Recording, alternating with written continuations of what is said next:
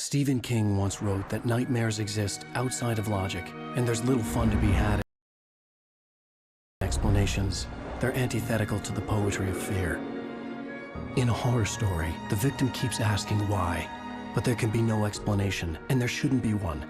The unanswered mystery is what stays with us the longest, and it's what we'll remember in the end. My name is Alan Wake. I'm a writer.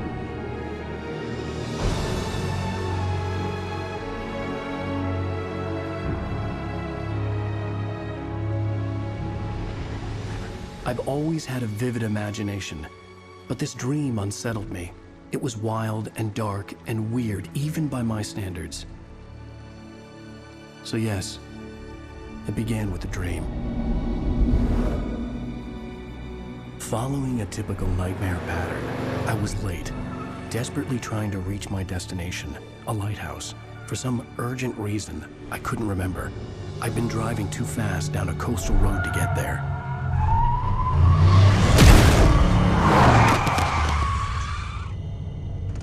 I'd seen the hitchhiker too late.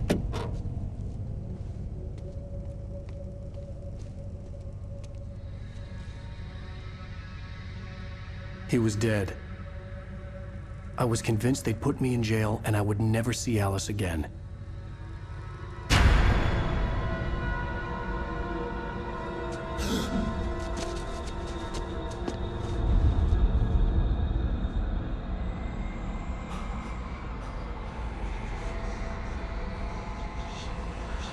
Suddenly, his body was gone.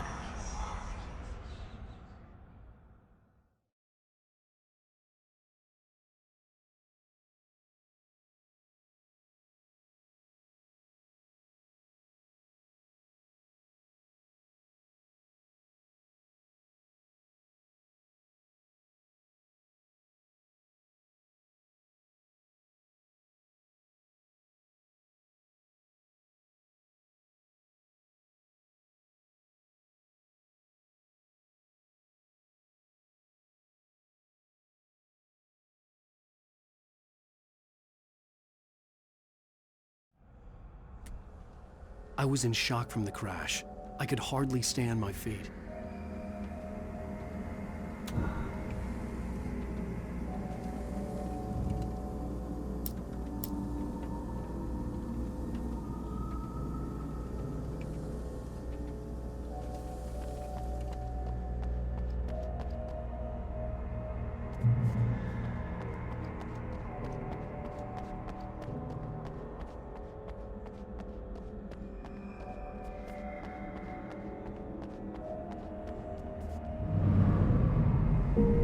I had to go to the lighthouse. I knew there was something important waiting for me there.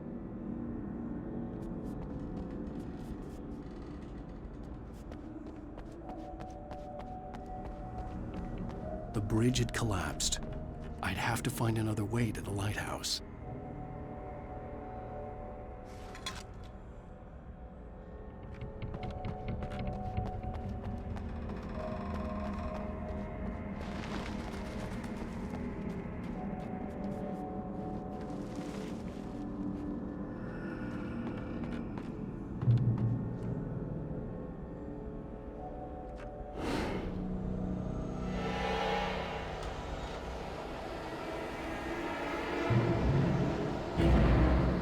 You don't even recognize me, do you, Ryder? You think you're God? You think you can just make up stuff? Play with people's lives and kill them when you think it adds to the drama? You're in this story now, and I'll make you suffer. You're a joke. There wouldn't be a single readable sentence in your books if it wasn't for your editor. You'll never publish another one of your shitty stories, 'cause I'm gonna kill you. It's not like your stories are any good. Not like they have any artistic merit. You're a lousy writer. Cheap thrills and pretentious shit. That's all you're good for. Just look at me. Look at your work.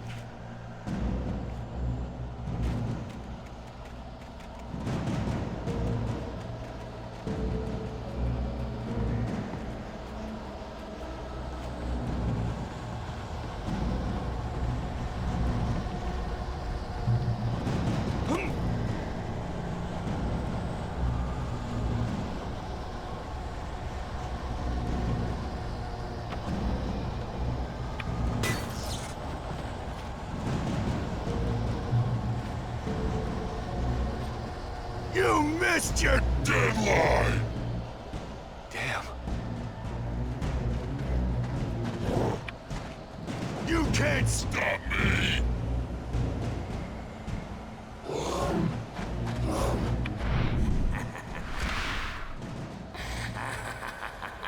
I realized that the hitchhiker was a character from the story I'd been working on.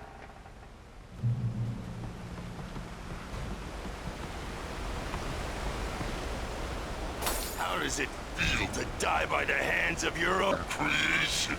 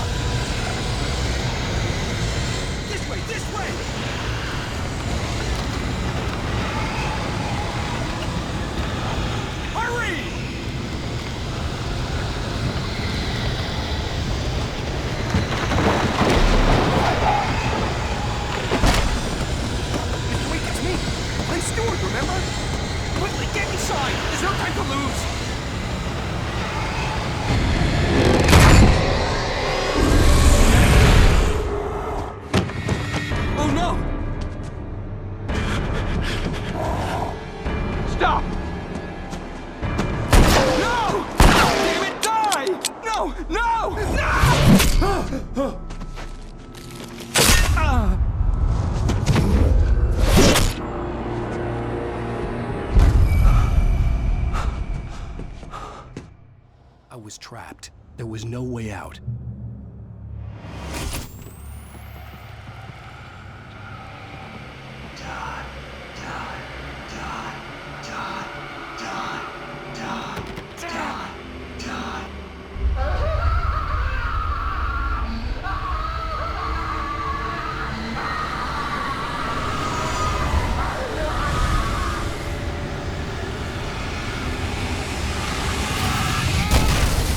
It was a death trap. I had to get out.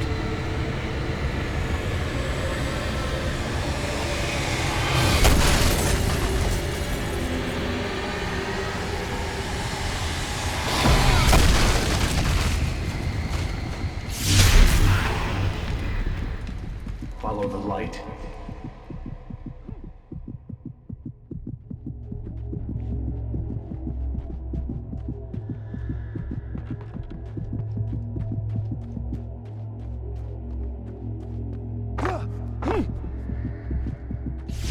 You are hurt. You should go into the light. You are only safe there.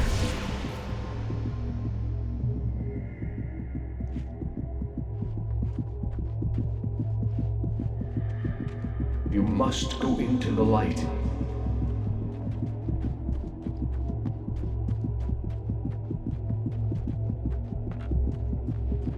You are hurt. Go into the light.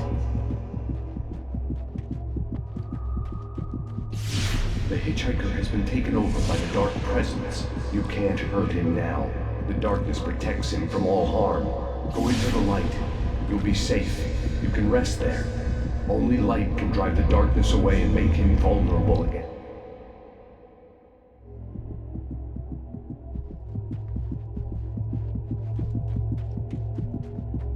You must go into the light.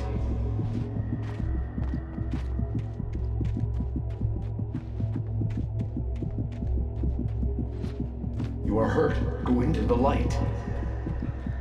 The hitchhiker has been taken over by the dark presence. You can't hurt him now. The darkness protects him from all harm. Go into the light. You'll be safe. You can rest there.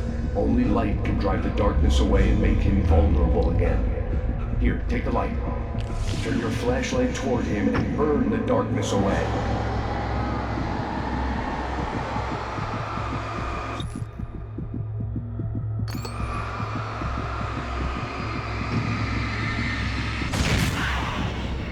You did it. Now the darkness no longer protects him, but it's still inside, controlling him. He can't be saved. He's still a threat. He is still your enemy. Here, take the gun. Now you'll die.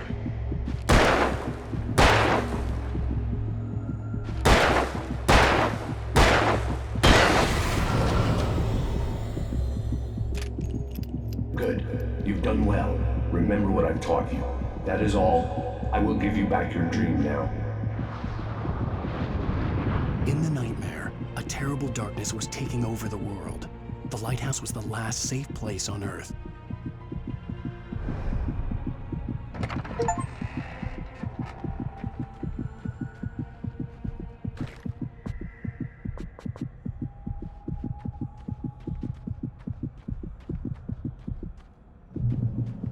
You made me this way, and now I'm gonna kill you.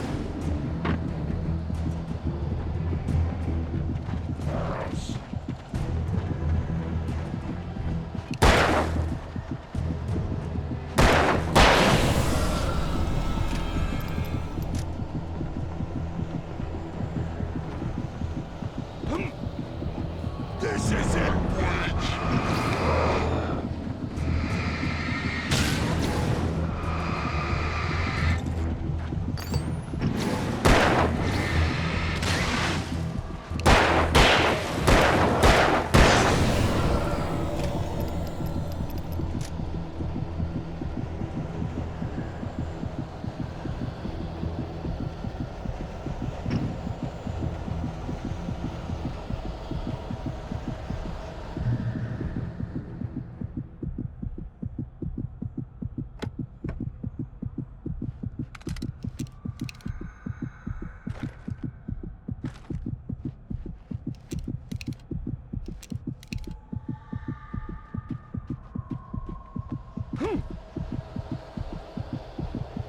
You're dead, just like...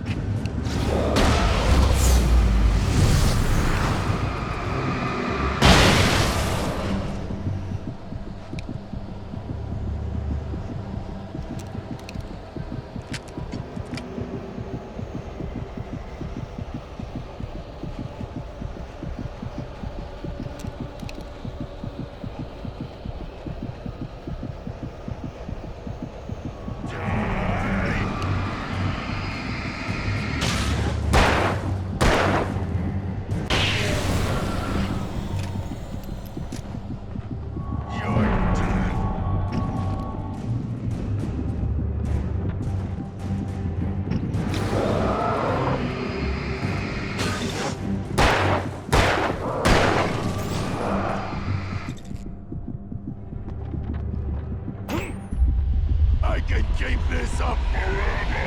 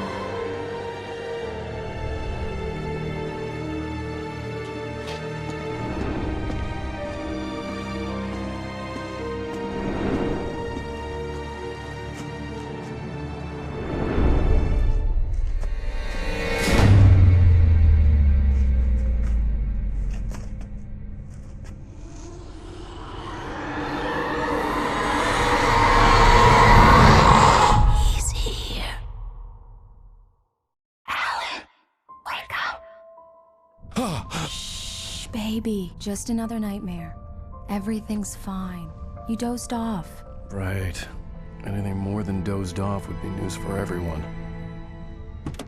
Cheer up, handsome. We're here.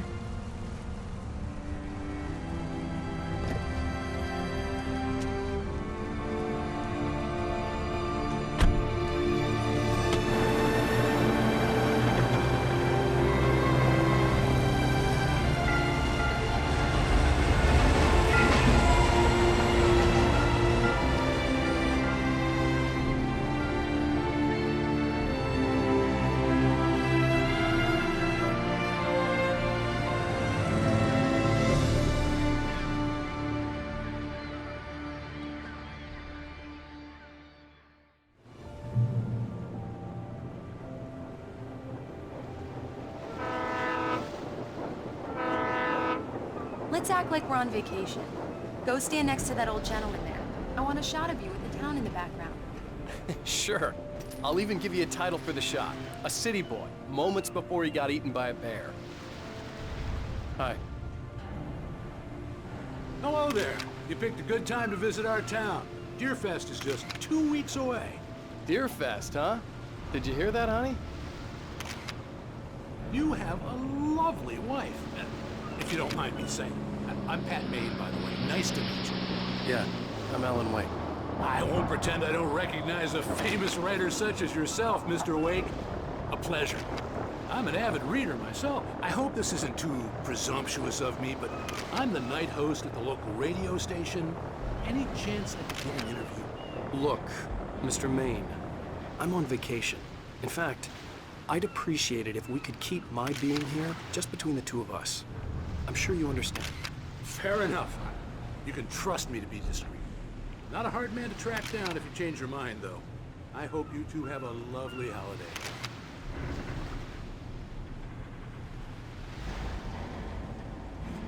Very nice. I got a couple of really good ones. And I see you made a friend. That's cute. Right. Yeah? Hey, bestseller, how's my favorite writer? Are you there yet? Barry. Yeah, we just got here. Are the locals giving you trouble? Just say the word and I'll hop on a plane and come make sure that you're left alone, Al. No, Barry, we're fine. Great, great. Just want to make sure you can relax and recharge. So, how is the place? Has it gotten your creative juices flowing? Barry, we're just settling in. Okay, Al. I'll call back later to make sure you're doing okay. And you call me if there's a problem, okay? Okay. I'm just looking out for you, buddy. Talk to you later. I love you too, Barry. You know he's going to be calling you every 5 minutes. Barry is Barry. I can always turn off the phone. What did I tell you? Text message from Barry. He says hi to you too. Alan, we're here. Come on, let's get back to the car.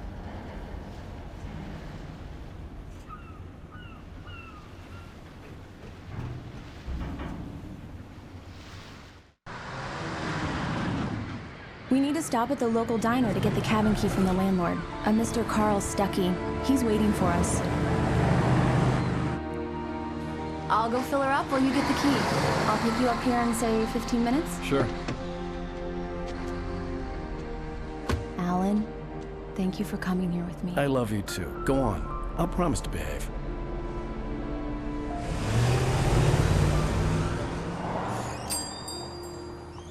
I'd forgotten there were still places like this. Towns where everybody knew everybody. Welcome to the Oh Dear Diner. Hi, I was wondering if you could help me. I'm looking for... Mr. Wake. Alan Wake. Oh, God! I am your biggest fan. I know people say that all the time, but I really am. I'm glad to hear that. Rose. Rose, I'm looking for Mr. Stuckey. Carl Stuckey? Carl? Of course, Mr. Wake. He must have gone to visit the restroom. He'll be back in a moment. I can't believe it. I've got all your books. I got the cutout from the bookstore when they took it out of the window. And you keep it here. Well, okay. Good for you.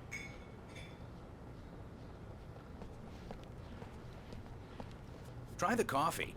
Just don't blame me when you fall in love, 'cause it'll break your heart when you have to leave. Rusty here is no longer human. Nothing but black coffee under a thin layer of skin. Yeah, that makes two of us. Do me a favor, Sonny. I could really use a tune right now. Coconut, number 6 in the jukebox. I'd do it myself, but both of my legs have gone to sleep. Bad circulation.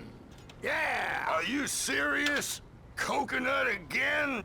You disgust me. Call yourself a rocker. Unbelievable. It does that. Get stuck. Yeah, you need to give it a good solid whack.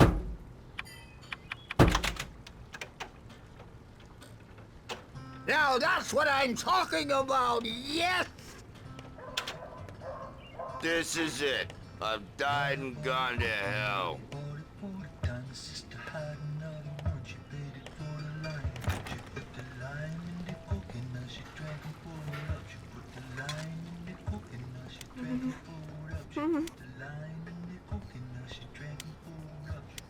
Don't go in there, young man. You can hurt yourself in the dark. I think I can handle it, ma'am. I didn't want to wait.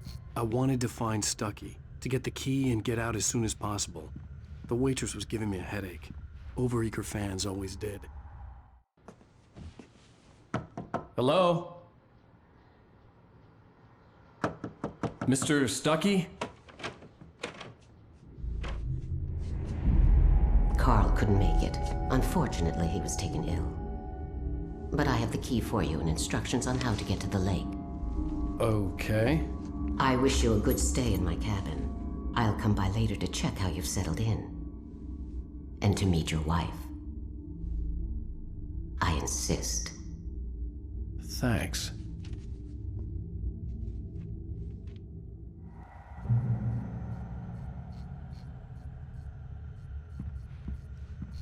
Cauldron Lake is a special place. Very inspiring.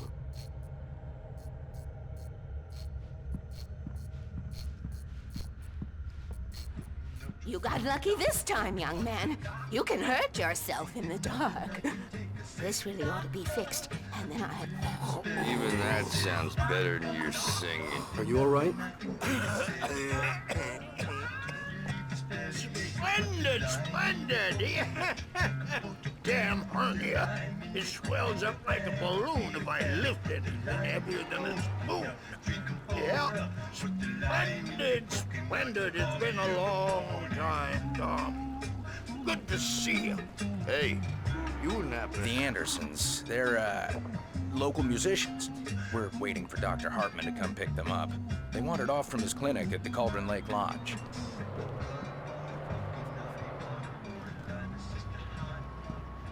Bye, Mr. Wake. Mission accomplished. The key and the directions. My hero. I got some flashlights, just in case. Hey, wait! Mrs. Wake! Your keys!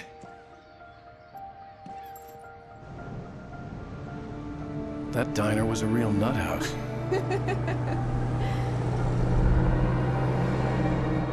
Can you believe this place?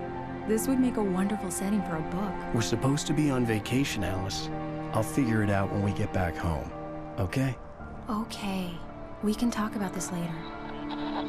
Pat Main here on PBFF. I didn't want to talk about it. I wanted to bury my head in sand. Here's another one of my favorites to go with it. Once upon a time, I was a successful writer, but that was a long time ago. I hadn't been able to write a word in 2 years. Not since my last book. And now the weather. It's gonna be a clear night, so you folks in the big city might want to look up every once in a while, see those stars winking down at you.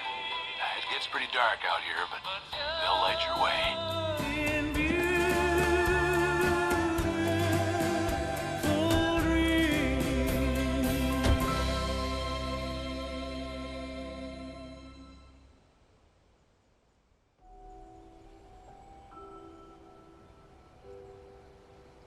Wow.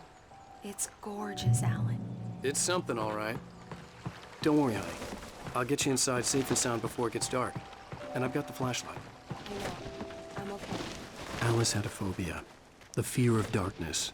I wanted to make sure we were inside with the lights on before sunset.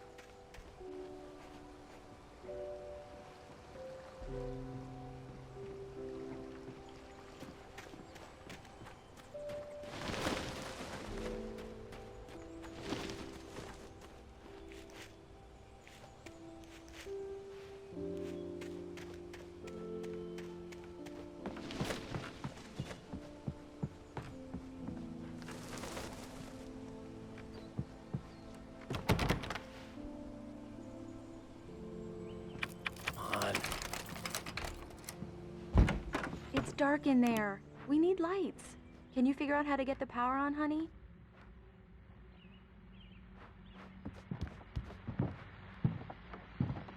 A shoebox filled with books by Thomas Zane sat on the shelf. I'd never heard of him before. Hello? Anyone here?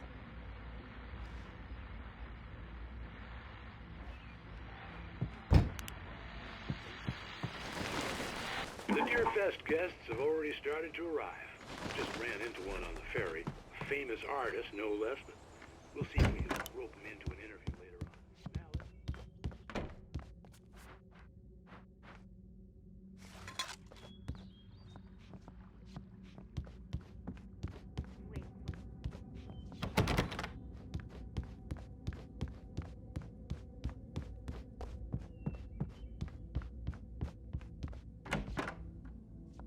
For a moment, the oppressive feel of the nightmare I had seen on the ferry returned. Damn.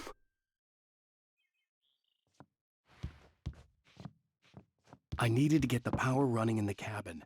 There had to be a fuse box or a generator somewhere on the island.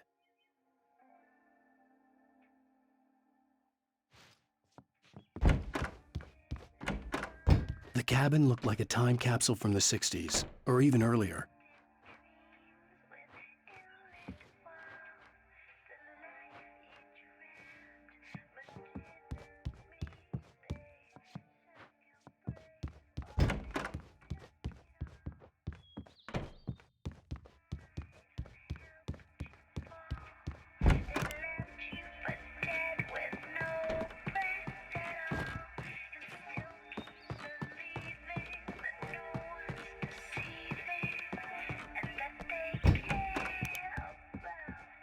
The power cable goes to that shed over there.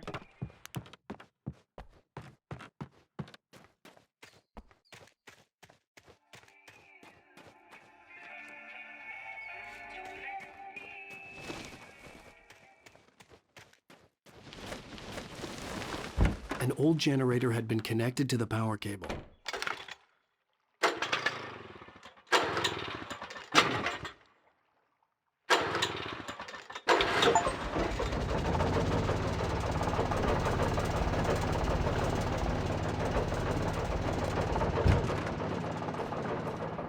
The lights are on!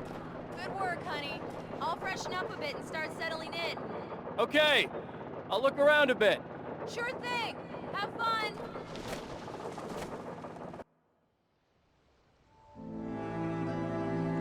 It was a beautiful place. I told myself I could rest here, sleep here, and forget about my work.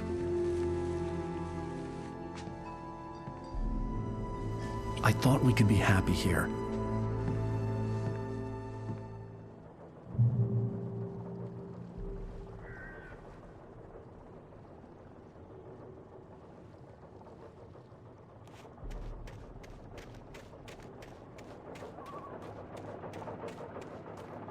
The island had once been the site for a love story. Maybe it would be that again.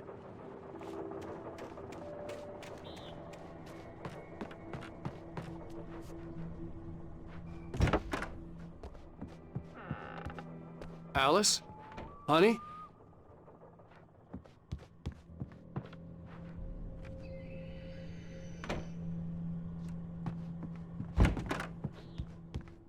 Alan, I'm upstairs. I have a surprise for you. Well, hello there. I'm not the surprise. It's in the study. Go take a look. Okay. Surprise! Alice? What is this? I guess I have a small confession to make. I thought maybe you could write here that a change of scenery would get you past... Damn it, Alice, everyone keeps... Hey, just hear me out. There's a local doctor, Dr. Hartman. I read a book of his. He has a private clinic here. He specializes in helping artists. Maybe... So now you want to get me committed? No, it's not like that. That's not...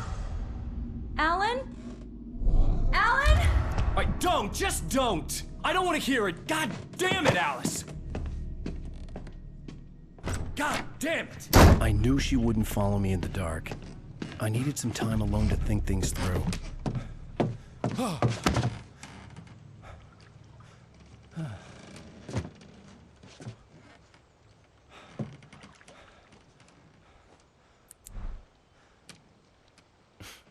Damn it.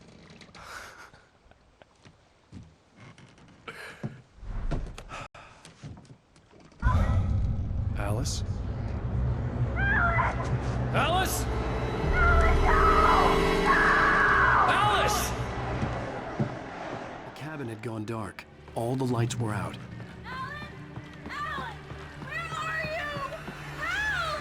Alice, I'm coming! Go right, I'm coming! What the hell?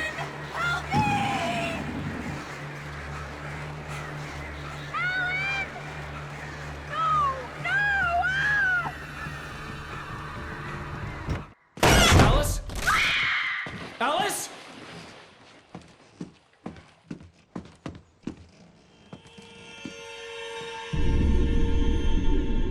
Oh no!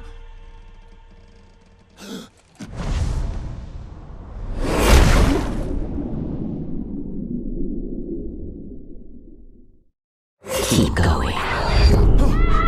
Wake up. Alice?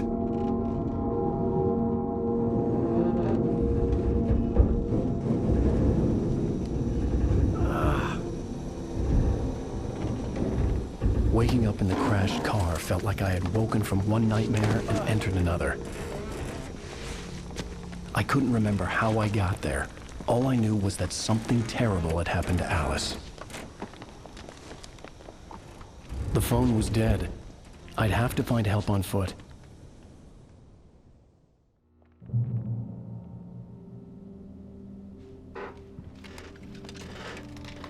Among Alice's things was a book, The Creator's Dilemma, by a Dr. Emil Hartman. Seeing the book brought back my fight with Alice.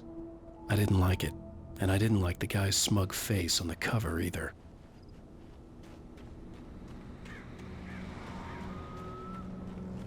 The gas station was my best bet. They'd have a phone I could use. It looked like a long hike through the forest to get there.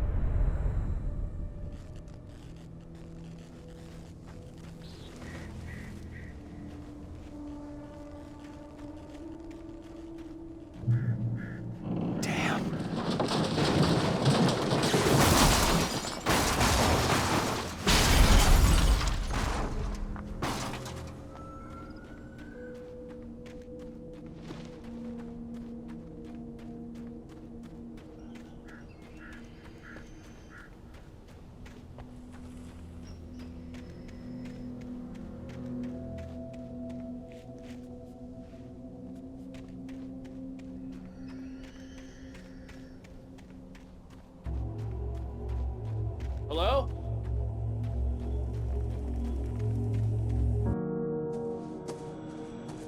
Hello? Is someone there?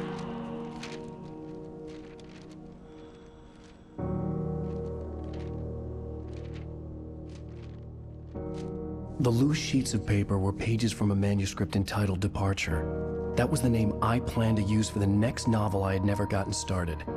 I was named the author. I hadn't written it. I couldn't remember writing it. In the scene on the page, the hero was attacked by an axe murderer in the woods at night.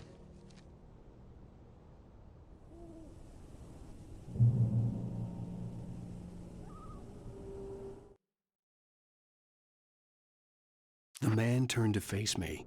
His face was covered in shadows. It was hard to make him out in the darkness of the forest that surrounded us, but the axe he lifted was plain to see. It glistened with the blood of his victim. He grinned madly. The shadows were alive, distorting his features. It was a scene from a nightmare. but I was awake. Departure by Alan Wake.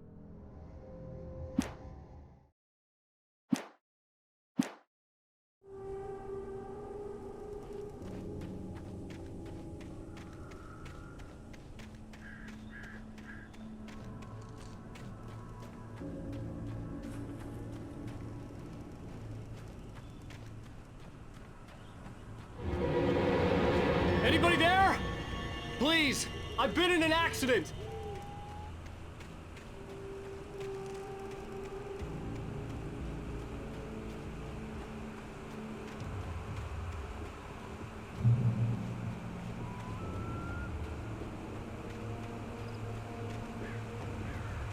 The lights up ahead were a good sign. Maybe I wouldn't have to hike all the way down to the gas station to find a phone.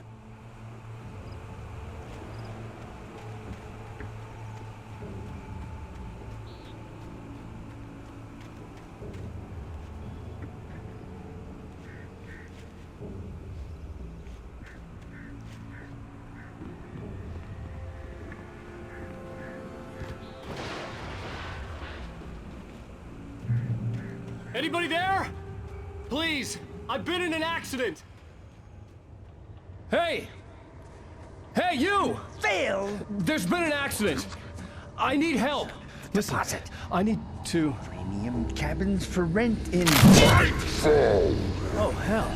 Carl Stuckey. Pleased to meet you. Non-refundable reservation deposit required. Fair and square. And square.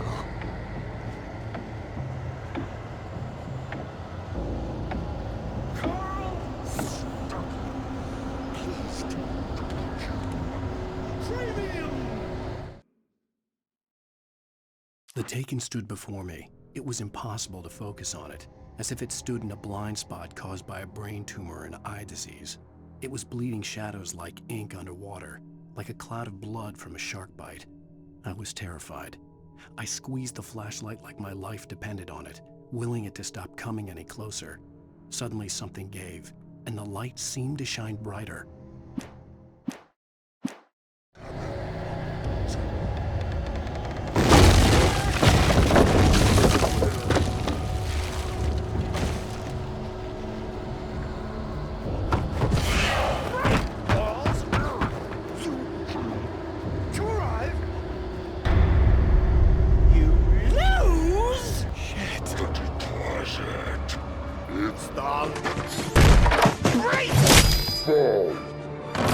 I had to figure a way out of this.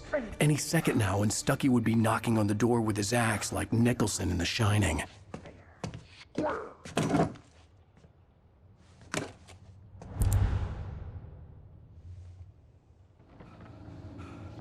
During your recommend trying it's the latest thing. Incontestably proven health benefits let you kill Yes. one stone Bright Falls Sheriff Station. How may I... and keep those Hello? cholesterol levels down.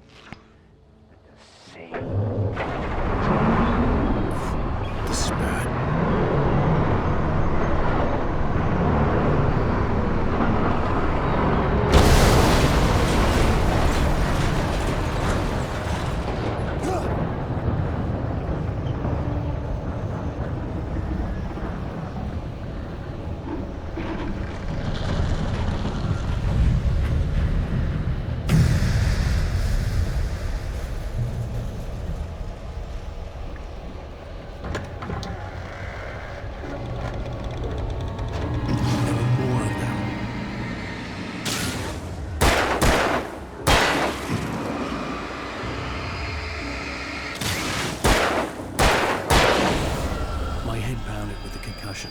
I'd never fired a gun outside a shooting range, and now I just killed someone. Or something. There were no bodies. They just disappeared. If I was dreaming, It felt real enough to make me sick.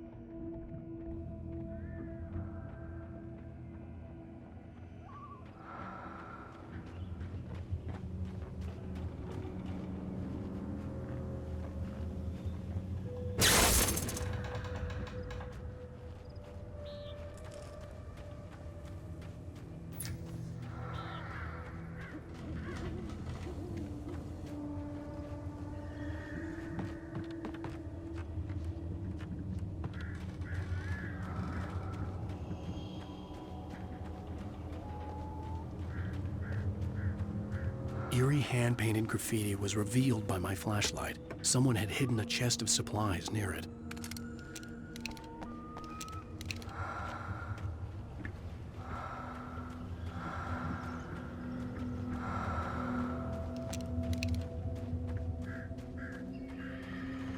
The dark forest was the last place I wanted to go, but I had no choice. I had to get to the gas station.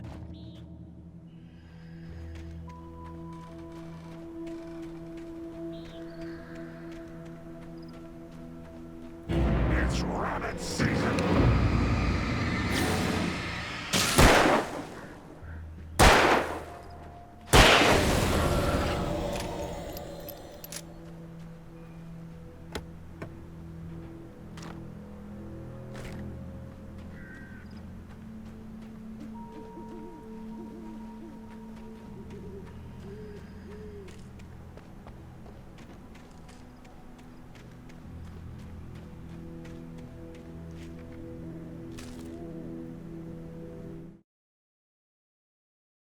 Rose knew she had been gushing, but right now, she didn't care.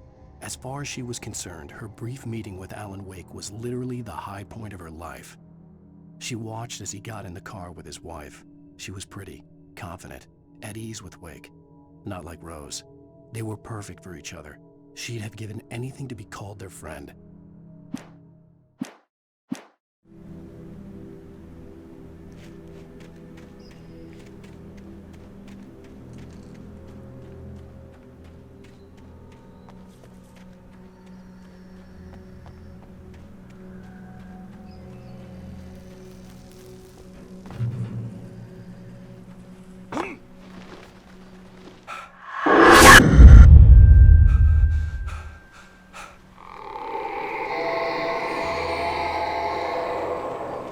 What the hell was that?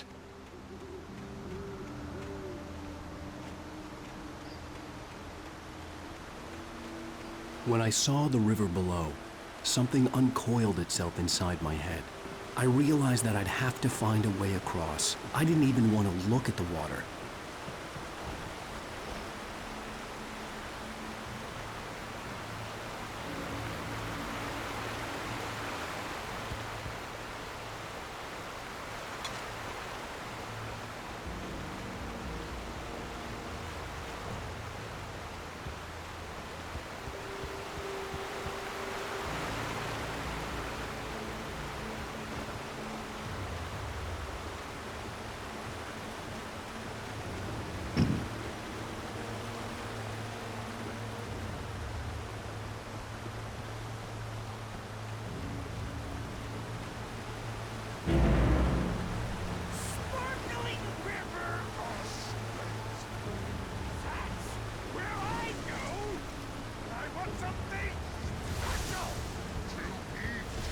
Stucky was still out there, in the dark, stalking me. Barry Wheeler was bouncing off the walls. He jumped on a plane after his calls were ignored by both Al and Alice for several days. It could mean that they were both on a second honeymoon, but Barry didn't buy it. Al had been way too unstable for that, not sleeping, messed up. Barry had years of experience dealing with Alan Wake, and he couldn't ignore it. Something was wrong.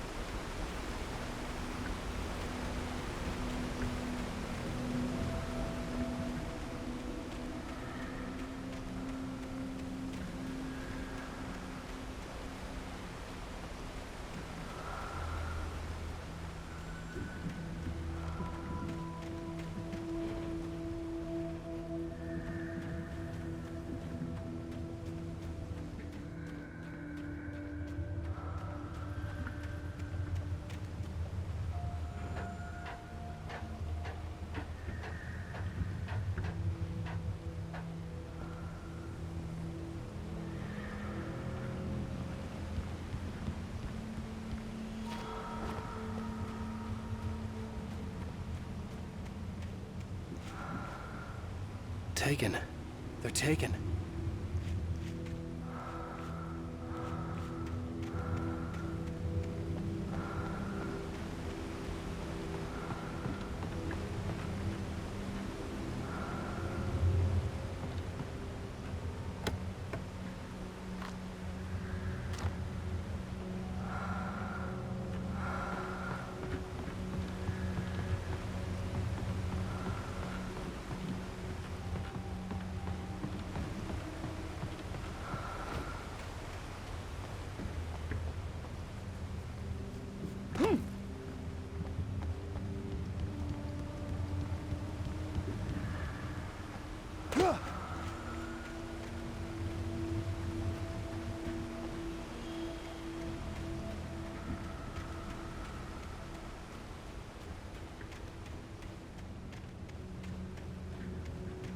The staircase was broken. I had to make my way up some other way.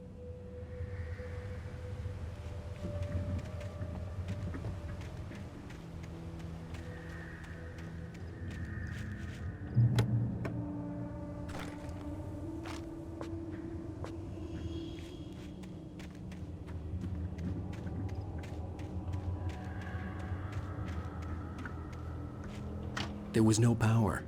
There was bound to be a generator somewhere at the logging site.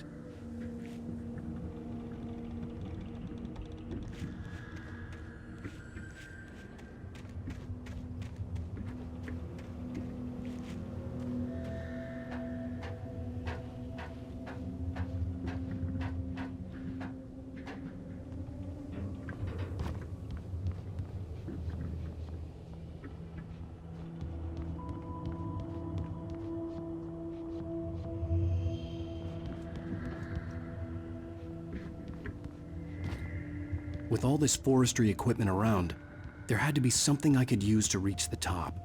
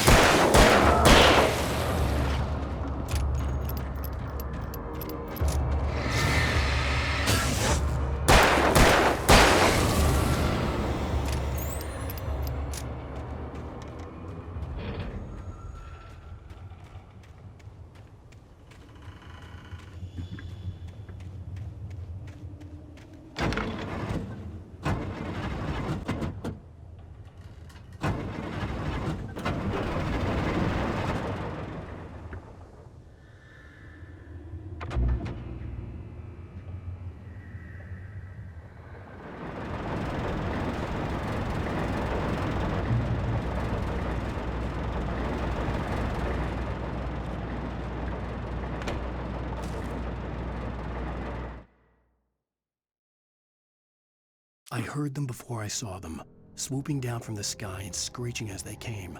I spun around just as the cloud was upon me. For an instant, I stared into 100 dead eyes, black pearls glittering in the darkness. I raised the flashlight and the swarm exploded like fireworks. Feathers burned, turned into ash. I couldn't hear my scream above theirs.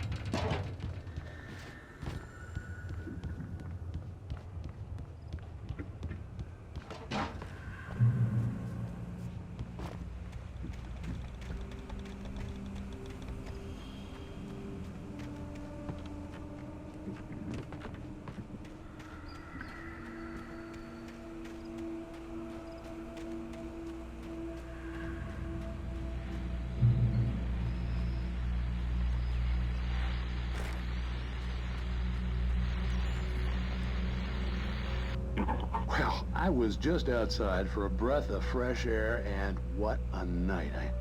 I know most of you are probably in your beds by now, but if you're still up and around, take a moment. Step outside for a spell and breathe in deep. The weather is absolutely still. The sky is crystal clear. It's like the forest is quietly breathing along with you. As you listeners know, I'm a night owl, and it's on nights like this I wish I wasn't cooped up in the studio. Makes an old man like me wish I could just roam wild.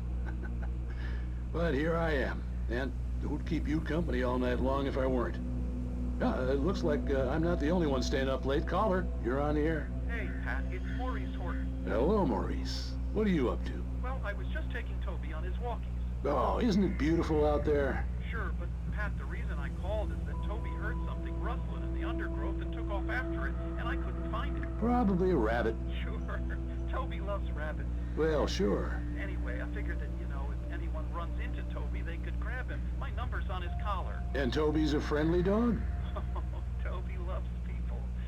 Usually he comes back, but we were pretty far from home, and it sounds like he went pretty wild there.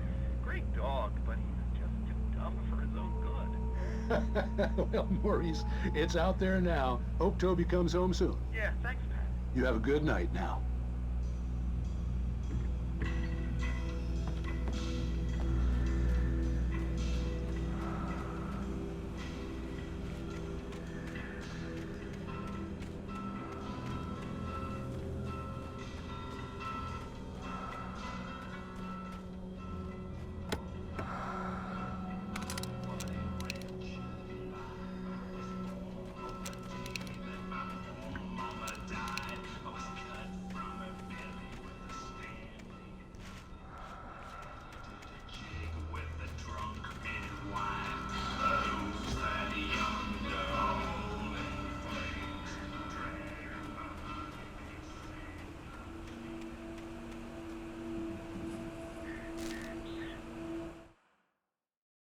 At first, I kept finding the pages as if by accident.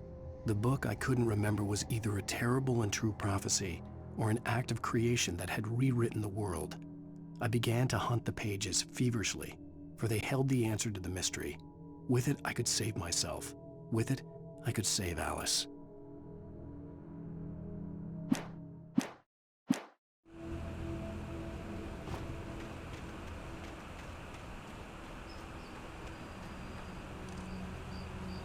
The gas station was closer now, its light welcoming in the darkness.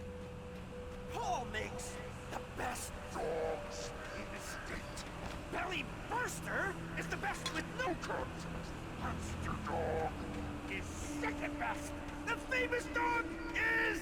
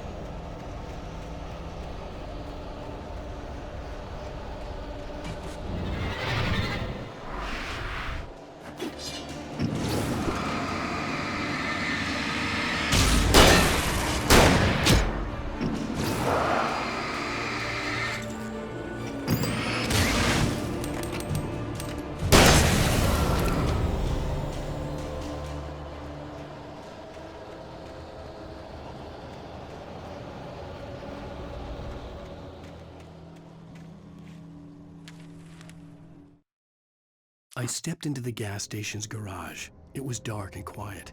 The place was a mess. It looked like someone trashed the place or that there'd been some kind of fight. Light spilled into the room through an open door at the back, and I made my way toward it. Without any warning, I was blinded by a bright light. An old portable TV on the shelf had come alive by itself. Impossibly, I could see myself on the screen, talking like a madman.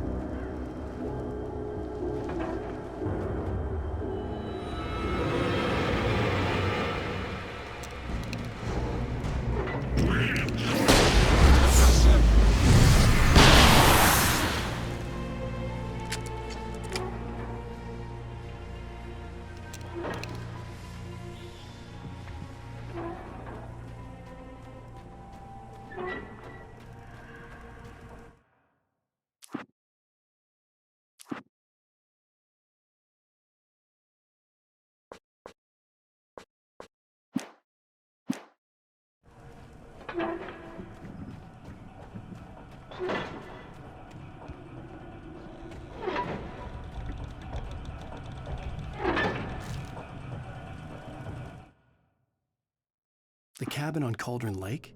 She asked. The sheriff looked at me suspiciously. The early morning light flooded through the office windows. I would probably never have gotten out of the woods alive without her help, but I couldn't tell her the truth of what I'd faced the previous night. She'd think I was lying or crazy. She'd lock me up, and she wouldn't help me find Alice.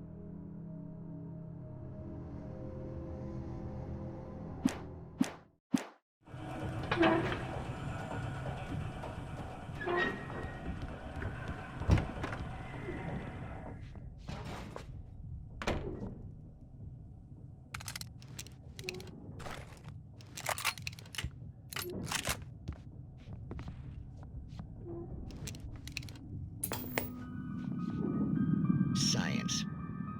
It bestows immortality on those who advance it to elevate all of mankind. Newton, Einstein, Sagan, princes among men. But the price for such a legacy is steep indeed. In Night Springs. Tonight's episode, a quantum suicide. If our lives are already written, it would take a courageous man to change the script. Having called a press conference, Dr. Barclay Colvin is about to demonstrate that very courage. Ladies and gentlemen of the press, I am Dr. Barclay Colvin, and I'm glad so many of you could join me here at the Moorcock Institute. Tonight, I'm going to give a practical demonstration of the many worlds interpretation. As you can see, this is a loaded 9mm pistol. It shall be part of a thought experiment. And now, a real experiment, known as a quantum suicide. Did he say suicide? Is that a real gun? He's kidding, right? Please, Stay calm. There is no risk. Observe what occurs when I place the weapon against my own forehead. Now, you might think this round is merely a dud. Not so. Observe the flower pot. And yet, I myself cannot be harmed with this gun. With each pull of the trigger, 2 new realities branch off. One in which the weapon didn't fire, and one where it did. With my machine here, I have ensured that this reality is always the former. I have bestowed upon myself quantum immortality. Under no circumstances can this gun kill me. So wait. What you're saying is that every time you pull the trigger, in another reality, you die? Yes, of course, but that's completely trivial.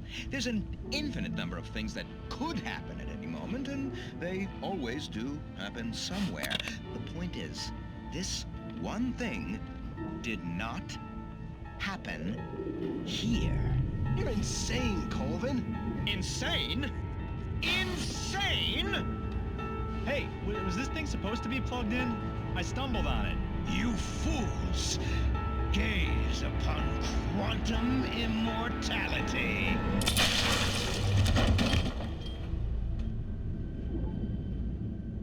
Poor Dr. Colvin, felled by his own hubris or the ignorance of the masses. Perhaps he should have left the crate unopened, the decaying atom unobserved. Curiosity often kills the cat. In Night Springs.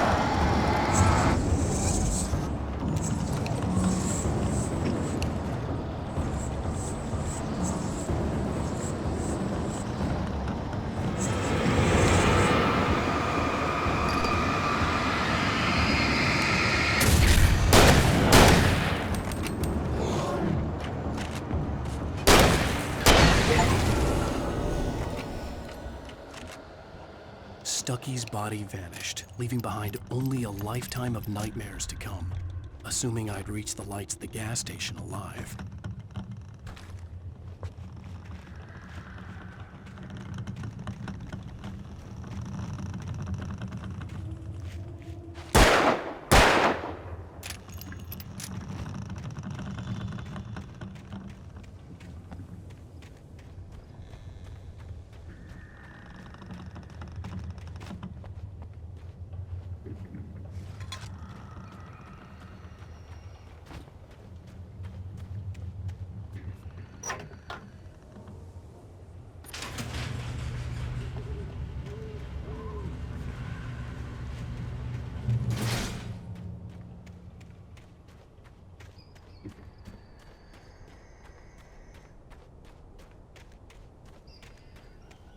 I recognized the parade float I had seen in Bright Falls when I first arrived with Alice.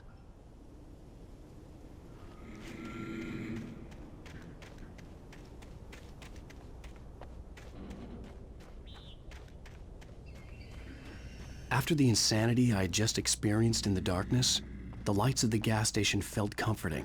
At least for a moment, the sane world reasserted itself.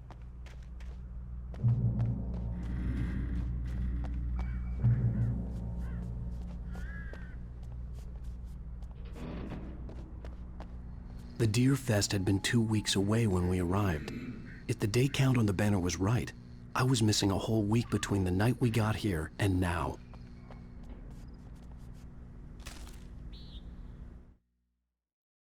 Stucky spat on the garage floor and tried to shake the cobwebs from his head. Ever since the couple never showed to pick up the keys, things had been fuzzy. Something, a feeling caught his attention. Stucky looked up and stared as his brain tried in vain to process the horror before him. He stumbled back, knocking over a can of oil. A black pool spread across the floor while he struggled for a brief moment, then let go as the unrelenting darkness engulfed him.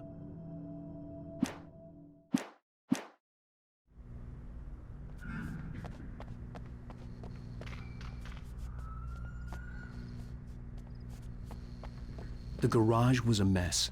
It looked like someone had trashed the place, or that there'd been some kind of fight. I'll write. I'll keep writing. Outside there's only darkness. Outside the cabin, outside the story, there's only darkness. I can feel her presence in the dark. Just now, I could smell her perfume in the room. I'll reach her, I'll fix it. I'll bring her back. The story will come true. If I stop, she's lost. I don't believe this. It'd been me on the TV, talking crazy. Was I losing my mind?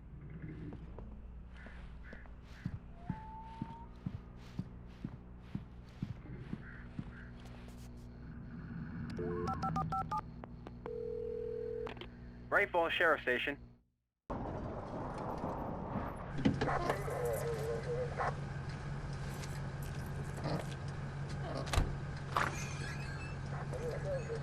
Oh, thank God, Sheriff. Sheriff Sarah Breaker. You are... I'm Alan Wake, but listen. I was in a car crash. My wife, Alice, she's missing. Calm down, Mr. Wake. We were staying in a cabin on the island, on Cauldron Lake. There's no island on Cauldron Lake. Not since the big eruption in the 70s. Please, I can take you there, okay? You look like you've taken a pretty bad knock to the head. Are you okay? Listen. We'll figure this out. Please get in the car. We'll swing by the lake and then we'll go to the station, okay? Mr. Wake, have you seen Stucky, the guy who owns this place? I realized I couldn't tell her what had happened in the forest. She wouldn't have believed me, and then she wouldn't have helped me with Alice.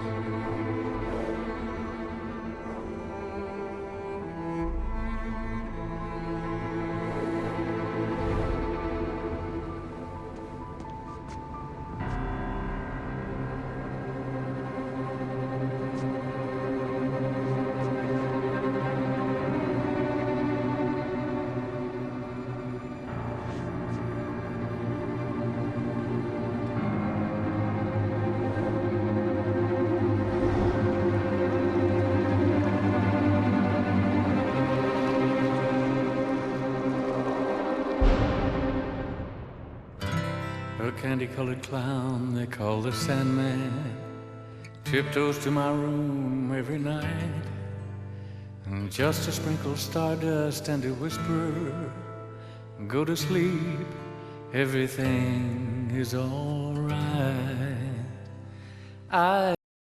Previously on Alan Wake. I came to Bright Falls with my wife, Alice. Thank you for coming here with me. I thought maybe you could write here. I don't want to hear it! God damn it, Alice! Now, she's missing. Alice? Alice? I woke up behind the wheel of a crashed car. I'm missing a week. I was attacked by shadowy men straight from a nightmare. The sheriff took me to the lake Alice and I had stayed at, but the cabin had disappeared.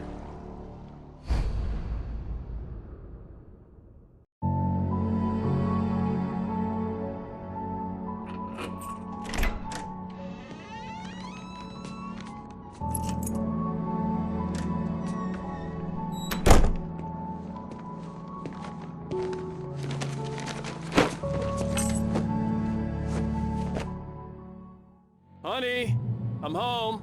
Back here, sweetie. How was it? Worst weather I've ever seen. You should put some coffee on. It'll warm you up. Hey, handsome. This is gonna be a long night, but these shots are turning out great. I guess you're gonna need that coffee then. I'll go put it on.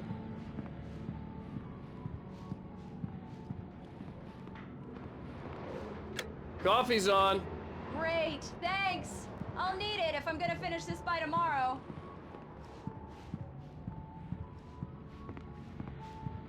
Oh, hey, I just finished those cover mock-ups. They're on your desk. Tell me what you think. No kidding. I didn't think you'd get them done this quickly. On occasion, I can perform all sorts of miracles, my dear. These look really good. Oh, sure, until Barry gets his hands on them. Which, by the way, will happen over my dead body. It's true what they say about the fall and the sudden stop at the end. I'd lain here in the snow while the lurid chain of scenes that had led me here kept playing in my head. A rerun of my own private snuff movie. A memory of my corpse. Alone at my own wake. Thinking in metaphors again. The femme fatale was gone. Only a sour taste remained of the kiss that killed me. The last time was the last time. This was a late goodbye. 13 years after I'd gotten my revenge, it had finally caught up with me. It had been a long time to bear the pain. My blood painted the snow red. A gruesome slushy dissolved all the scattered painkillers and leisurely dripped down to the sewer, mingling with the bile of the city, becoming one with it. I can see them now, my wife and my baby. Honey, I'm home. Oh, and speaking of Barry, he called. Alan! Alan, please check the fuse box. I'm right here. I'm on it, honey. Please hurry! Honey, it's a power outage. I've got the flashlight. Okay. Hi. You okay? I'm sorry. It just really spooked me. Don't worry. We'll just break out the candles. I know it's stupid, but it's just... especially when I'm not prepared for it, you know? It gets to me. I love you. Tell me a story, writer. Okay. I used to have these nightmares when I was a kid. The dark really spooked me, too. When it got really bad, my mom gave me this old light switch. She called it the clicker. The clicker, huh? Yeah. If I ever got scared of the dark, I could just flip the switch and a magic light would scare the monsters away. Oh, sure. Here it is. Alan. Maybe it'll help you, too. Yeah, nice story, writer boy. You made that up right now, didn't you? No. Seriously. I love you, even if you are a liar. Thanks for this.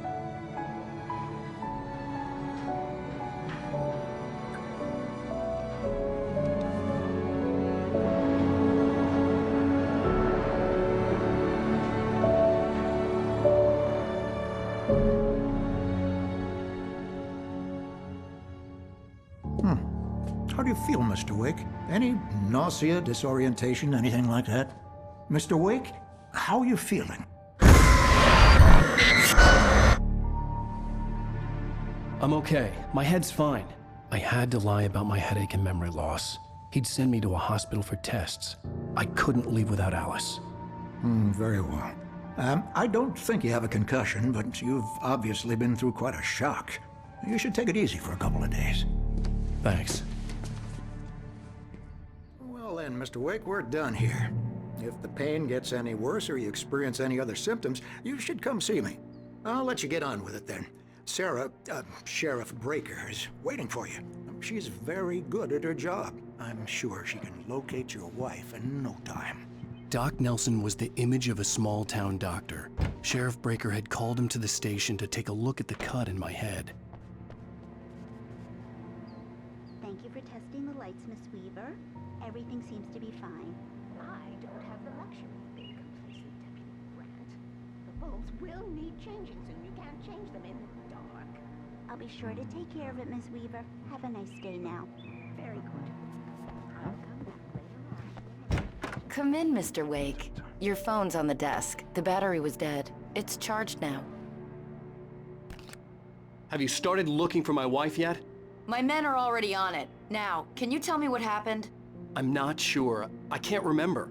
We were arguing. I walked out of the cabin. The cabin on Cauldron Lake? How did you end up at Stucky's gas station?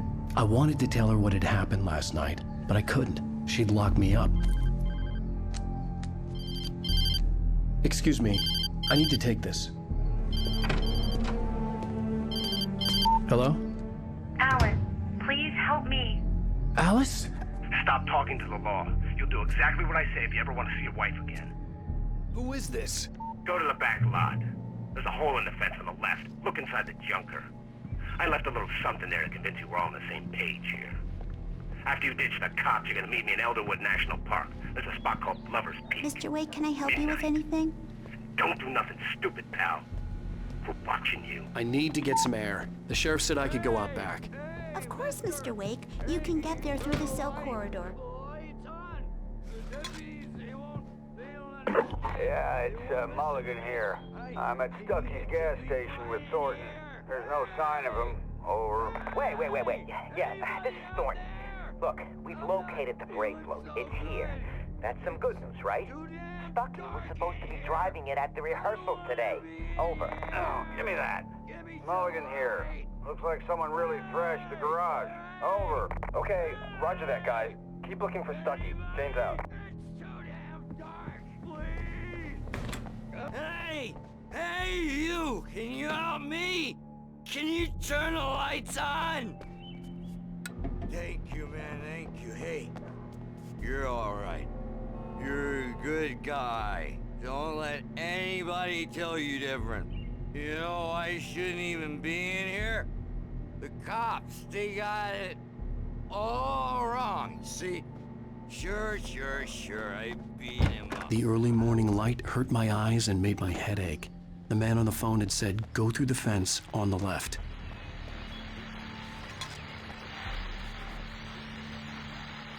Well, folks, it's been another long night, and it's about time for me to sign off for a while. God knows I need my beauty sleep.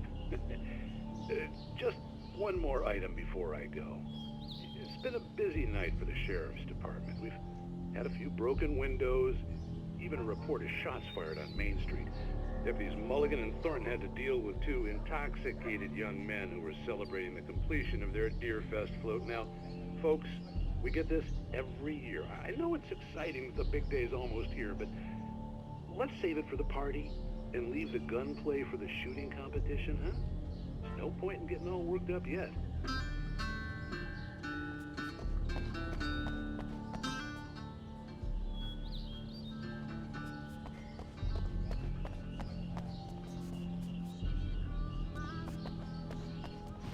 The caller had told me to find a hole in the fence behind the police station.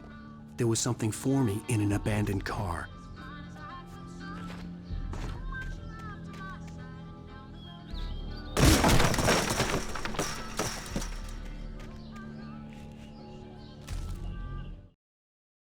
The kidnapper fired his gun one last time, and the shadow vanished into the darkness it had come from. See? Nothing to it, Wake. The thought of Alice in his hands was revolting.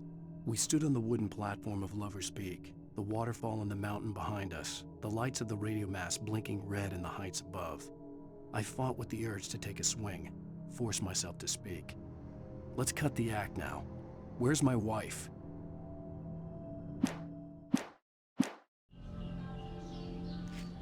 Alice's driver's license had been placed on the front seat. The caller meant business. Barry? Ow, thank God! Where the hell have you been? I've been trying to reach you for a week, you and Alice. I've been worried sick. I flew out yesterday. I'm here in Bright Falls. Barry, listen to me. I'm at the sheriff's station. Come and get me. I can't talk now. Al, what the hell is going on? I had to get the sheriff to let me go. I needed to get to Elderwood National Park to meet Alice's kidnappers.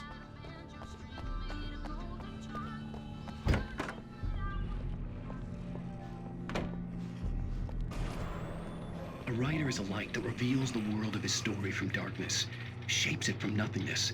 The way a sculptor carves a statue from a block of granite. If I stop, the world I'm making dies. Darkness will reclaim it. It's a long, hard journey into the dark. Alice's life is at stake, but I can't think about that, or I'll lose it. The dread lingers at the edge of perception. I'll push on. Anything is possible here. I'll write the story. I'll save her. Marvelous, Sarah. I just wanted to settle all the damage the Anderson brothers might have inadvertently caused on their... Are you feeling any better, Mr. Wake? I'd like to leave. Am I free to go? Well, we still need to talk about... Am I under arrest? No, of course not. But I need to know where you'll be staying so I can get in touch with you. I'd avoid the motel. The Majestic is known for its roaches. The cabins at Elderwood are pretty nice, though. That sounds perfect. I'm Dr. Emil Hartman. I'd like to invite you to stay at Cauldron Lake Lodge. Did you talk to my wife? I had the pleasure of discussing your situation with her on several occasions. Did you set something up with her? I invited her here. My clinic is a place where... Oh! Hey! Oh, my! Take it easy. Hey, nobody move! Get your hands off of my client! Who are you? I'm Barry Wheeler, his agent. If you have business with Mr. Wake, you talk to me.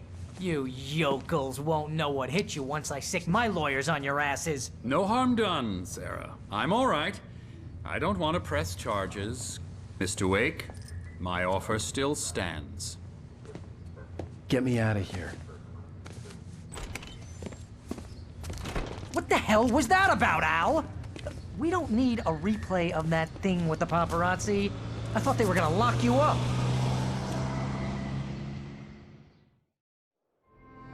I had to talk to someone. I told Barry everything. He thought I was certifiable, but when he heard about the manuscript, I had him. The fact that I'd written something, even if I couldn't remember it, was enough for him. He smelled money. And he believed that Alice had been kidnapped. Anything beyond that was another story. I had a midnight appointment with the kidnapper in a place called Lover's Peak, somewhere in Elderwood National Park. The plan was to rent a cabin. I don't like it, Al. I don't like any of it. It's not good. In fact, it's the absolute opposite of good. Mr. Wake! Barry, you found him! Hi, Rose. Oh, wow. I was just thinking about you, too. Great. I was just bringing Rusty some coffee. He's on the balcony, looking after Max. Poor thing. I really need to go. Great to see you again, Mr. Wake. Later! Who's Max? What an airhead. Jeez, Mr. Takes a swing at everybody. This is not her fault. She's a very nice girl and, more importantly, a fan. She even has a fan site dedicated to you.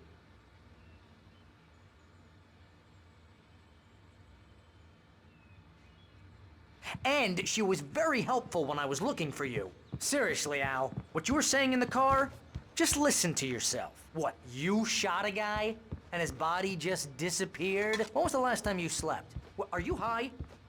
Have you been drinking? No!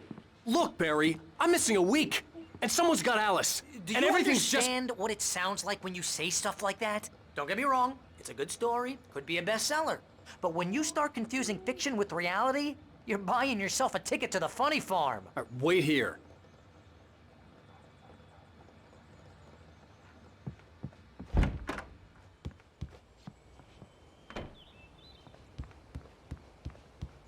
Easy there, boy. I'm almost done. Hey, Rusty, right? You rent cabins. Oh, Mr. Wake. I'd shake your hand, but mine are kind of full here. Actually, I'm sorry about this. Would you mind grabbing the registration form from the desk? It's just across from Bucktooth Charlie. Okay, sure. Seriously, Al, you can't just go and meet a kidnapper. Those situations always end up in disaster. You gotta talk to the cops. She's my wife, and it's my call. Can we talk about this later? No, this whole thing... Listen, you hit your head. I think this is the form you wanted. And here are the keys. Okay, you're all set, Mr. Wake. Glad to have you staying here. Thanks. Can you tell me how to get to Lover's Peak? Oh, sure. It's at the end of the nature trail. Just follow the paths, you'll get to it eventually. It's an easy walk. Nice spot, too. If you have any trouble finding it, just keep your eyes on the radio mast. It's right below that. If you're trying to pull a joke on me, freak me out, it's working. Ha ha! Let's have a laugh on Barry.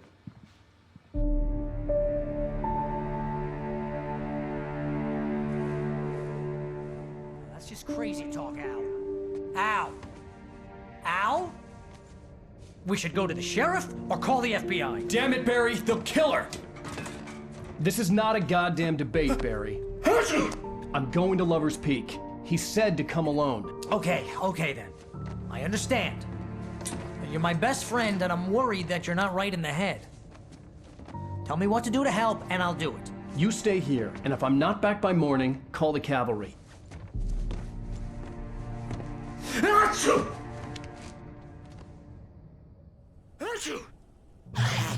Just be careful with the natives, Al. These yokels are dangerous. Everybody hates a tourist, or it'll be Deliverance all over again.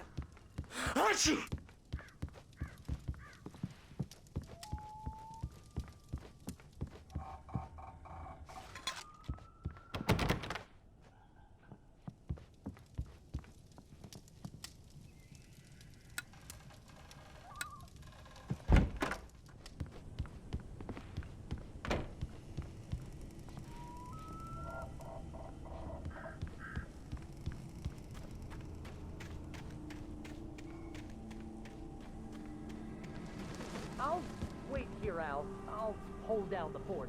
I'll be with you in spirit every step of the way, Al. Locking the door now.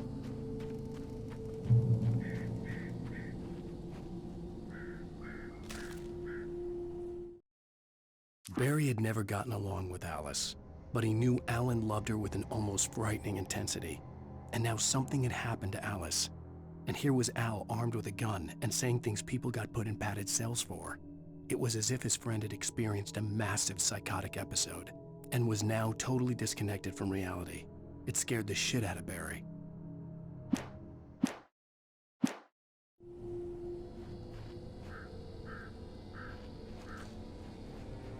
Barry had the keys to the car he rented. It wasn't a long walk to the visitor center, and it wouldn't be any use to me in the forest. I knew I should have gone to the cops. This wasn't the smartest thing I'd ever done, but I was still angry with Barry for trying to talk me out of it.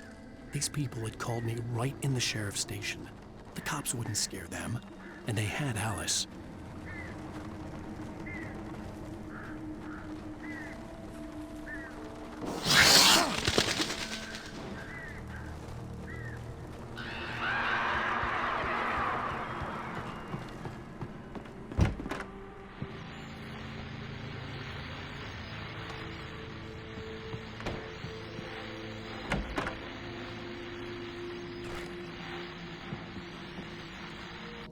Welcome back to the show, folks. As promised, our very own Dr. Nelson has just parked his rear end in the studio. Doc, what's your Deerfest plan like? My plan? You make it sound a lot more organized than I ever seem to manage.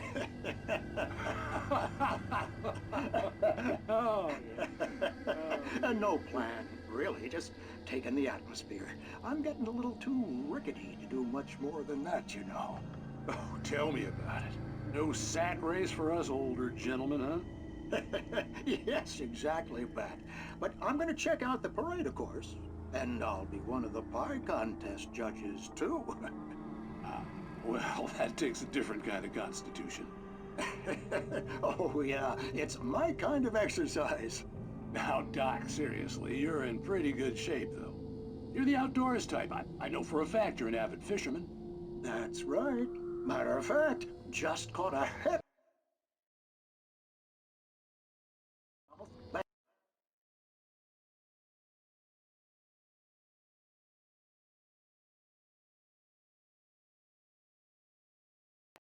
This morning. But you're not taking part in the fishing contest? No, not this year. See, Pat, I'm just not that competitive anymore. Now it's time and enjoy the peace of it. It's no fun if I need to worry about what I'm catching, you know? Well, considering your track record, the participants are probably pretty happy you feel that way. Well, Pat, that's kind of you to say.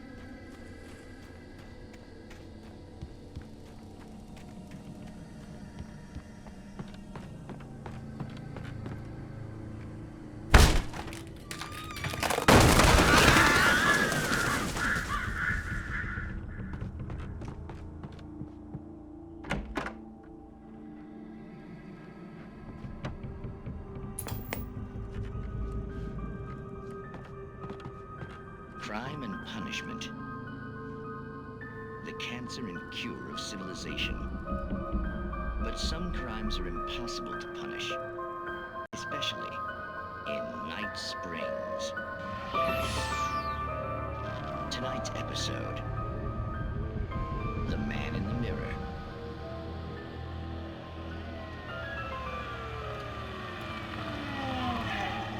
He's inside, Agent. He's a weird one. So, you're confessing to killing that guy, huh? Why? Had it coming? Yeah, but why would you do that? I mean, you're a nice guy. Normal. Took a kid to a soccer game. So how come at the game, you pick a guy and, quoting from the arresting officer's report here, assault the victim's head area repeatedly with the weapon of choice being a pair of bare fists? Wow, that sentence really flows, huh? Maybe you're not the literary type. Okay, so you mess him up. But why? Who was that guy? We couldn't ID him. Why would a guy like you do him like that? I didn't like his face? Well, you must have hated it, because you really went to town there. I mean, there's no way to tell what he looked like. No ID on him either. That must be difficult. But then we ran the fingerprints. Got a match. Your prints. Identical. Huh, how about that? Your son said you were wearing a white shirt when you took him to the game. But the white shirt is on the dead guy. It's plenty red now. You won't get away with this. Do you really think that's in any way relevant to me? I had plenty of time to talk to my boy before the cops arrived, you know? He won't stop screaming, am I right? You think he's ever gonna be okay? I left my mark. Believe me. You bastard. What? You gonna shoot me? What's the point? I'm going to prison. You got me. I don't understand any of this. And you never will. Don't worry. Maybe you'll see me again, Agent. Maybe in the mirror.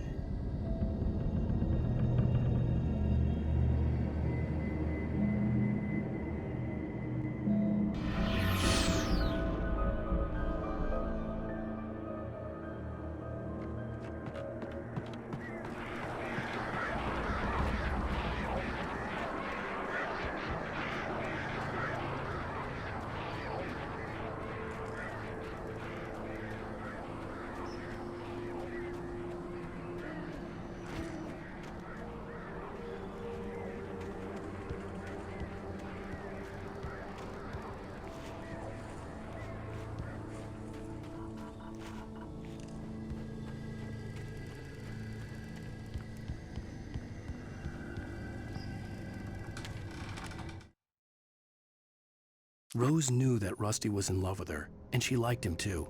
She liked him a lot. He taught her to dance, and life had certainly taught her the value of a man who was gentle. He treated her well, made her smile, made her feel good. But Rusty wasn't the prince of her dreams, and that tended to underline the unbearable truth. She was no closer to that Hollywood magic than he was.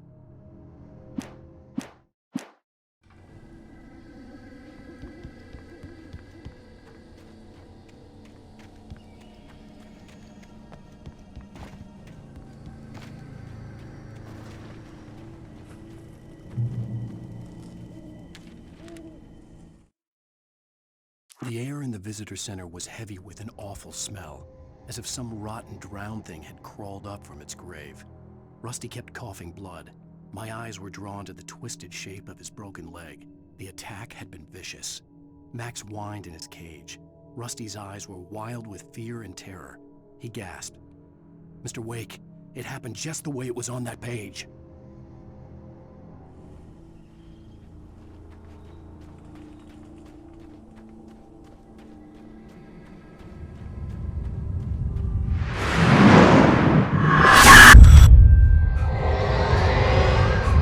The vision left me weak. This was no head injury.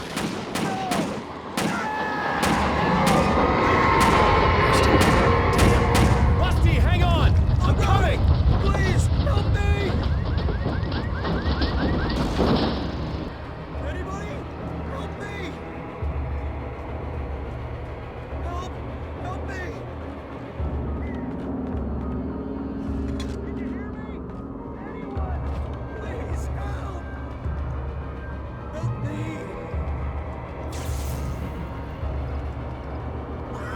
Hello?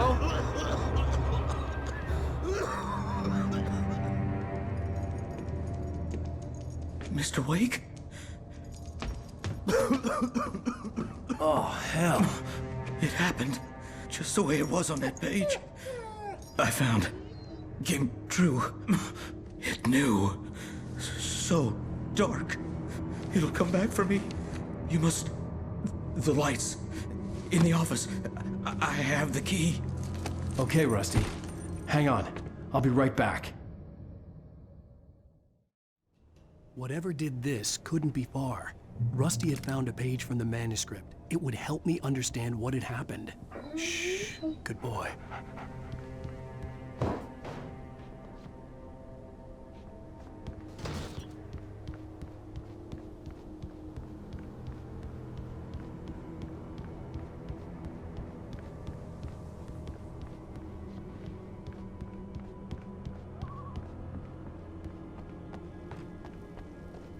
The only way to make sure that Rusty was safe was to get the power running and the lights back on.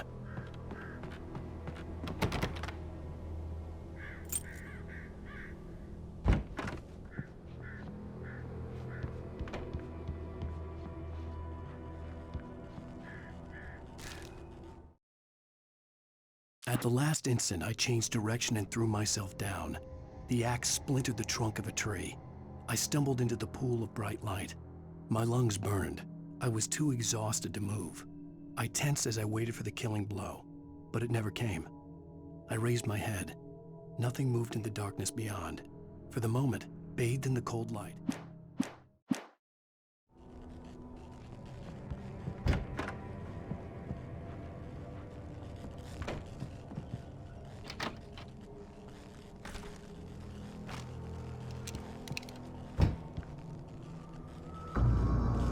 I was too late.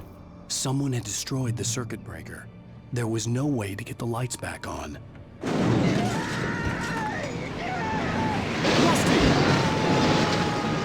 Rusty! The ground was covered with oily patches that looked like liquid darkness.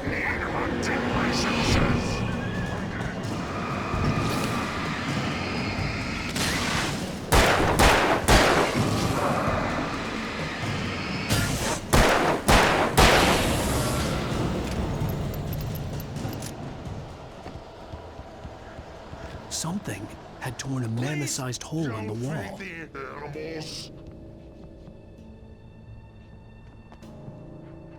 Fishing is only permitted for those visitors who purchase a mark license to obey the park ranger's instructions at all times. Rusty? Rusty, no! Never! So bears and wolves never approach any other world closer than 25 yards. Pets must be leashed. Never leave your pet unattended.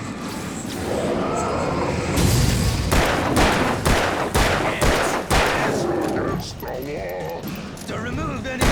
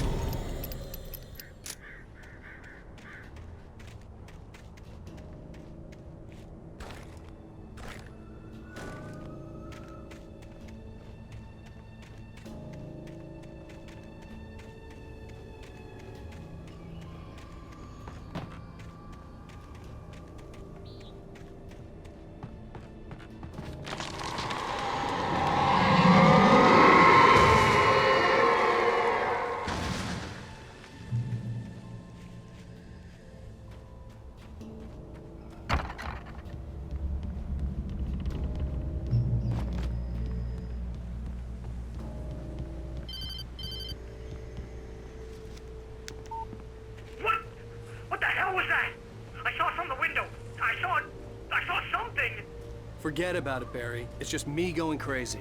Oh, jeez. Oh, jeez. You're not crazy.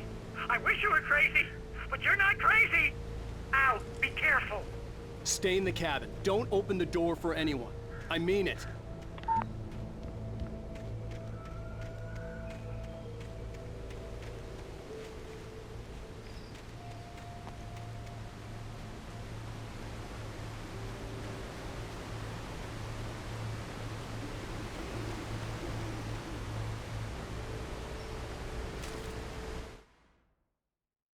In that last instant of consciousness, Rusty thought about Rose. He was older than she was. Rose was barely out of her teens, but she made him feel young and forget what a train wreck his long-dead marriage had been. He still wore the ring. He'd been waiting for her to tell him to take it off. Now she never would.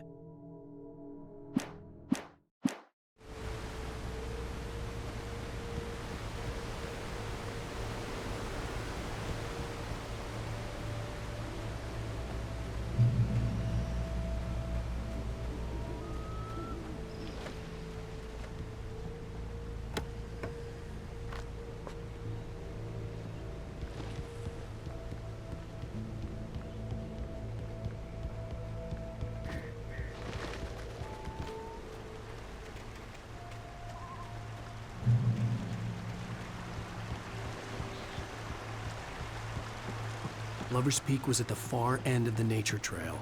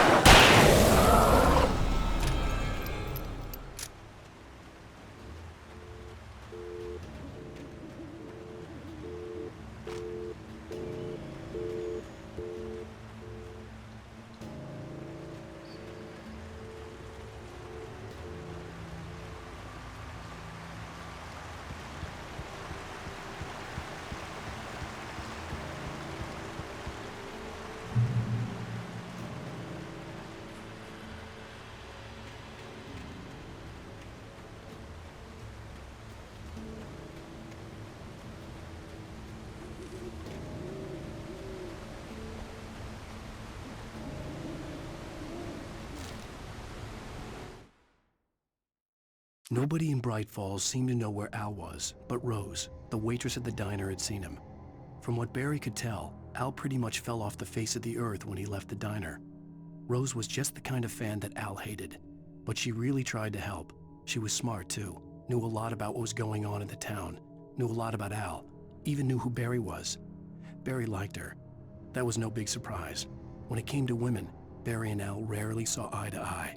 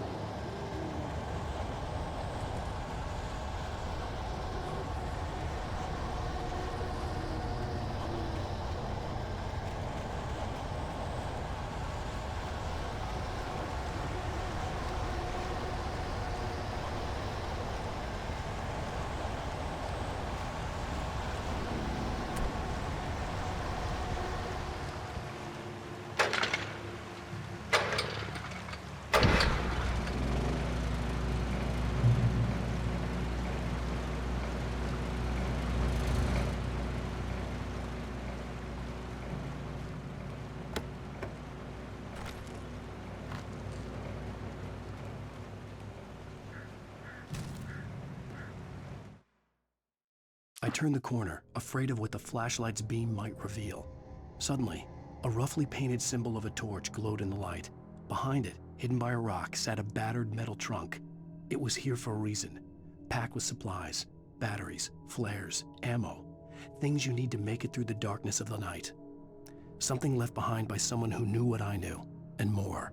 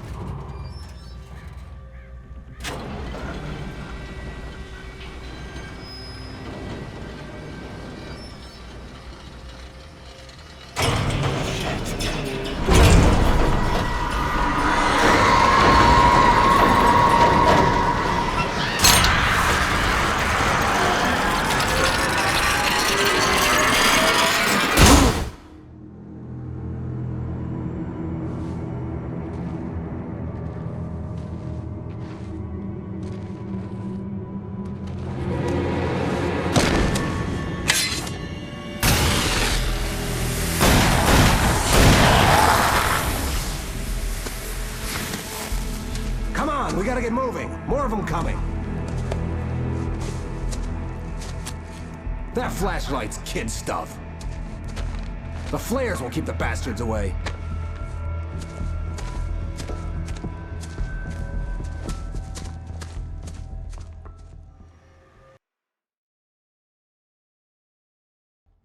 You can see them too? Hell, of course I see them. Come on, we gotta move. Why? Because that's the way the story goes. Yeah, but... Let's move! I lost my gun back there. Oh, I've got a gun. Just keep that light steady on him. It took a moment, but then I recognized him. He'd been on the ferry when I first arrived here with Alice. He knew my name. We were headed in the direction of Lover's Peak. There was no way this was a coincidence. He was the kidnapper. Come on, Wake! You better keep up.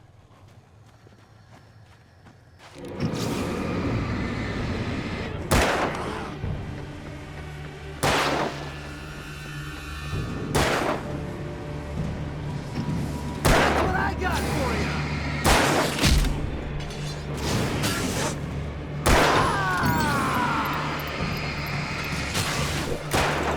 Monster! Fighting me!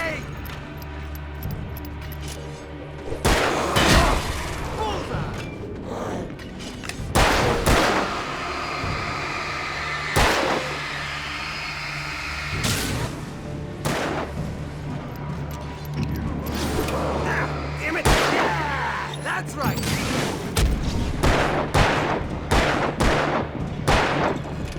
Ah! That's right! Just die already! Die!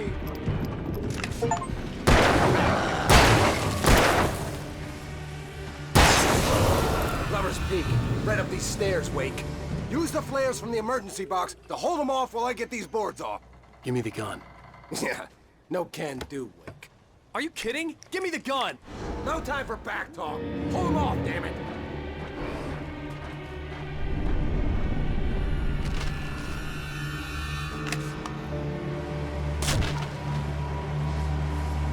Just a little longer. Scare them off.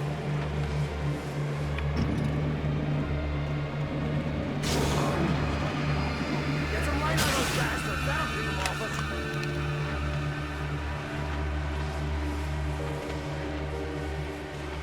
Just a little longer. I almost got it. It's on. Move it, Lisa.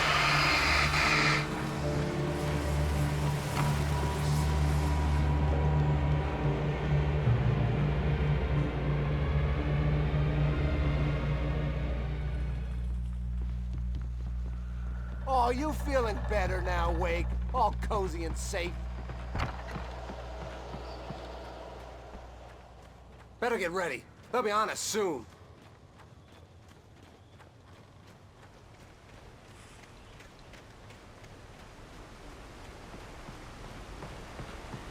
This is it, Wake. The last stand. There's more flares here. Get ready. We fight them as long as they keep coming.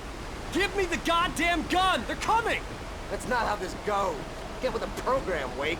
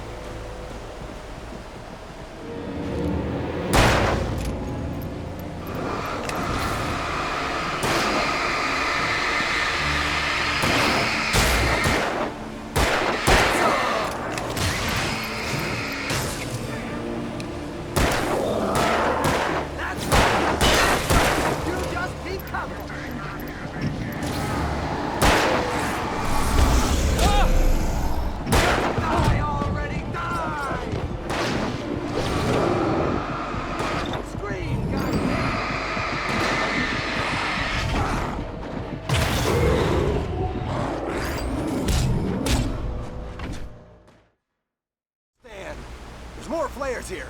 Get ready. We fight them as long as they keep coming. Give me the goddamn gun! They're coming! That's not how this goes. Get with the program, Wake. Hear that? It's them. Stop moving!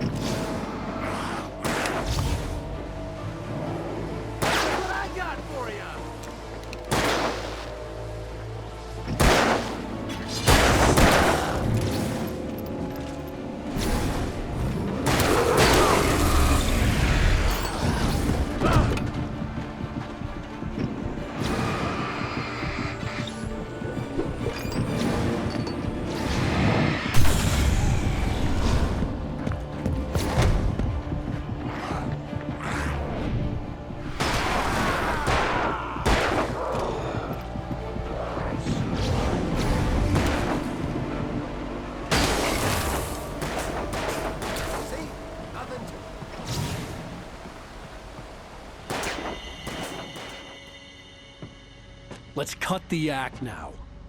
Where's my wife? I knew you were gonna say that. I read it all before. You're a hell of a writer. Congratulations. You're gonna bring about something glorious and terrible once we get you some proper editorial control. What the hell are you talking about? Where's Alice? I want the entire manuscript, or she's gonna suffer bad. You touch her mouth.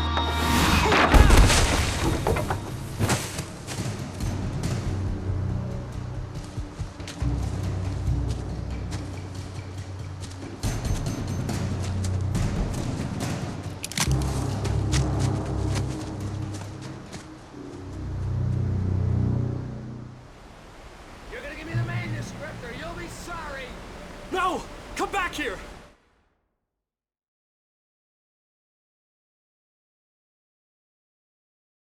I swear I'll kill you if you hurt Alice!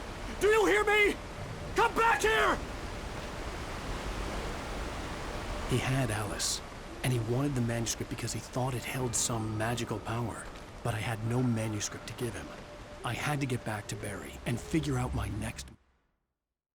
On more than one occasion, Alice had tried to explain to me how it felt to be afraid of the dark. To her, darkness wasn't simply the absence of light, but something more tangible than that. It was something you could touch and feel. Worse than that, it was something with a mind of its own, something malicious and malign. For her, things changed when they were wrapped in darkness. They turned into something else, something foreign, and nothing was safe or innocent anymore. I'd never really understood what she meant, until now.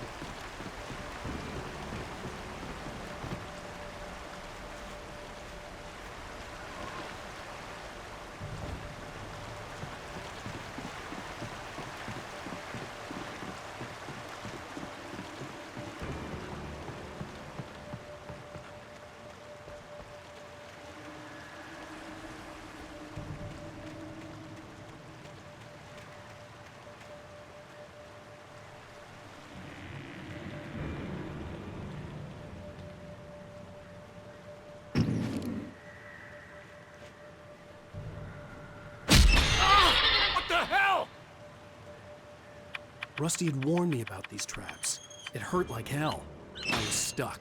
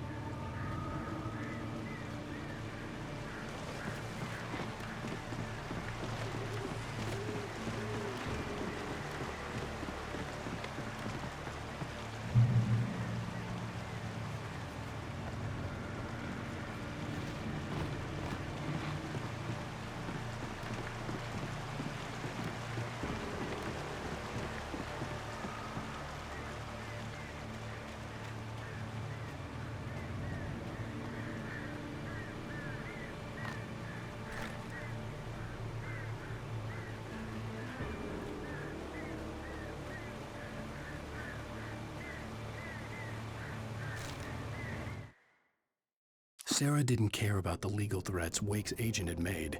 She let Wake go without argument, because there was something about him she couldn't quite put her finger on, something that reminded her of her father. She didn't think Wake would hurt his wife. Then she thought about the way he waded into Hartman, that hair-trigger rage flaring up without warning.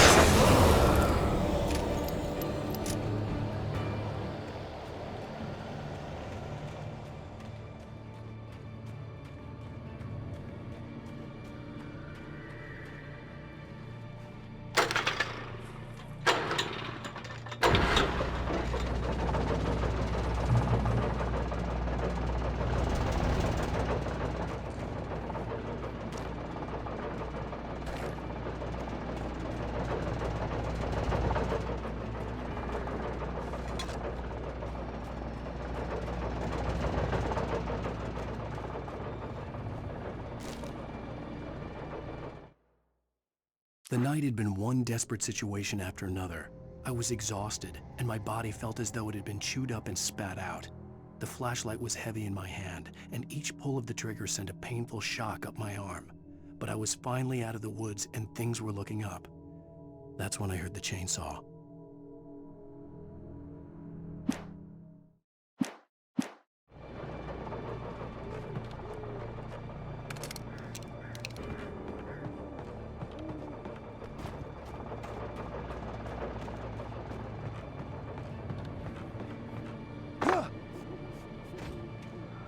I had heard the plane fall.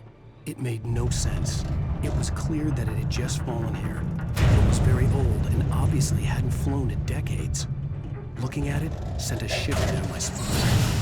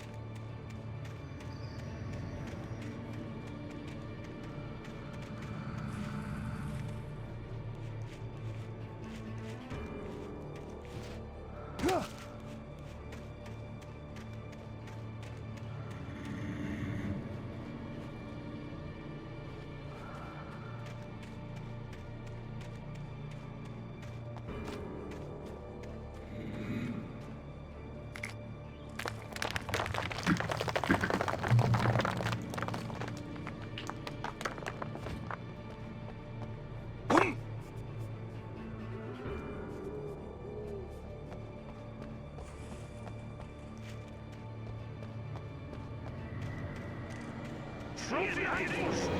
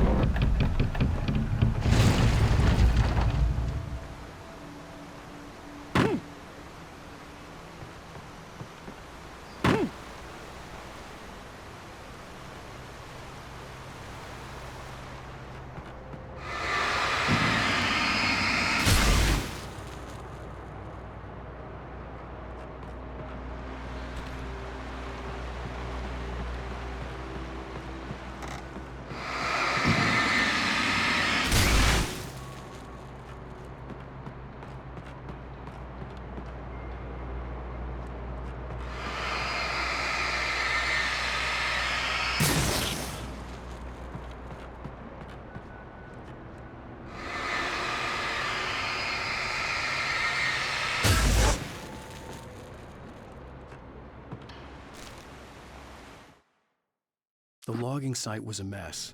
The modular office had been pushed off the cliff. Deputy Thornton climbed up from the wreckage excited, breathing hard from the exertion. Nobody there. It's weird. Don't you think that's weird? Bored, Mulligan let out a mighty snort.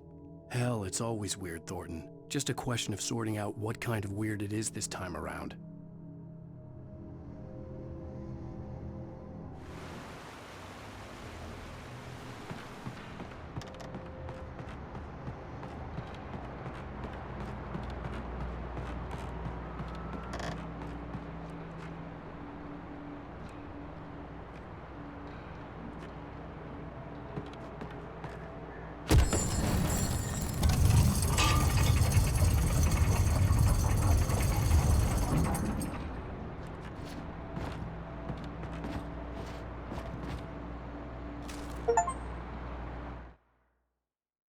When Barry saw the darkness attack the visitor center, it made him a believer.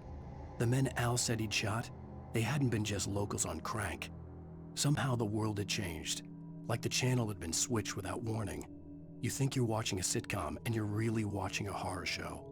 When the birds started attacking the cabin, Barry wasn't surprised, just terrified.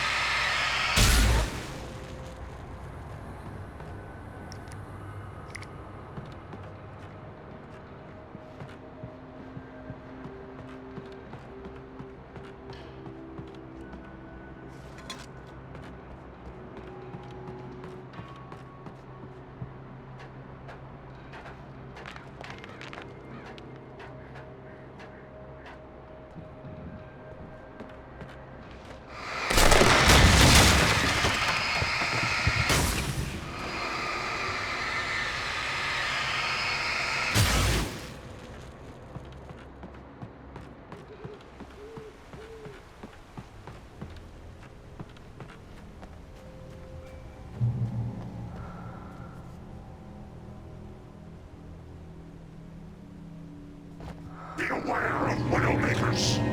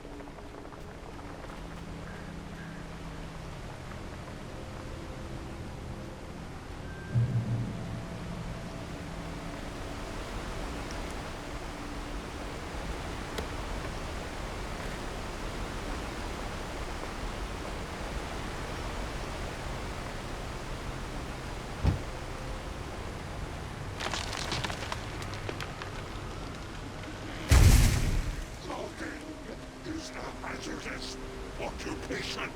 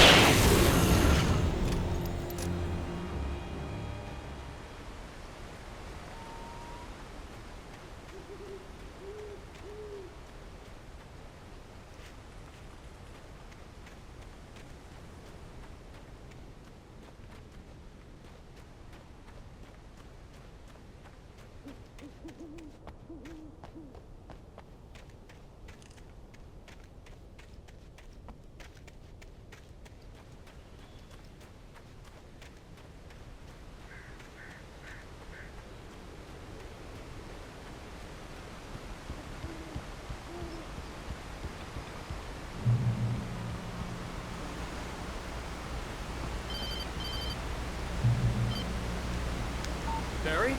Ow! The porch is covered with birds. They've got all Hitchcock on me. Stay out of sight. I'm on my way. Don't open the door. What am I, crazy? Stay hidden. I'll be there soon. Just make sure you keep the lights on.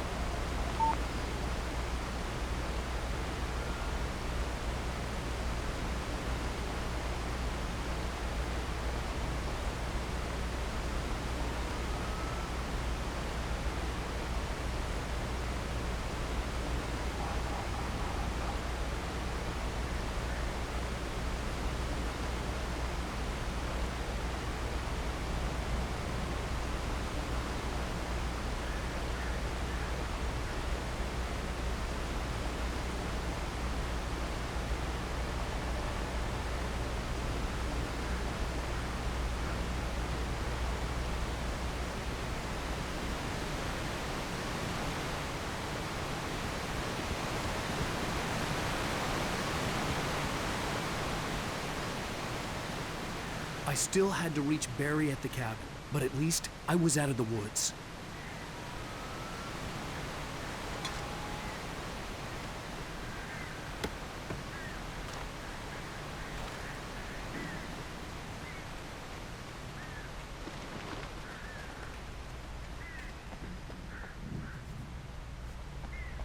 I'd have to get the car from the locked garage. It would get me back to Barry faster, and the headlights were a welcome bonus.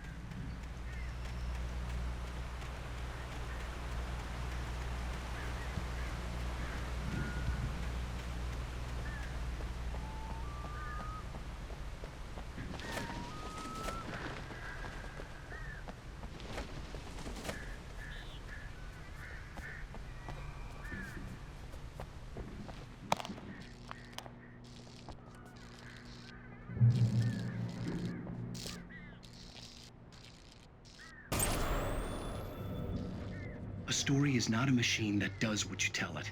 A story is a beast with a life of its own. You can create it, shape it, but as the story grows, it starts wanting things of its own. Change one thing and you set off a chain reaction of events that spreads through the whole thing. The characters have to be true to themselves. The events need to follow a logic that fits the story. A single flaw and the magic is gone. The story dies. Alice dies.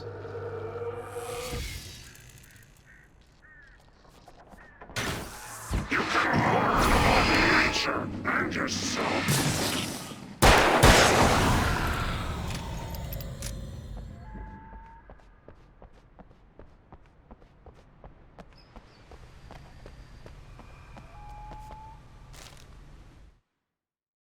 The FBI agent's command froze me in place.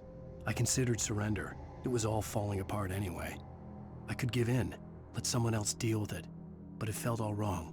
Call it instinct, his posture, the way he held the gun. He was no friend. Shots ringing in my ears, I leaped for the hole in the fence and stumbled into the darkness beyond.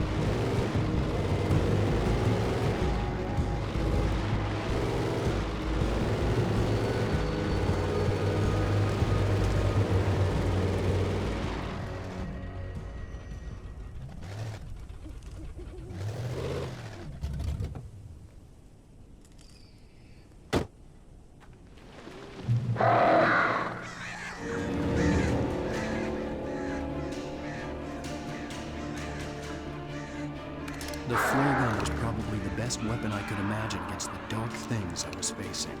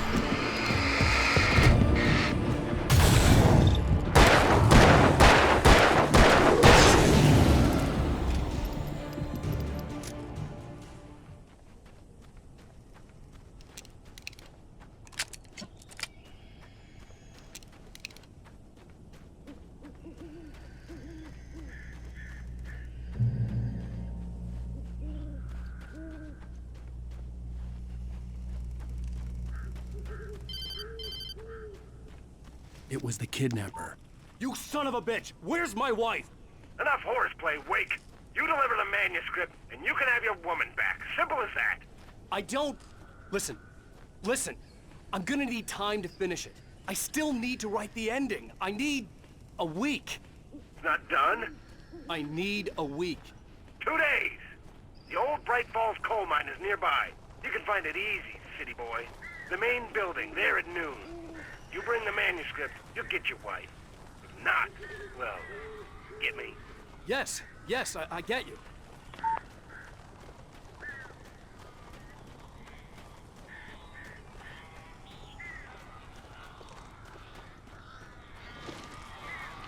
Barry had talked about birds over the phone.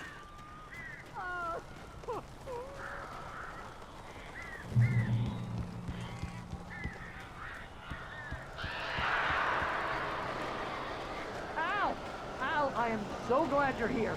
A couple of them got in here before I blocked the chimney. This isn't normal. These birds are weird.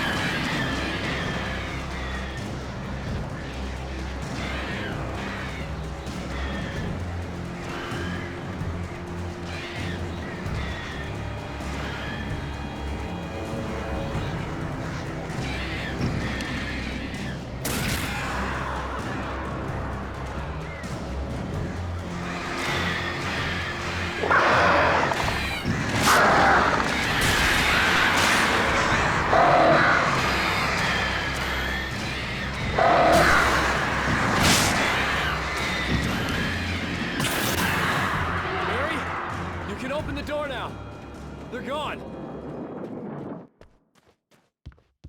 Hey, Al. I'm sorry for thinking you were having a psychotic episode, man. I sent Barry to the town to ask around about a man fitting the kidnapper's description. He'd go through the archives of the local paper. Perhaps he could learn something. Anything about the island and the cabin that had disappeared.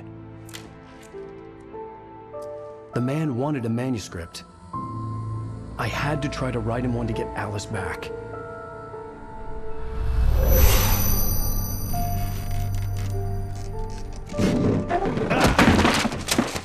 For me, the supernatural had always been nothing but a metaphor for the human psyche, a tool to use in writing fiction. Now, it was happening for real, and I couldn't put a single word on paper.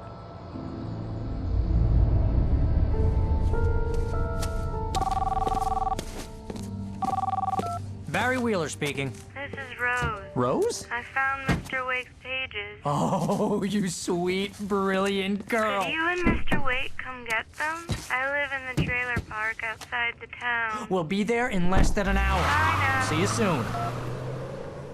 Have a great day. Hope you come back soon. Welcome to the Oh Dear Diner. Good girl.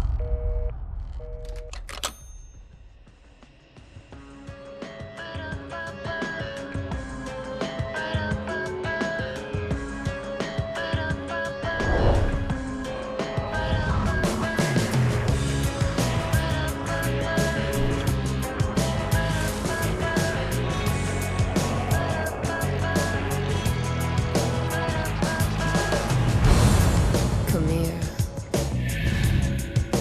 Pretty please, can you tell me where I am? You want to say something? I need to get my bearings amongst, and the shadows keep on changing. And I'm holding by the lives that I have loved and actions I have hated. Previously on Alan Wake, Alice has been kidnapped. Alan, please help me. Alice? You'll do exactly what I say if you ever want to see your wife again. I can't tell anyone except my agent Barry. Damn it, Barry, they'll kill her. You're my best friend, and I'm worried that you're not right in the head. The ransom is a manuscript I supposedly wrote that's coming true before my eyes. It happened just the way it was on that page. So dark. I have found only a few scattered pages. I want the entire manuscript. The deadline is in 2 days. I found Mr. Wake's pages. Good girl. How the hell did she get her hands on the manuscript anyway? I don't know. She's resourceful. I told you you were too hard on her. Listen, I found out all sorts of interesting stuff while I was digging around. Yeah. Mr. Wake, it's Sheriff Breaker. We have an FBI agent here, Agent Nightingale. FBI? He's anxious to see you. You'd better come to the station. Okay, I'll be right over, Sheriff. Let's make this quick, huh? Help you folks? Name's Randolph. I'm the manager. We're looking for Rose. Works as a waitress down at the diner. Rose, sure. Nice girl. Who wants to know? I'm Alan Wake. The writer, huh? I heard on the radio you were visiting. Well, I'll show you her trailer. That Rose, she's a nice girl. Always pays her rent on time. As I was saying, Al, I found all sorts of weird stuff from the local newspaper's archives. This place is crazy. Disappearances, mysterious deaths, urban legends come true, and get this, most of this stuff takes place around Cauldron Lake. Well, you ain't wrong, mister. The Indians thought the lake was a doorway to the underworld.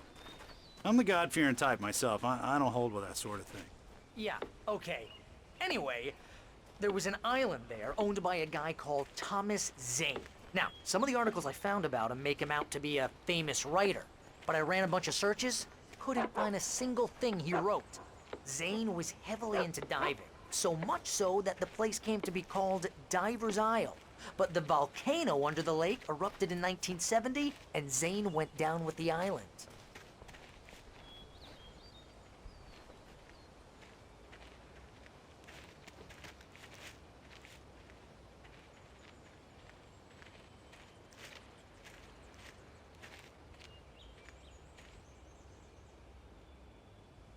It gets better.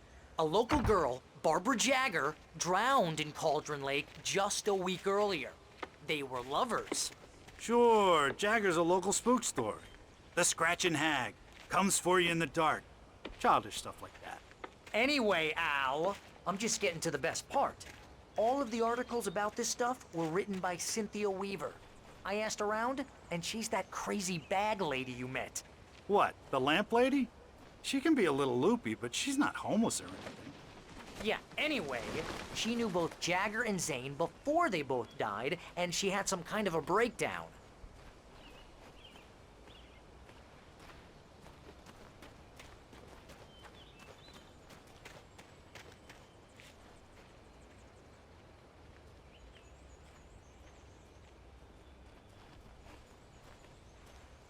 Well, mister, this here's Rose's trailer. You mind me asking what you want with her? We're just here to talk to her, pal.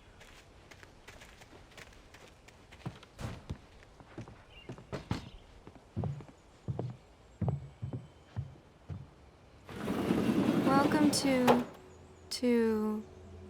Oh dear, Mr. Wake. I'm so glad you're here. Rose, you have my manuscript? Oh. Oh yes. Yes. Please, come in. Hey, this is really good. Rose, Yes, my manuscript. I really need it. I understand. I know what you need. A muse to inspire you. Oh, for Barry? She doesn't have anything. Yeah, hey, Al? Al, what's... Oh... Barry! What?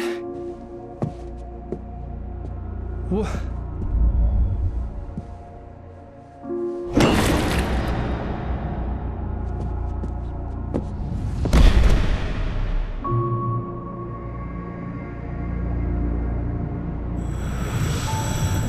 It's coming for you, hiding in my barber's skin. I'm too weak to stop it. You must turn the lights on. I promised I'd come visit you and your lovely wife. You must finish what you started. I insist. You must turn the lights on. Turn the light on. Back to work, boy.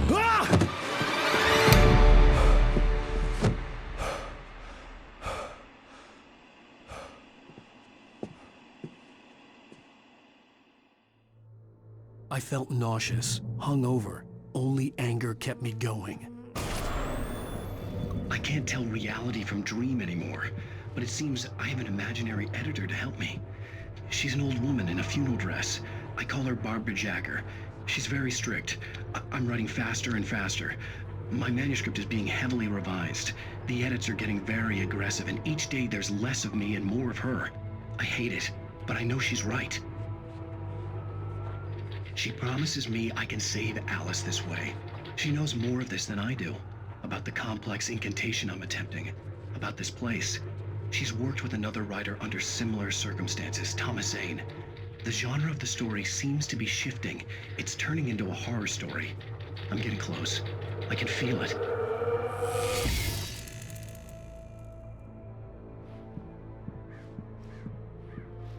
Rose took a day from me. I had less than 12 hours left to meet the kidnapper.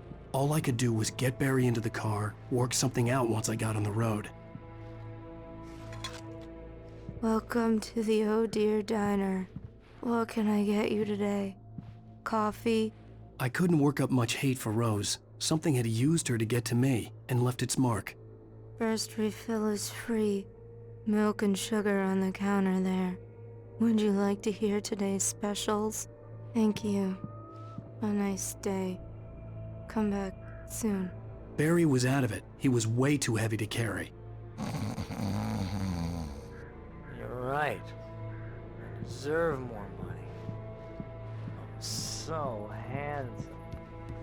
My gun and flashlight were gone.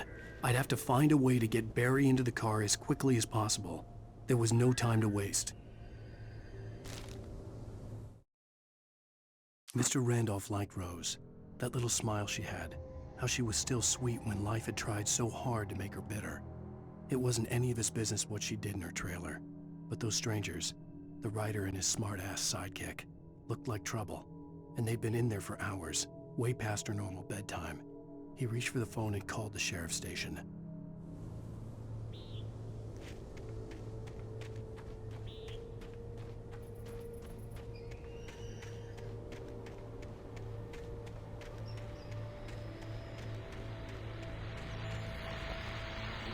I just stepped outside to catch a breath of fresh air. Let me tell you, the weather's getting heavy. Nights like this make me especially glad I'm here talking to you and not home in bed. Once the weather takes a turn like this, I can't sleep at all. It's all tangled bed sheets and dark thoughts. punctuated by the occasional plunge into nightmare. Is it just me? Well, perhaps it is. But I hope I can make the night a little bit easier to get through. Caller, you're on KBF FM. Hey, Pat, it's Walt Snyder. What's on your mind, Walt? Well, I am the way you are, but, well, I can't sleep either, you know? I just been staring out the window here, trying to make sense of it all, but, I ain't been drinking either, you know? Well, you sound like a man with a problem, Walt. I had a, argument with Danny. You know Danny, and, then I got in trouble with the law, you know, and, I'm just, well... I heard something like that, Walt. Yeah, well, you know, Danny's my best friend, and, they let me out on bail today, and now I'm just alone here at the window, you know, waiting. Man, and there's something in the air tonight, man. I was just outside looking up at the sky above our broadcast tower thinking the same thing. What are you waiting for, Walt? I don't know. You know, something's gonna happen.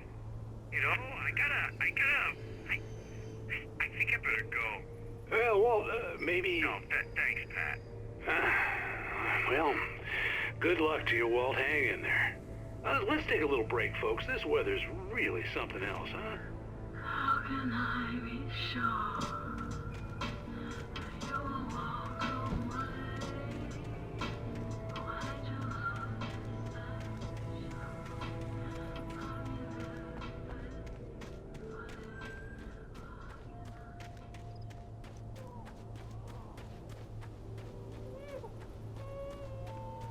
Oh, you're gonna get it now. God knows what you've done to that poor girl. This is Agent Nightingale, FBI! Get him up, Hemingway! You're under arrest! You move a muscle, I'll unload right in your goddamn face! Stay right where you are, Spillane!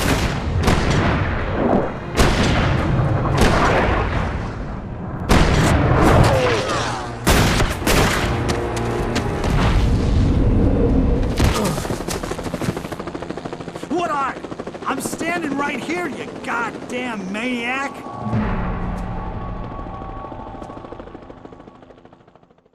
I hated to leave Barry behind, but there was no way I'd miss my appointment with the kidnapper. Give it up, Mr. Wake. Come on. Make it easy on us. Move on, get after him. Don't let him get away.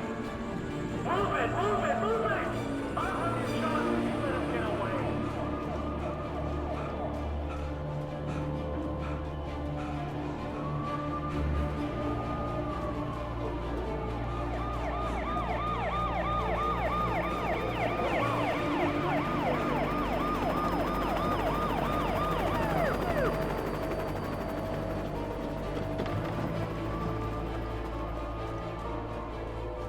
There he is!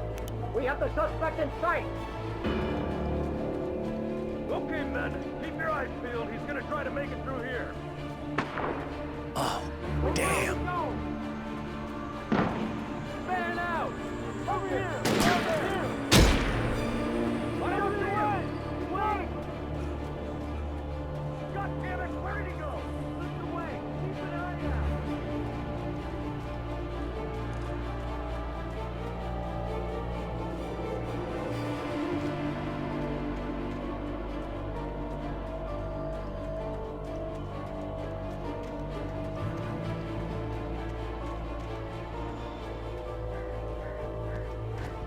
He's gone!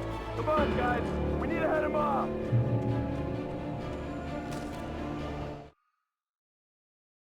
For decades, the darkness that wore Barbara Jagger's skin slept fitfully in the dark place that was its home and prison.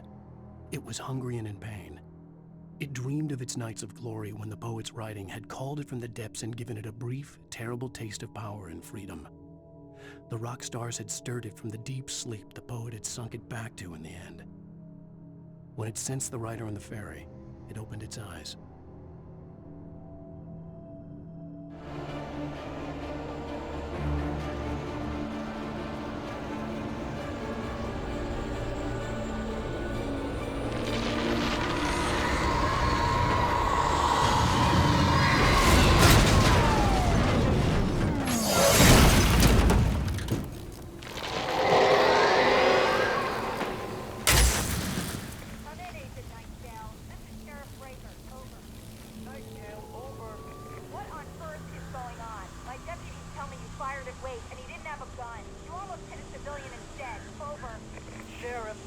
running. I'm giving chase. I don't have time for this.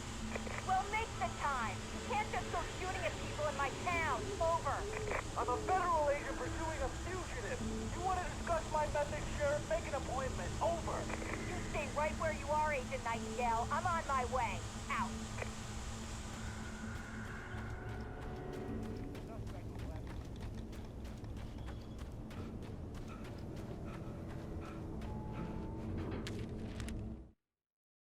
Rose didn't know how the strange old lady got in her trailer, and she looked wrong somehow.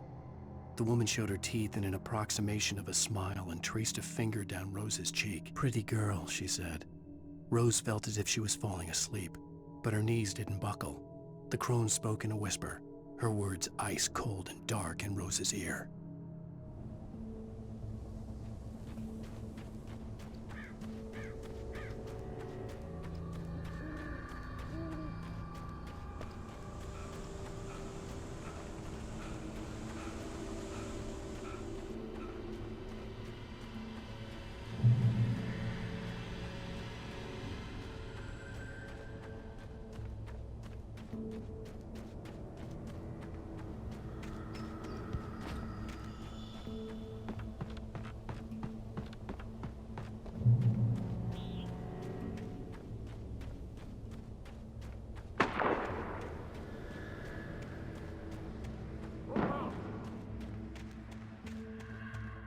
Search the area.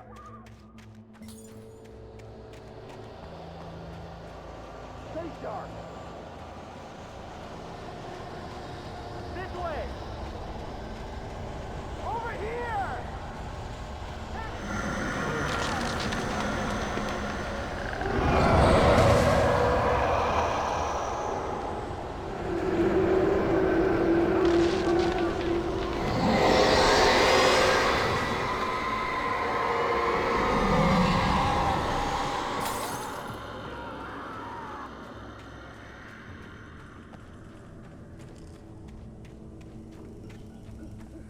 This horror was everywhere I went, circling me. The cops didn't stand a chance. They were after a writer, not a monster. Wait, are you seriously telling me that geek writer just took out my deputies? Are you kidding? I mean, have you seen this guy? He wears a tweed jacket. Over. He's the guy we're chasing. If it's not him, who then? Bigfoot? Over. I don't know yet, but I'm not in the habit of jumping to conclusions. That tends to come back and bite you in the ass. Out.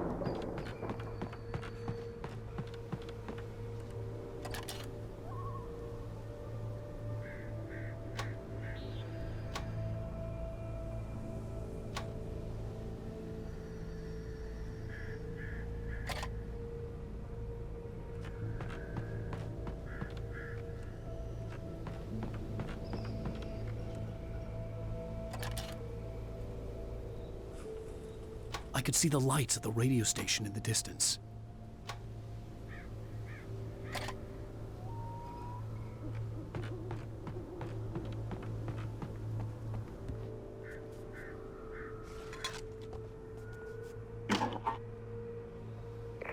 This is James. Mulligan, Thornton, come in. Over. Thornton here. James, we got both Wheeler and Rose in custody. They didn't put up a fight or anything. Why, they were... Hey, what are you doing? Come on! Sit down and give me that. James, Mulligan here. Over. Go ahead, Mulligan. Over. We got Wheeler and Rose here. Wheeler's drunk or hopped up on something. Speaking of which, that Fed had a pretty distinctive whiff of Otis Scotch about him, you know what I mean. Over. I don't have anything on that, Deputy Mulligan. Over. Well, whatever. Anyway, Rose is just being plain weird here. You better get Doc in to take a look at both. Over. Gotcha. You better get them here quickly. The Fed's gonna want to interview Wheeler. Over. Oh yeah, I'll bet he does. Looks like they have a lot in common. Mulligan out.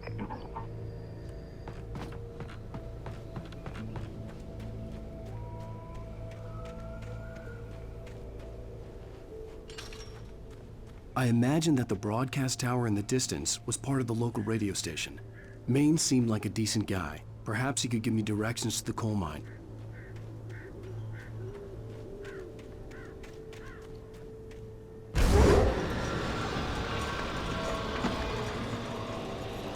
Unnatural shadows clung to the gate. The darkness that was after me was trying to stop me. I wouldn't get through without a light.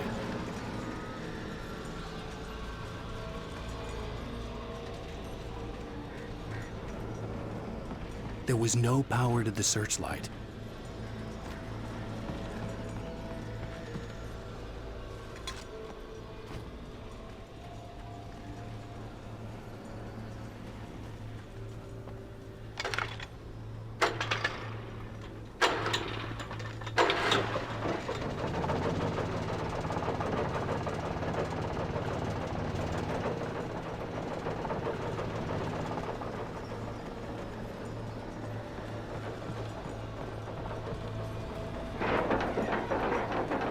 The old generator conked out. I'd have to see if I could fix it and try again.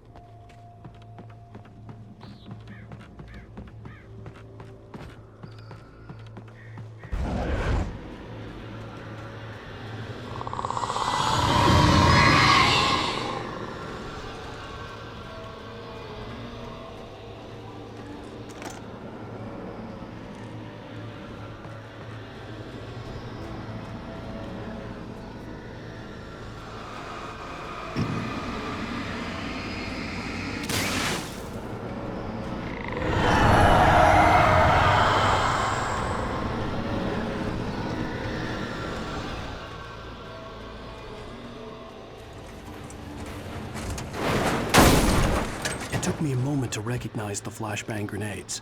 They were an ideal weapon for my situation. Team 1, come in. Over. Team 1, this is Sheriff Breaker. Report. Over. Team 2, come in. I need a report. Over. Come on, guys. Talk to me. Come in, please. Over.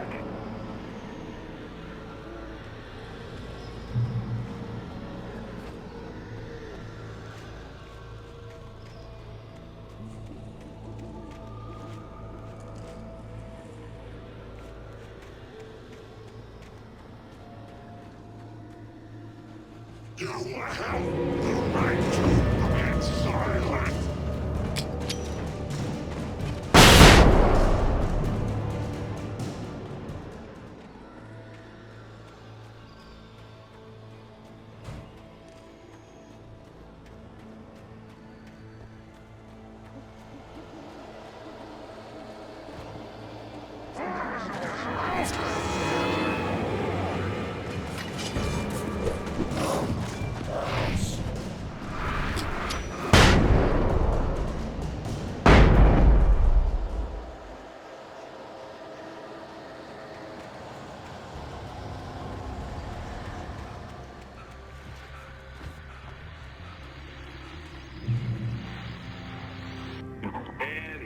call. You're on KBFFM with Pat Maine. It's Milt Peabody, Pat. What's on your mind, Milt? Well, I live near the trailer park, Pat, and there's a big ruckus going on over there. Well, that's just up the road from me, too. What's going on, do you know? I don't know, but there's a bunch of police cars there, lots of sirens, a helicopter buzzing around, and I think I heard some gunshots. Gunshots? Yes, sir, like from a pistol. So can you find out what's going on? Because it's just next door and they're popping off guns there. They're still shooting? No, it was maybe 10-15 minutes ago. It sounds serious, Pat. I'm telling you, it don't sound like no party. I'm certainly going to give the station a call, Milt. Okay. You'll hear it here as soon as I hear from them. Okay, thanks.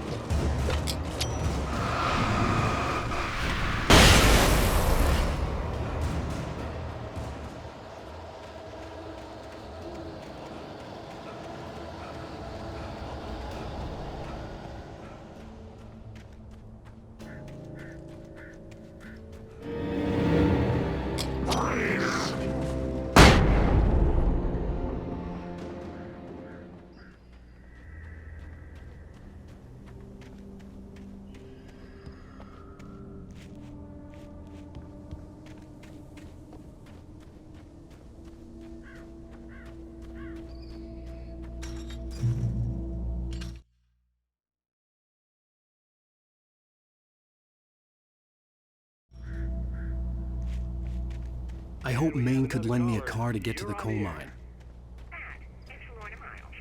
Why, hello, Lorna. What do you have for us? Well, I just don't see why the cops bother with the trailer park. What do you mean? I mean, what do you expect? The sheriff should be helping us normal citizens instead of wasting resources on those people. Well... Let the trash sort themselves out. I'm sorry, but my granddaddy settled in Bright Falls in 1911. Well, thank you very much for that compassionate viewpoint, Lorna. Oh, here's a little surprise. The famous writer Alan Wake just walked in. Folks, I'm going to see if I can talk him into an interview. Come on in, Mr. Wake. Oh, I'm so glad you could find the time to do this, Mr. Wake. Nowhere to run now, Dan Brown. You back away from me. Don't hurt. Whoa. Everyone calm down. Put the gun down. We're all friends here, right? Cool your jets, Nightingale. We got him. Judas Priest! What the hell's the matter with you? There's a civilian in there.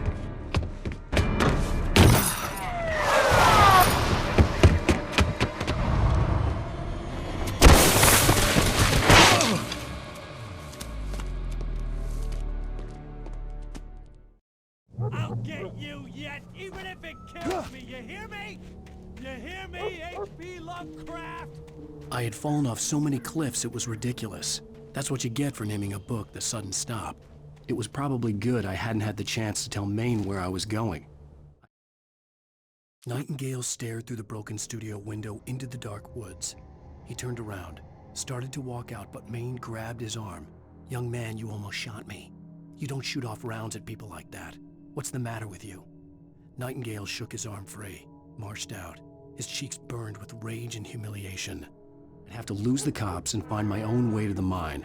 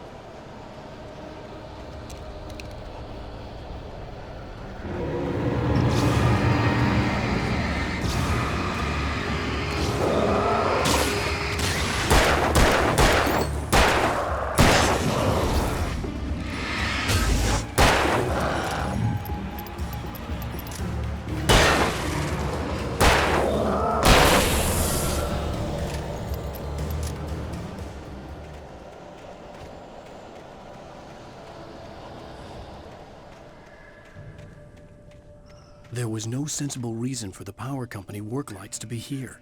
It was almost as if they'd been left for someone like me to use.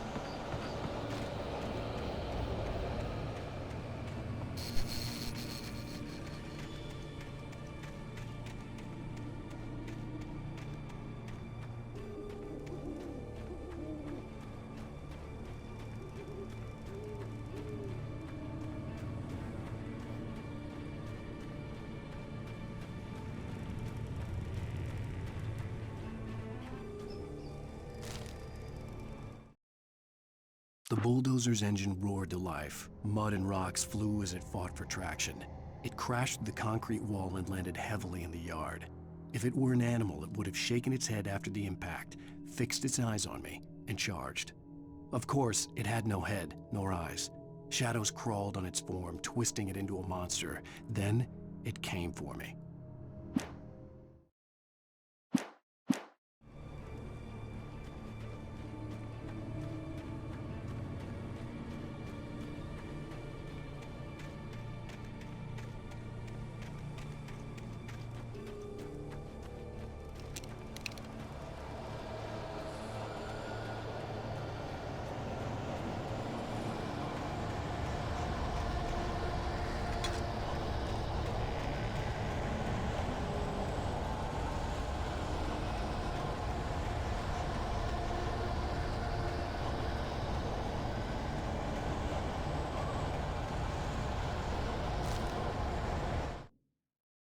Sarah trusted her gut, and her gut said Agent Nightingale was an asshole. He felt wrong, and it wasn't just the smell of stale booze. It was in the way he flashed his badge, pulled rank, the look in his eyes when he wanted answers. Where was Alan Wake? What was this about an accident? Where was his wife? And most importantly, why did she let Wake go? He wouldn't answer her questions. Federal business was all he'd say.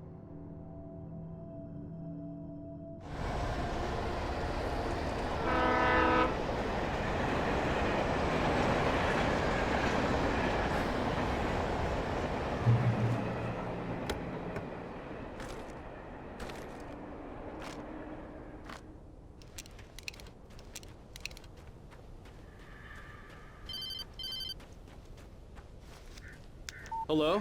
The most stubborn man I've ever met. Alice? Alice? Alan. Alan. I'm so afraid. He keeps me in the dark. Please help me. I look at you, Alan, and it's not you. Something else. Looking out from behind your eyes. Alice, I'm here. I'm so alone here. It's all gonna go to hell. You need to be careful. Cooperate. The connection had been terrible, but that wasn't the only thing that hadn't been right with the call. She sounded wrong somehow, but she had called me. The pipe wrenched itself loose from the bridge's steel framework. Wrapped in darkness, it floated in midair, twitching. For a moment, I didn't understand what I was looking at. The heavy object lurched at me with impossible force. I threw myself out of the way, but just barely. When I turned my flashlight on it, it shook in a dark rage before it flew at me again.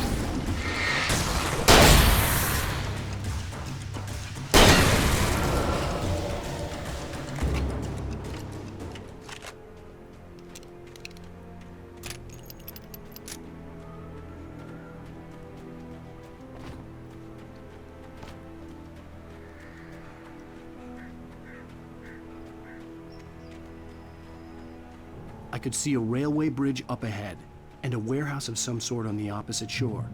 I hoped I could find a car from there.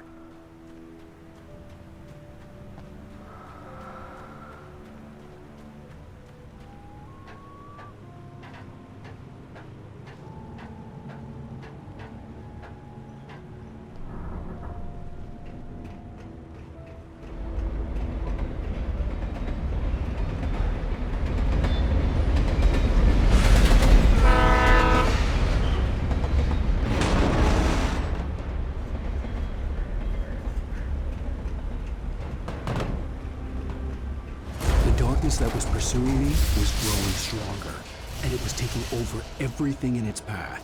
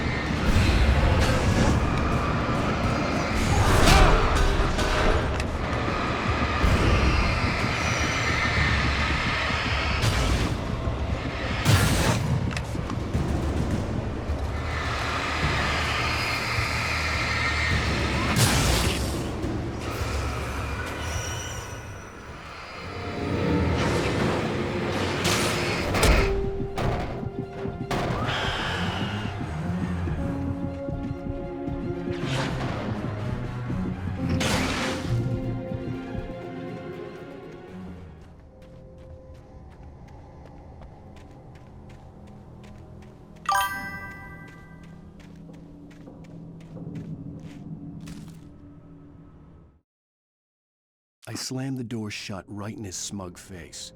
He pleaded for me to open the door. True to form, the asshole actually thought I would obey.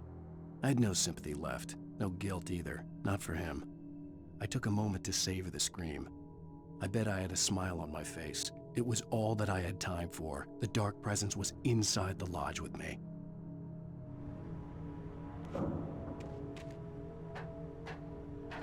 As a teenager, just starting to get interested in writing, Stephen King had been a source of inspiration to me.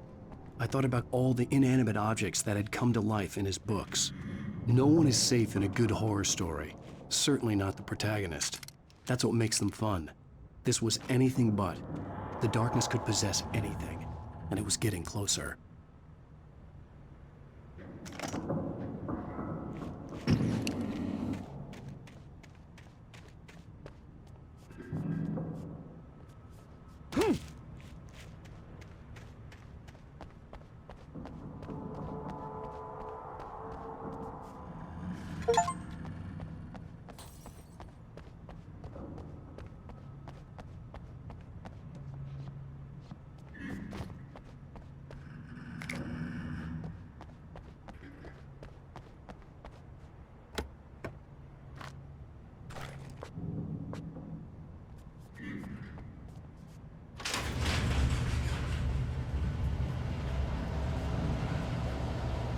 Did you call 911?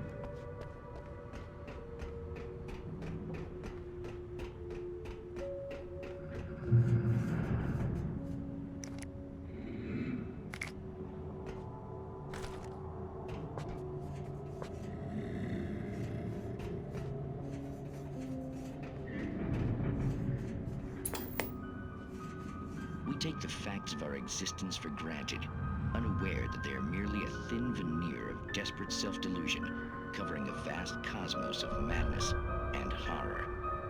All too often, the stars are right. In Night Springs. Tonight's episode, A Family Occasion. Journalist Alvin Derlis' trip to study the local customs of an insular community in Night Springs has been less than successful. Until tonight. Well, I'm glad you changed your minds about this. Ancient customs, local mythology. My editor loves this kind of stuff. Well, Mr. Derlith, we don't want to feel like we're on exhibition, but you have demonstrated the seriousness of your intent. Oh, I am serious. Really, just do your thing. I'll stay out of your way and observe. Actually, I thought you could assist us. I'm afraid we are a man short. It would provide you with an intimate perspective. Could I really? Of course, Mr. Derlith. Well, I guess that's the least What would I have to do? Oh, here. Let me show you with a kiss.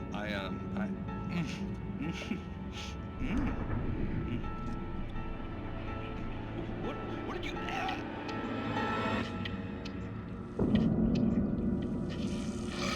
Oh, Mr. Derlith, you have well pleased Nixie Perka, the dweller in flesh. His body shall host his 1,000 young, and all shall be glory.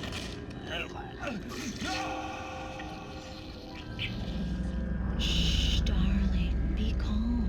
Shh. Alvin Derleth learned a harsh lesson. If you go looking for mythology, it may come looking for you. And such quests always bear fruit. In Night Springs.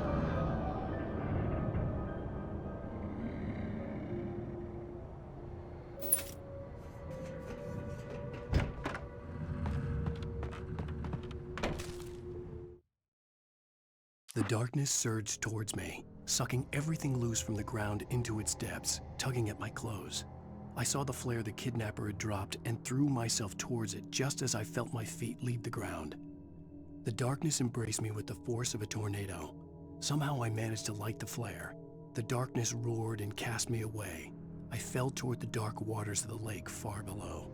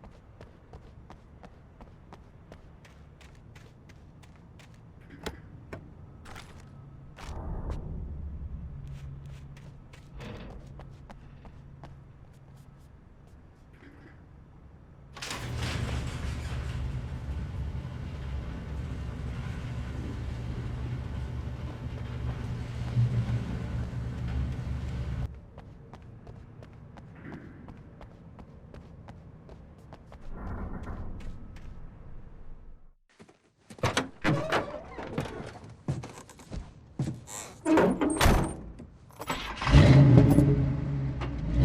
had never been this glad to see the sunrise. I had a couple of hours to get to the coal mine.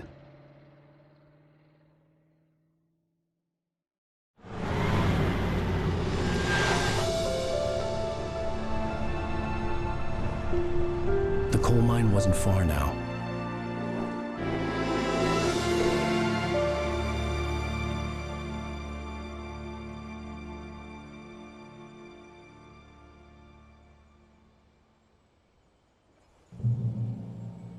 Today, I would meet the kidnapper, and he would give me Alice. I wouldn't give him any other choice. A drowning man will clutch at a straw.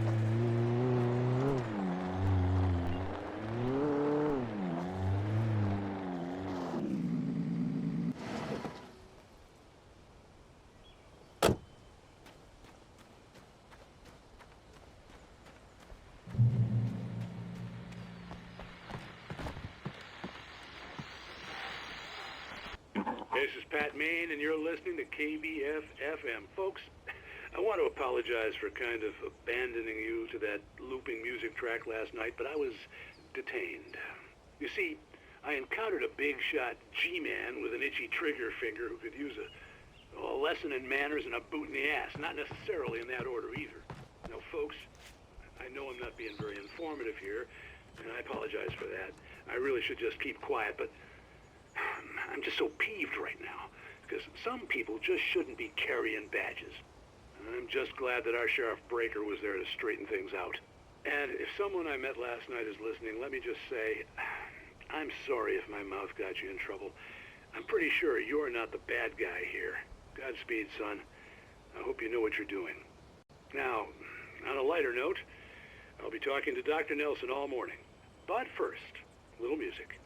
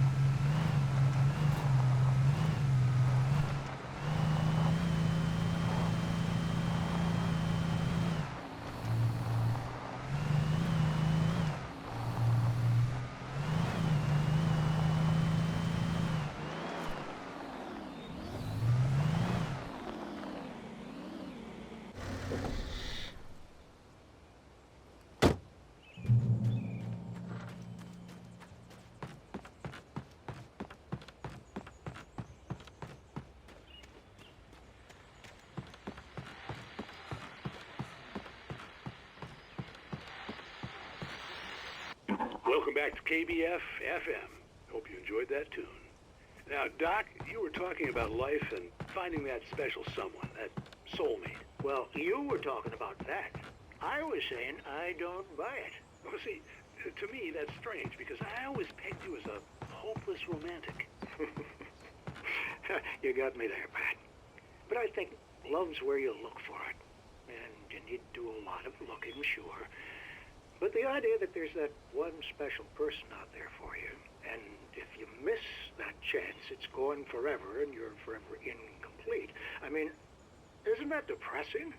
Or heck, childish even? Hey, there's plenty of fish in the sea. And apparently a fisherman has a fishing analogy for everything, but what you're saying, isn't that a little harsh? Well, no. What I am saying is that your potential for finding that connection isn't limited to what's essentially a chance encounter. How is that harsh? Yeah, well, I guess that's a nice thought, but let me say something personal here. Okay. Now, well, I don't disagree with you exactly, but I can't really fit that together with what I feel, what I felt for someone, because she was the one. She was. And I let her drift away from me. Maybe I didn't put in the work, I don't know, but well, since then, and it was a long time ago, but since then there hasn't been anyone, not like her. And I'm not saying I dwell on her or haven't moved on. I like my life. I'm not living in the past, but I do miss the way she completed me. You can't argue with the heart, Pat. I'm sorry, folks. I had kind of a scary experience last night, and let's just say it's shaken a few things loose.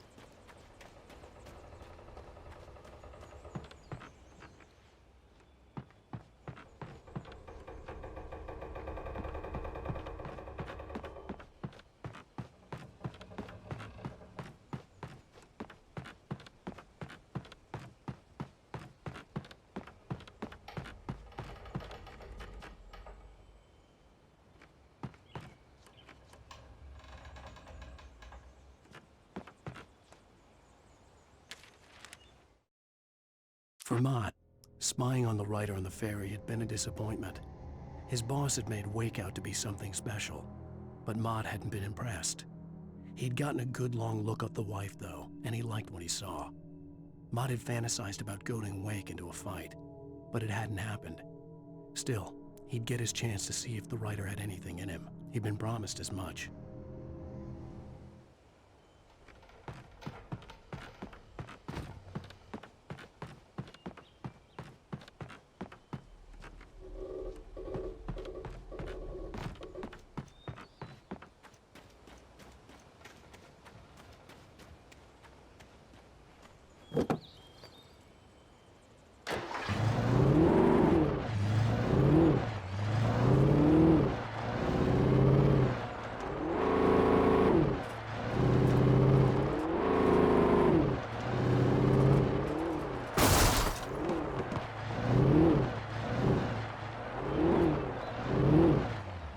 I was early. I was supposed to meet the kidnapper at noon in the main building. The coal mine was quiet. It was a museum now.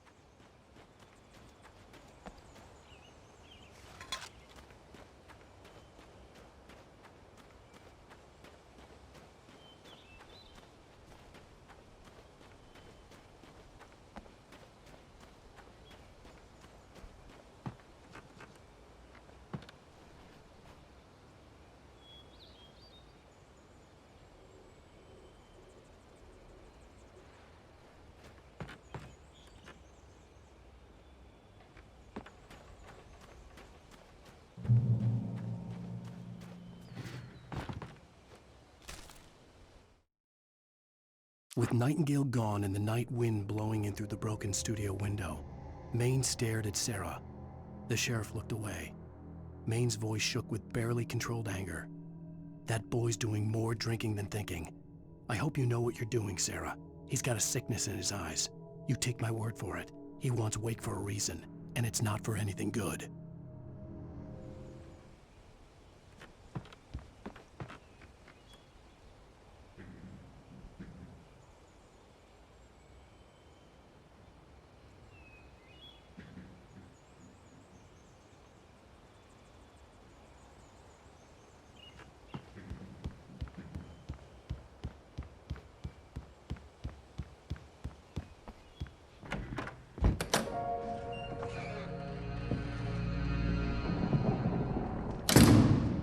I didn't want to go outside.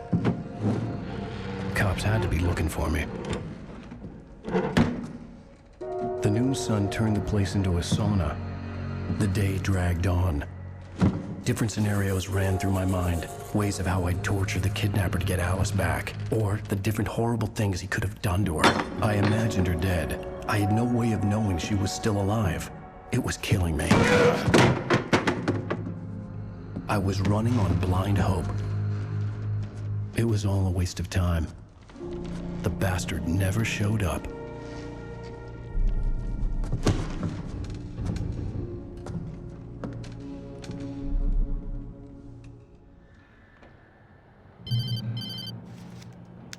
Wake! Where the hell are you? Change of plans. You know where Mirror Peak is? It's a big mountain north of where you are. You follow the path from the mine, you can't miss it. There's a lookout point there. I'll be waiting. I'm through being jerked around by you. You want to see your wife alive? Because if you do, you better watch what you say to me. Do we understand each other? I want to talk to Alice. Yeah, and I want the manuscript. Don't keep me waiting, Wake. Hello? Hello! Ah! I'm gonna kill him! I had to get to Mirror Peak.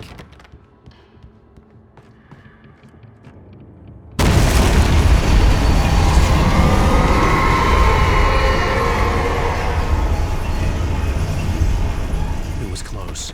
Maybe closer than ever before.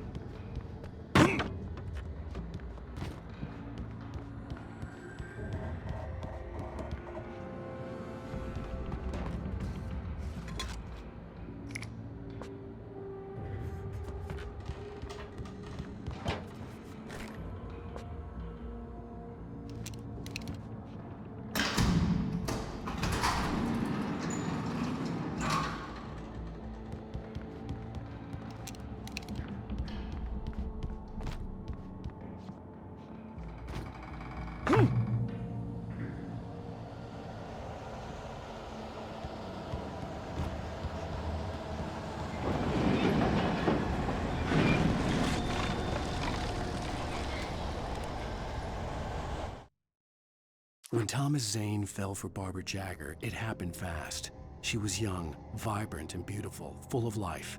He had never been a very happy man, and without any seeming effort, she had changed all that.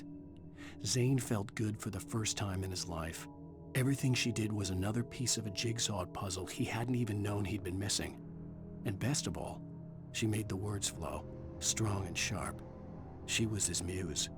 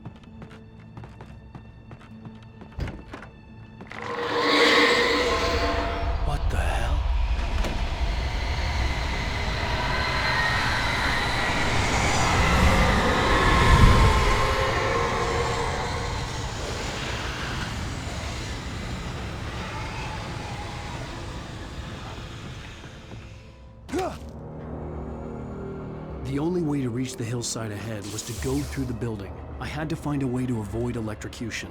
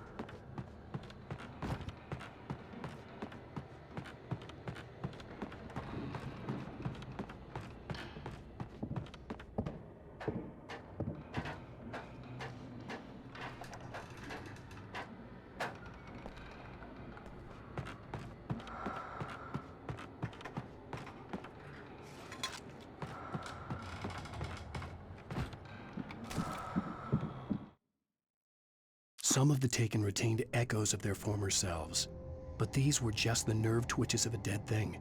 Nothing remained but a shell covered and filled with darkness.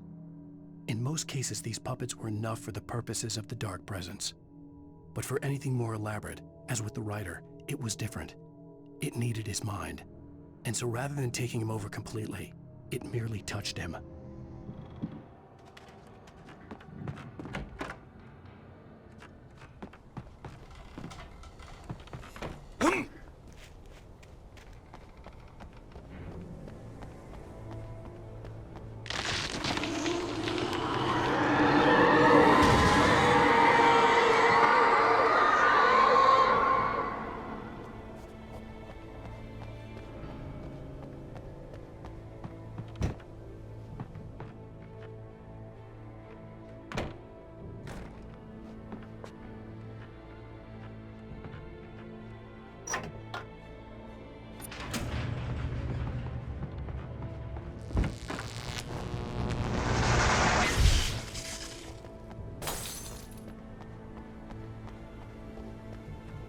There was no way the flashbang grenades were standard power company equipment.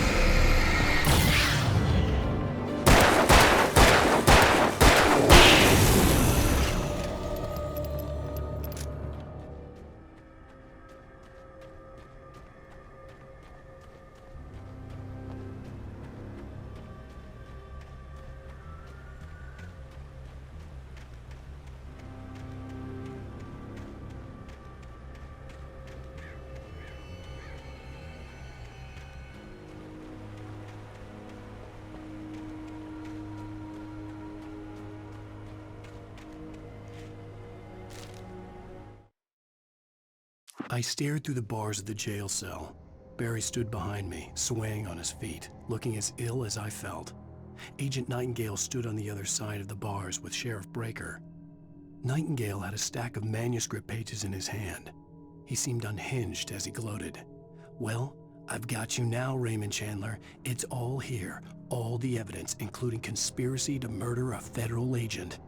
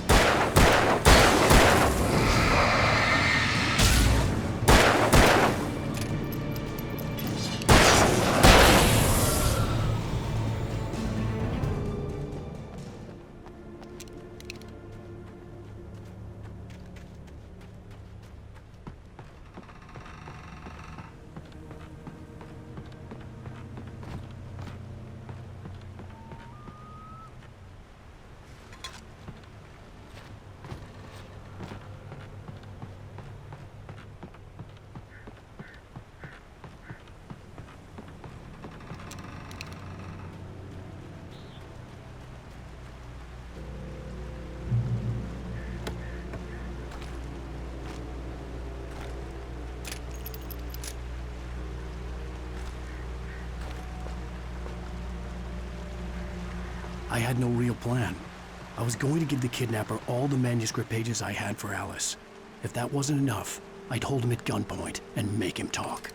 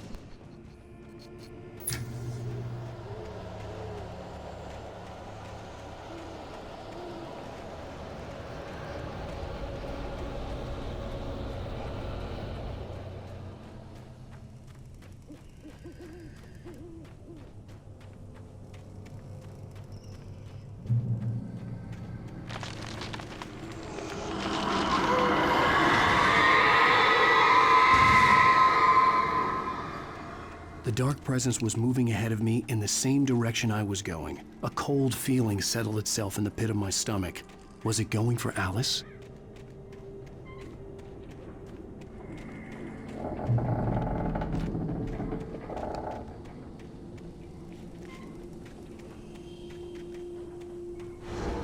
The graveyard shift may cause cancer.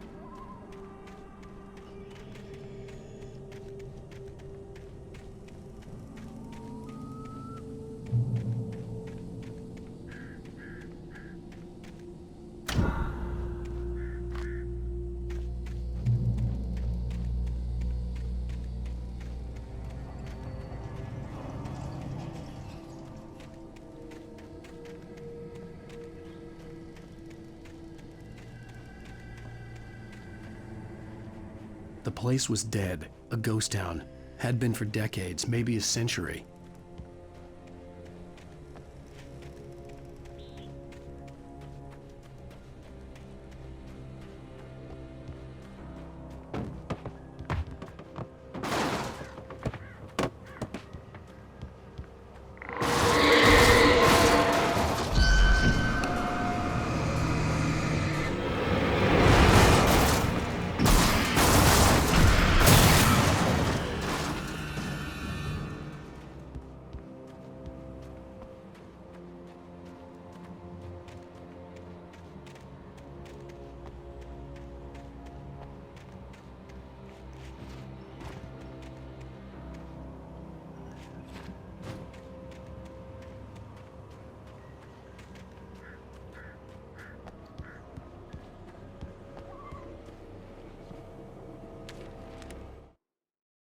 Things were never as simple in real life as in fiction. I had lost count of the times I had wished there'd be a clear reason for my writer's block. Something to fight, something to lash out on. There wasn't. I was filled with doubt. I was nothing like the hero in my books. Alex Casey had gone through his life with single-minded determination, never wavering from his goal. Even now, I was angry at myself, angry at Alice, angry at Barry.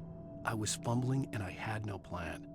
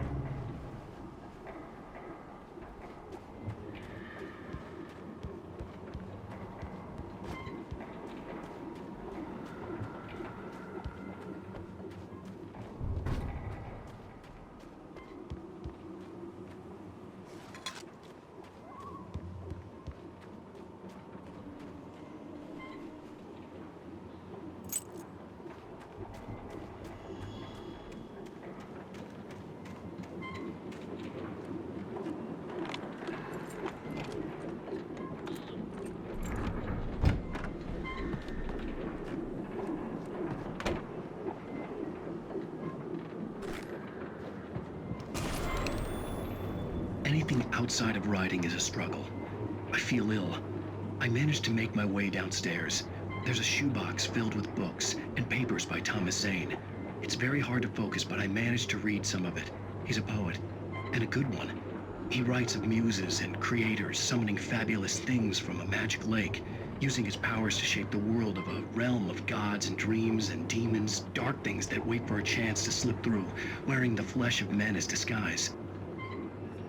Zane writes about himself, his girlfriend being taken over by a dark presence, about growing scared of the lake. Zane believes it's a mirror to the gaping void of darkness above, where some Lovecraftian presence lurks. I crawl back upstairs. I'll borrow these things for my story. They ring true. They fit.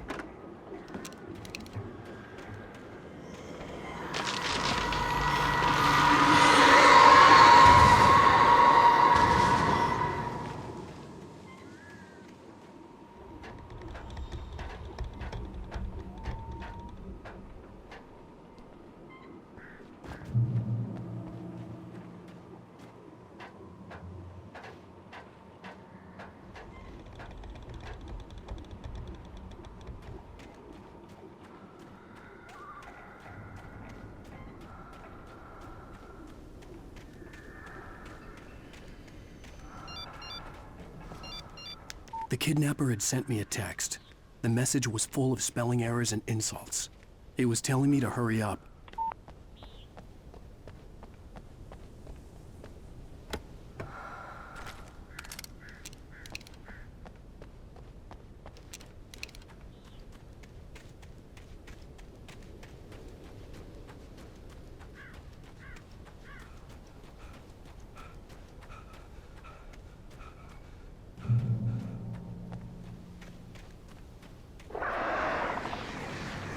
Birds.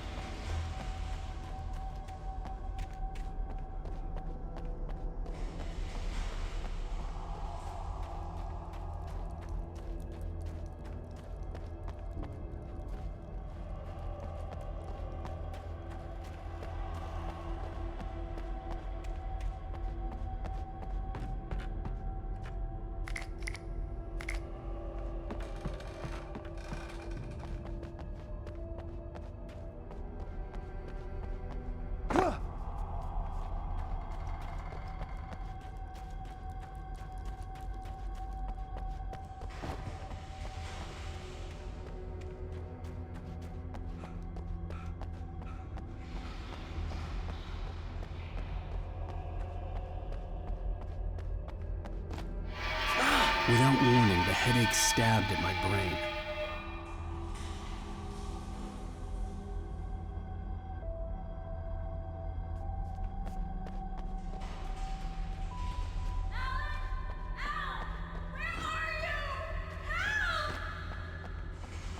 Alice? Alice!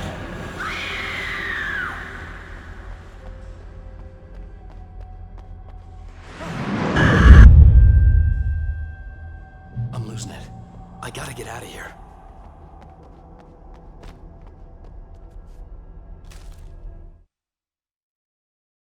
The hunters were big, thick-set men, confident and at home in the woods. They were feeling good, running on beer, ghost stories, and camaraderie late into the night. It did them no good, as they were taken by the dark presence, sucked deep into a darkness far worse than any ghost story they ever told or heard.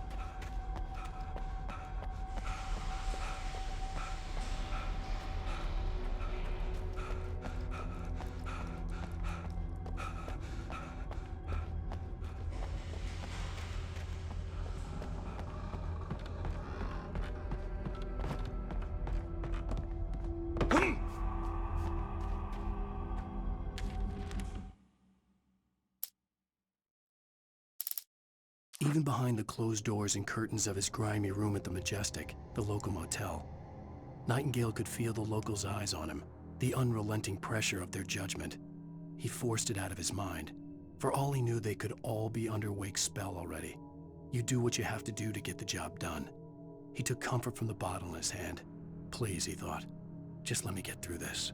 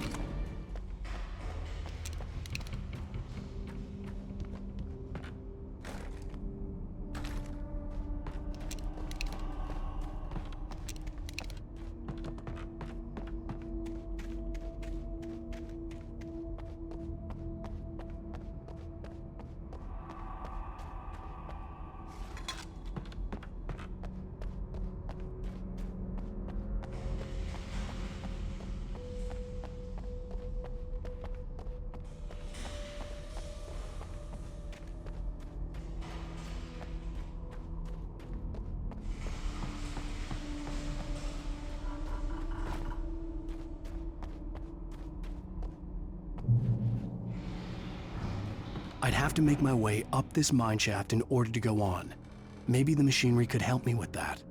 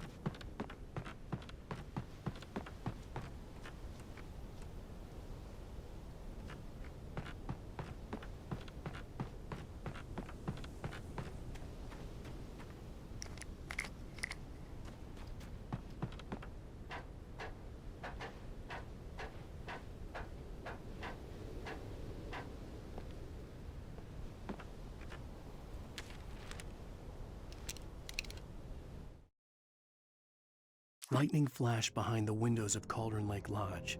Tor Anderson laughed and held the steel hammer above his head. Nurse Sinclair was trying to calm him down without success. Tor grinned madly and shouted, "My hammer's up. Here's a friendly poke from Molnir, wench." He brought the hammer down with all his might on Sinclair's head. "We're on a comeback tour, baby."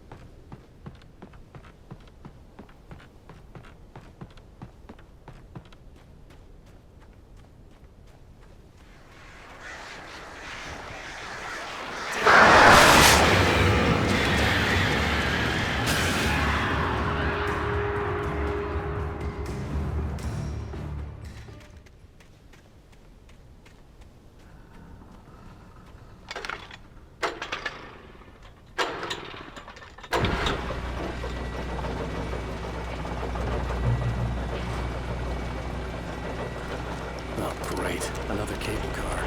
Just great.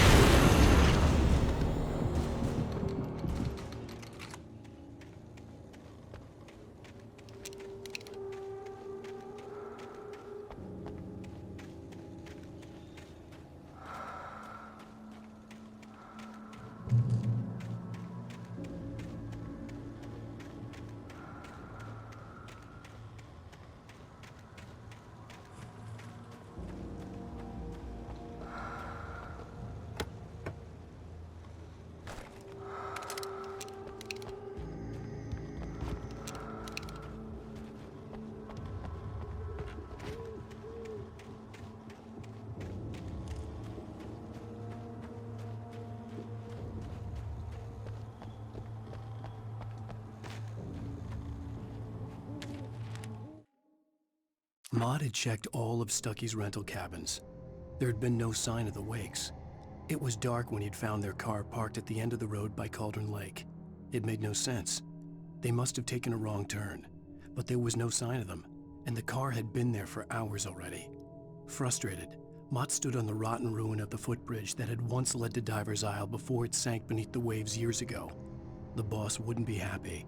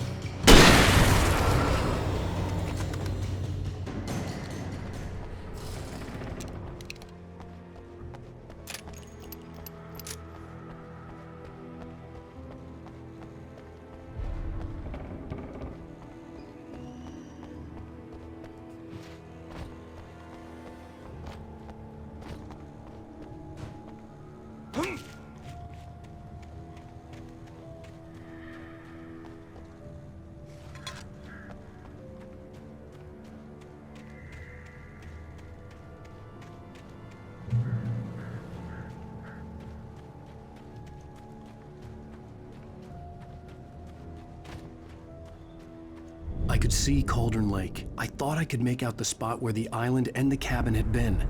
There was a light near it. It had to be a boat.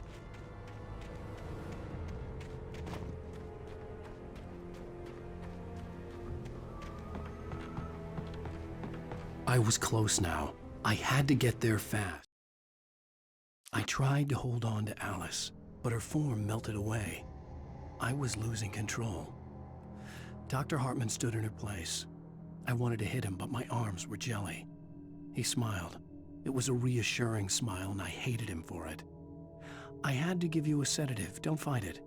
You went through another rough period. Right now, it's very important that you stay calm. We don't want you to have another episode. You're a patient at my clinic. Have been for a while now. I dreaded what I would find.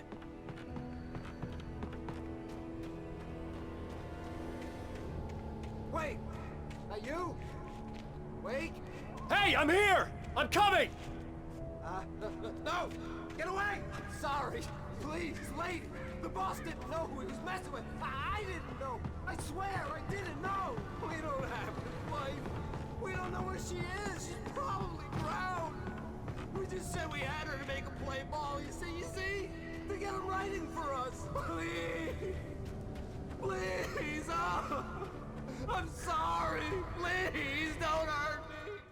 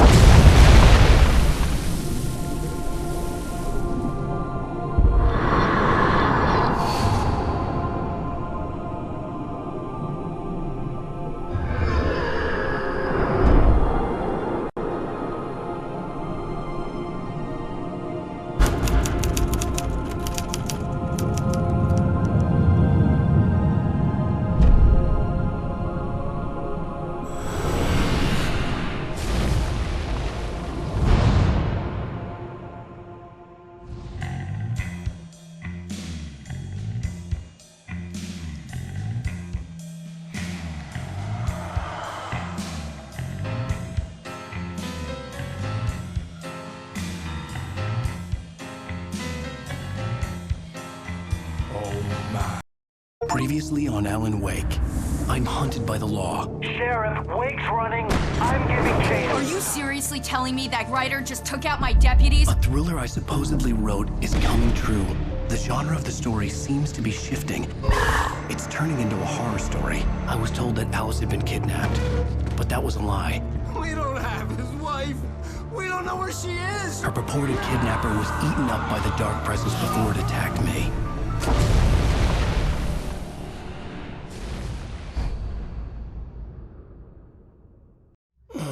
Alan, shh, baby.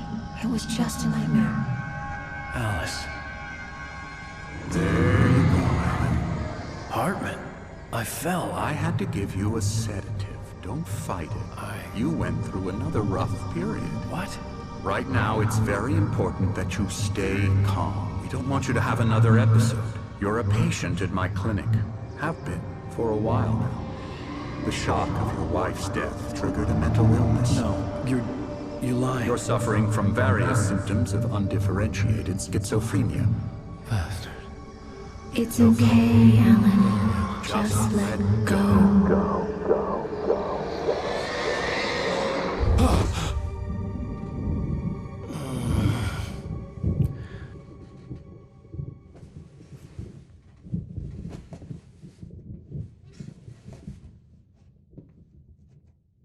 I felt groggy.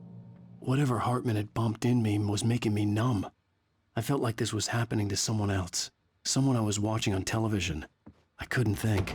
Couldn't focus. The door was locked. I was a prisoner here.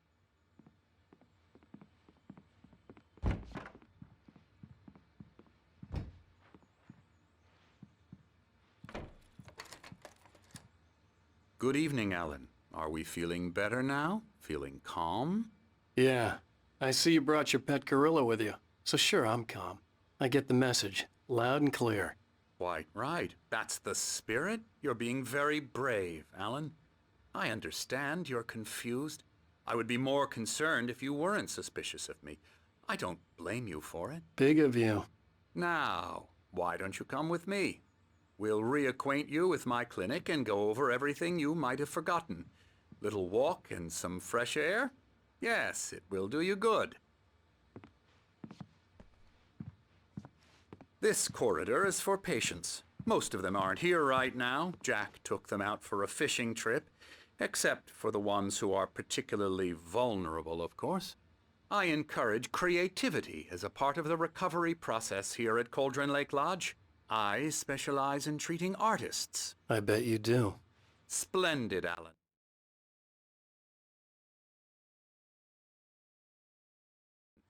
I honestly believe we can get this thing under control if we work together. This way, Alan.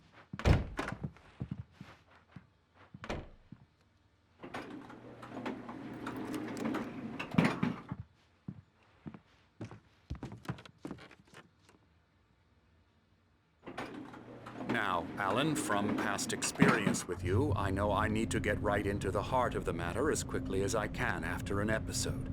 So I'm just going to say this. Alice is dead. No. You're in a very vulnerable state until you understand and accept this.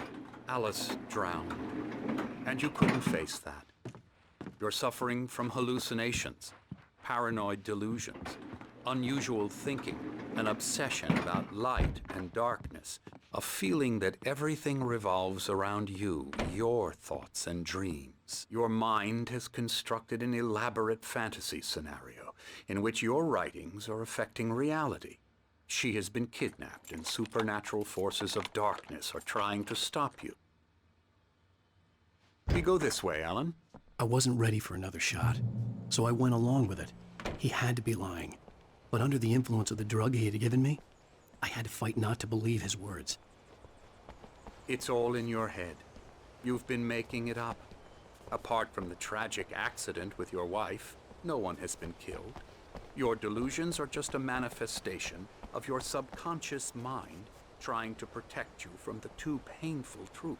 Unless we fight the fantasy, it will return.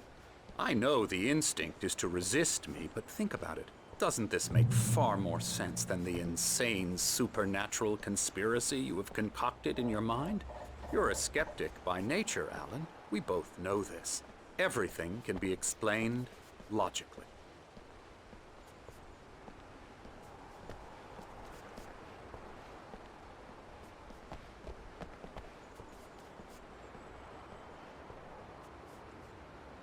I never get tired of this view.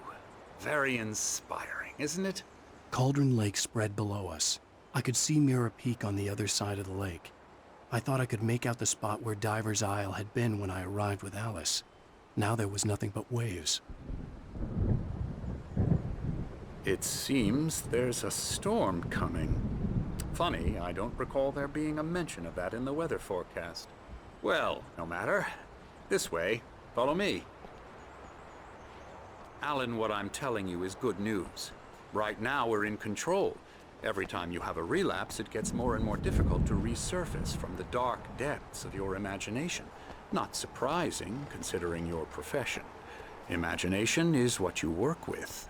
After all your nightmares, this should come as an immense relief to you. If it doesn't, why is that? Because I'm lying? Or because you don't want to admit that you're not well? It's very natural for you to think of me as your enemy.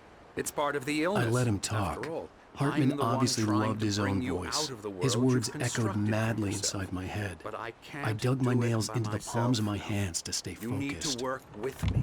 Once you accept that, we can begin the journey towards your recovery. Come along. Let's go inside.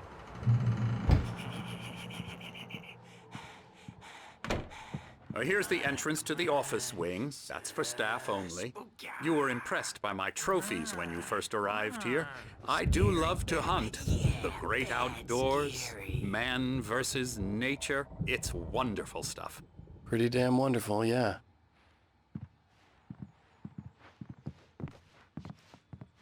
Scary, scary, scary.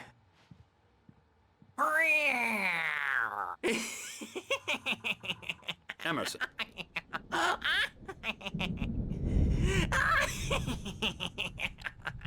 I'm a real bad dream, mister. You should be afraid of me. Don't want to run into me in the night, that's for sure. Please, Emerson. Mr. Wake is confused enough as it is. Yeah, you'd like me to go away so you won't be scared. But you can't just decide what kind of dream you have or when you have it. Emerson. Okay. Sorry. Boo. That's Emerson.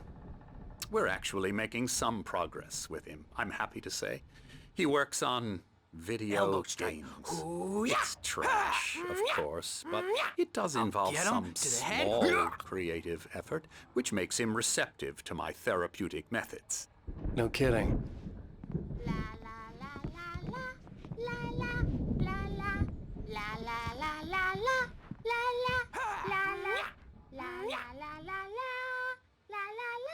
Come, Alan, this way. Now, you might have noticed the typewriter in your room. You've been writing as a part of the therapy. As soon as you feel up to it, you should continue.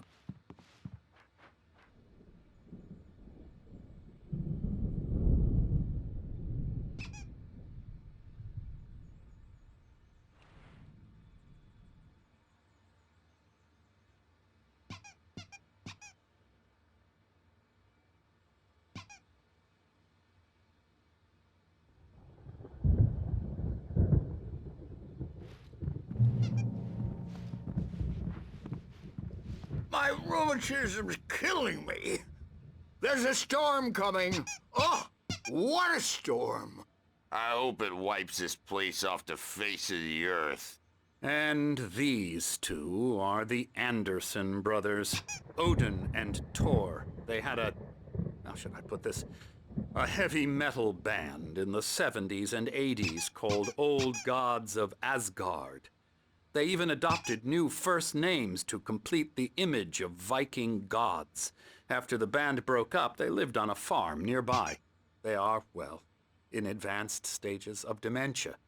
They're well cared for, TLC and all that. There's nothing more that can be done. I'm afraid that the rock and roll lifestyle has left its mark. Oh, that won't do. I'm so sorry to cut this short for now, Alan. The power has been acting up. I'd better go check on it. We'll continue this soon. Meanwhile, when you feel up to it, return to your room and try to write. It really is for the best. Don't you think? I'd like to bash his head in with a hammer. Oh, he'd love to fish out our secrets, but he has no clue. He's not crazy enough. Not crazy like us, Sonny. Yeah! Being crazy's a requirement, Sonny. Who else could understand the world when it's like this? It takes crazy to know crazy. That's the sanest thing I've heard in a while. Zane! You're all right, Tom. Hey, we like him, don't we, bro? He's got to go to the farm. The Anderson farm. Valhalla! We wrote it all down, lest we forget. A crash course. All you need to know to get your head right. You need to find the message. Here, Sonny, here's something for you. Gave me a rash, but I kept it safe from these bastards.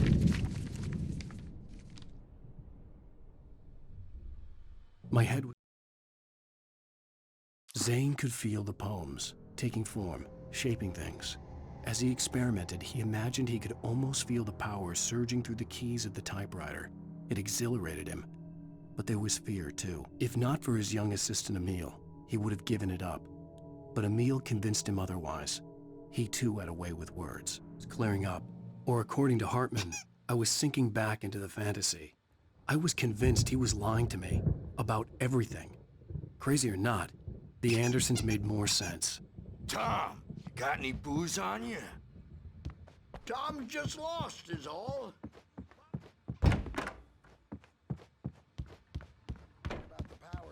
He's checking on it now. Yeah, good thing he's not overreacting or anything. Well, he's the boss. I may need a hand here later on, Burge. The storm's bound to make you-know-who jumpy. You know how they go. Something's wrong. Gotcha. The doc's got I'm me not looking at myself. the wake here, but... It's hard to think that there's a shadow inside my head. I can only focus on writing. Everything else is a blur. I'm trapped in this cabin. Have been for days, but it's always dark outside. My editor is real. I saw her again. She's not human. It's not human. A dark presence is wearing the old woman's face. She was covered in clinging shadows. There's a hole in her chest where her heart should be. I think I've made a horrible mistake. I don't think I'm any closer to saving Alice. It's been lying to me, using me to get the story it wants, and the story will come true.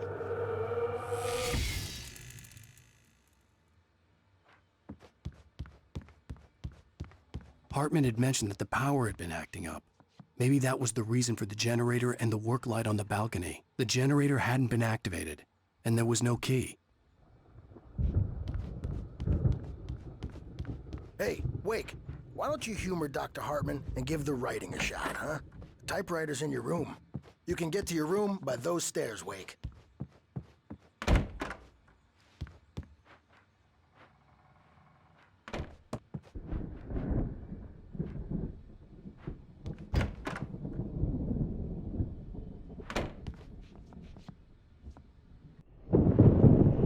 The white glare of the blank page in front of me hurt my eyes. My hands began to shake uncontrollably. Everybody, calm down. Put that down. Bert, I need help. Hey, Wake, you stay here. I'm gonna go see what's up. You just keep doing what you're doing. Be cool, okay?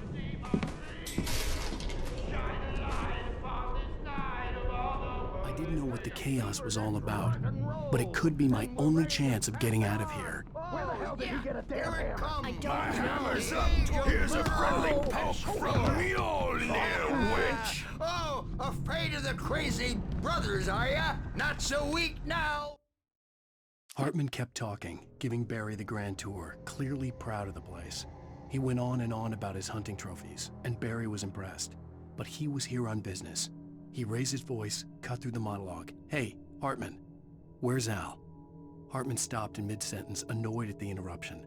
He nodded at the hulking orderly standing nearby. The man smiled and clapped a practiced hand on Barry's shoulder. Are we? Well, things are unraveling fast, aren't they? Sinclair looked bad. That wasn't a love tap. The crazy old fart hit her hard. If she was one of Hartman's goons, she had it coming. I had to get to Hartman's office. He had taken all my manuscript pages. That's where he'd been keeping them. Come out and face the music, Birch. It's time to pay the piper. Maybe you could come out and beat our wrinkled adult diapered asses once, since you're so tough, Bert. The markings on the tape said they were recordings Hartman had made of the sessions with his patients. I saw Alice's name on one of them. For a moment, I couldn't breathe right. Now, Mrs. Wake, can you tell me about Alan's problems?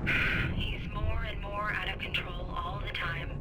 The parties, he's so angry all the time. He's getting violent.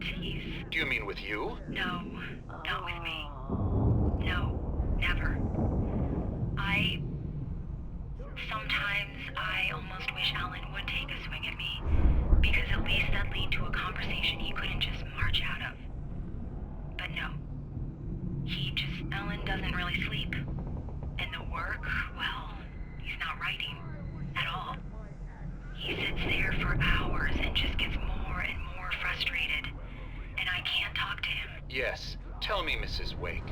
What would you say to him if he'd listen? I don't know. I want to say, I look at you, and it's not you.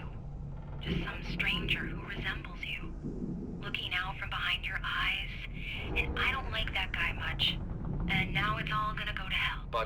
You don't ever say this. No. I've tried, but he's not listening.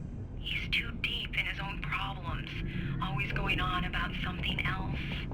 I'm so afraid I'm gonna lose him, and we're not even talking anymore. He doesn't let me in anymore. He just keeps me in the dark. I'm so alone here, even when he's home. Please help me, Doctor, because I'm at my wit's end.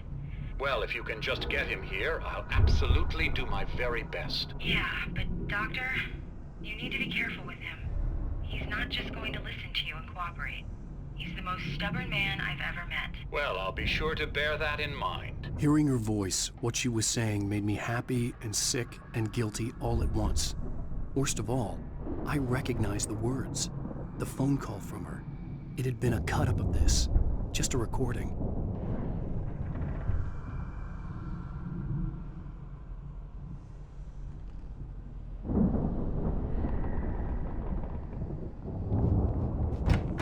Let me out of here! Hartman, do you hear me? I'm gonna sue your crazy quack ass to shreds! Barry? Ow! About time! Barry!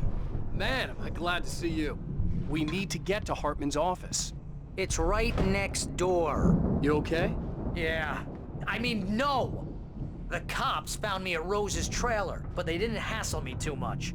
I'm obviously a victim in this, and I demanded to be treated as such. Or else I'd sue their asses.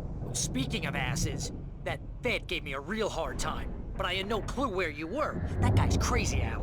But he let me go, and then I get a call from Hartman, that son of a bitch, who tells me you're here, and I should come pick you up, but when I got here, 2 goons clobbered me and stuck me in there. What's with the cutout? I stole it from the diner to piss off Rose after what she did to us. That'll teach her. Yeah, that's a harsh punishment. Come on, pal, we gotta get going.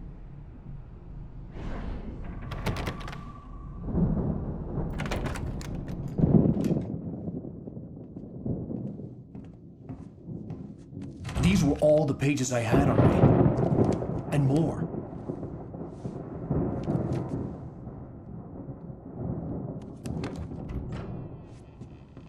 Alan, please. You're sliding back into the... Tell me one more lie and I'll shoot you in the face. Ah, well, it was worth a shot. Really, Wake, come on. Let's work together on this. You have no idea... Hartman, shut up! Barry, get out of here. I'll catch up with you. Get a car. Oh, Al, let's just... Go! Wake, listen to me. This is a mistake. Don't you see? Together we can create something absolutely wonderful. With your ability and mine.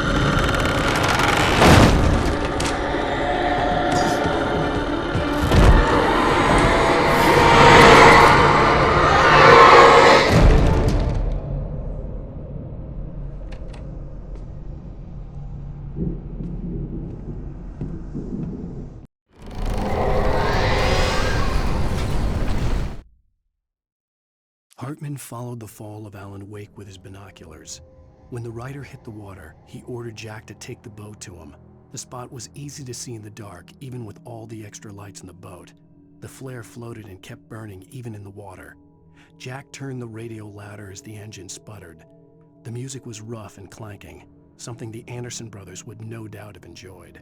But Hartman chose to ignore it. Wake was finally within his reach. The dark presence would be on me in a moment. I had to find a way out.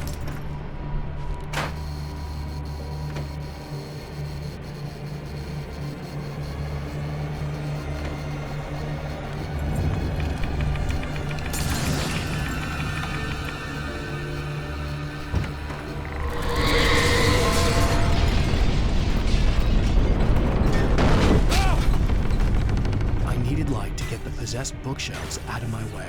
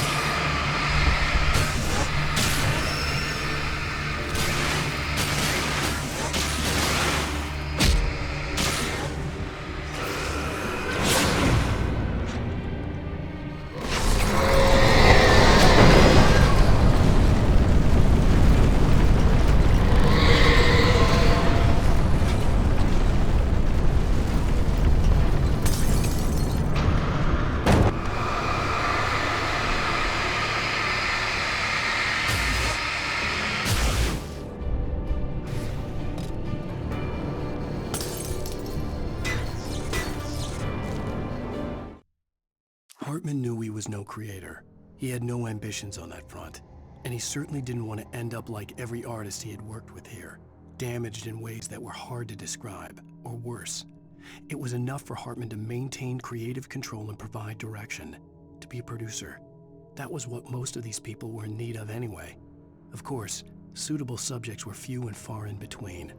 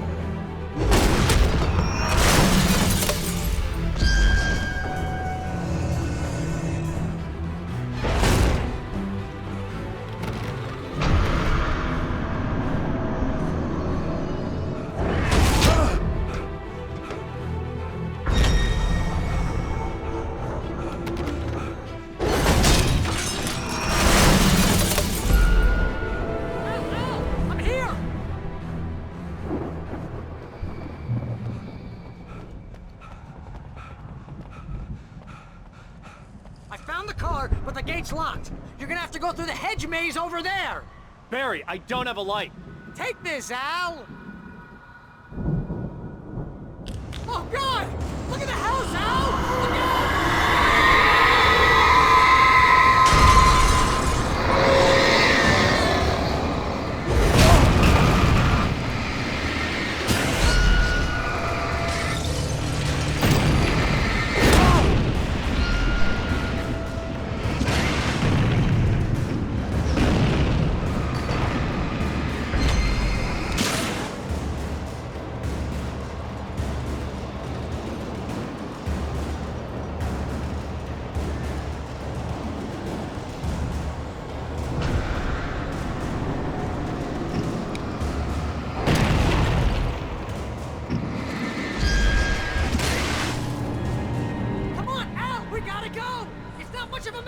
I made it through easy!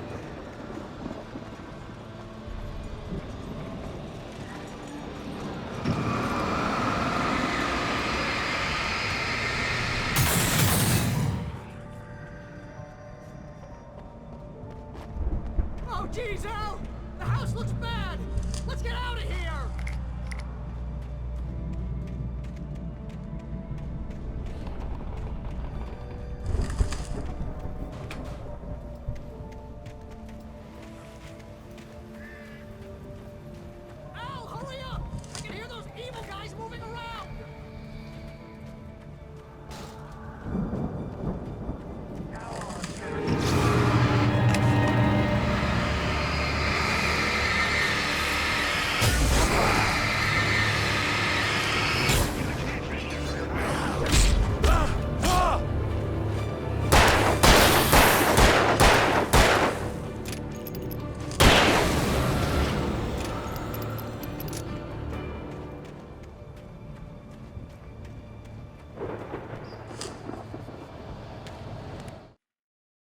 I stared at the Viking paraphernalia that littered the area, surrounding an unlikely centerpiece.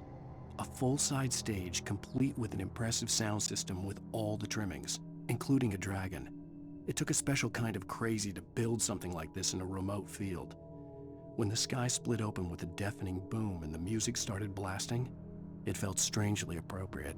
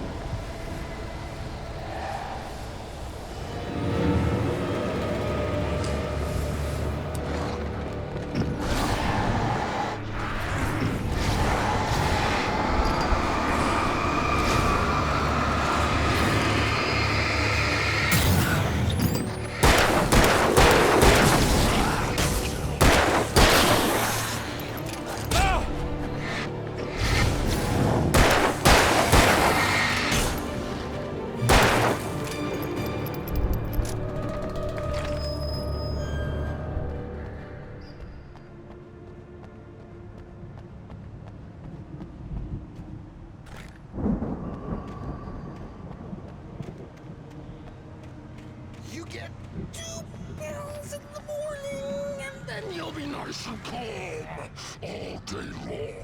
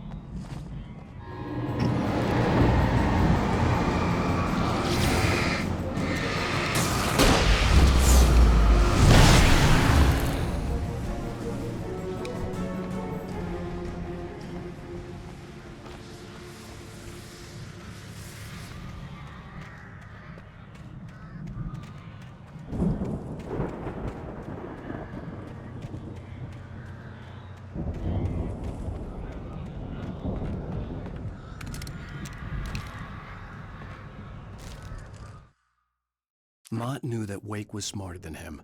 Wake had more money, a beautiful wife, everything. And Hartman said Wake was important. That made him better than Mott. But Mott was calling the shots now. He'd expected Wake to whimper and grovel, but instead, he seemed willing to fight. Mott knew he'd gotten under Wake's skin. If only Mott actually had his wife. The thought made him shiver.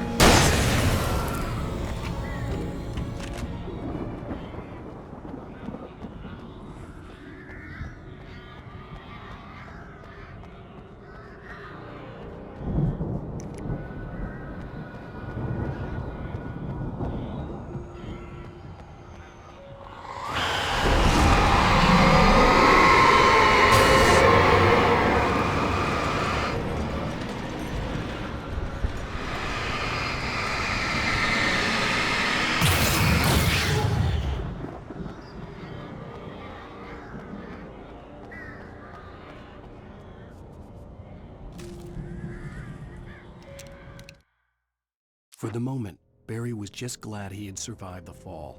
He had been separated from Al, and there was no easy way to climb back up. He told himself he'd be okay in the gloomy forest at night. He would just have to wait for a while for Al to find his way down. Barry turned when he heard the heavy footsteps and saw the movement. The man-shaped shadow lunged at him from the bushes, an axe held high. Barry screamed and threw up his hand. The world exploded.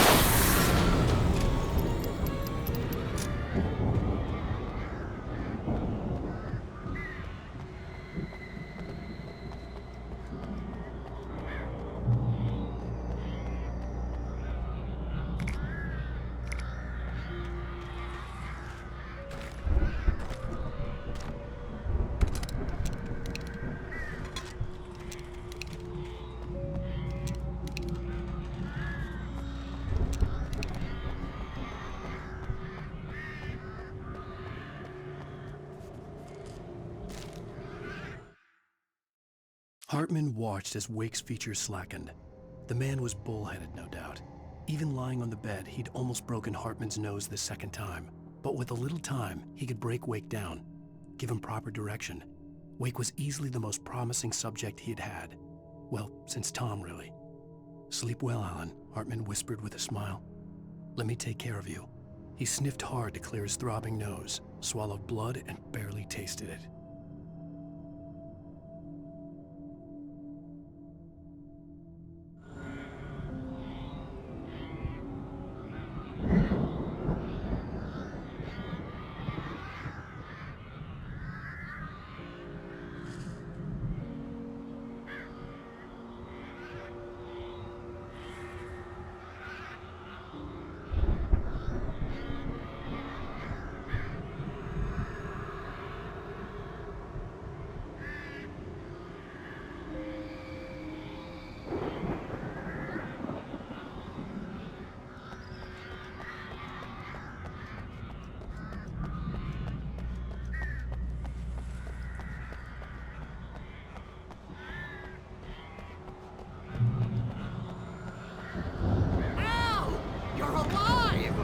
Let's get out of here. Can you open this gate? Maybe. Barry. Well, I slammed it shut when the nasty showed up, and the key fits kind of loose in the lock, so, Barry! I'll find it! Don't worry about it!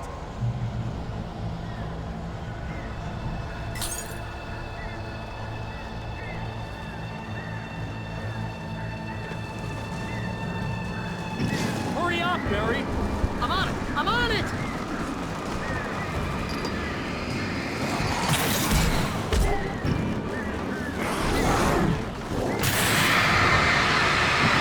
I'll be here! Just come on!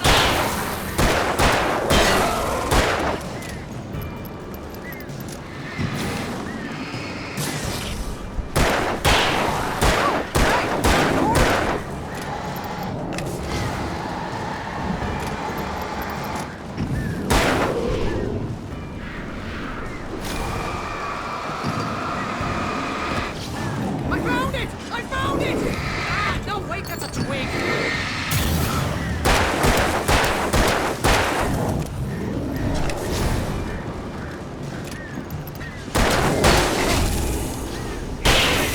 Oh, I found the key!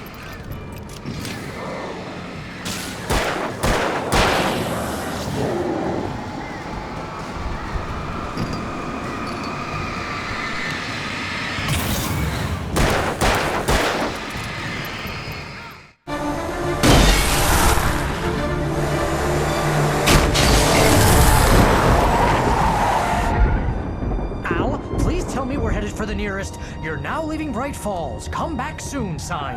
We're going to the Anderson farm. I knew you were gonna say something like that. You know what? You owe me big time for this. When this is through, if we make it, I don't care what anybody says, I'm done with darkness. You're gonna buy me a tanning bed as a gift, and I'm gonna live in it.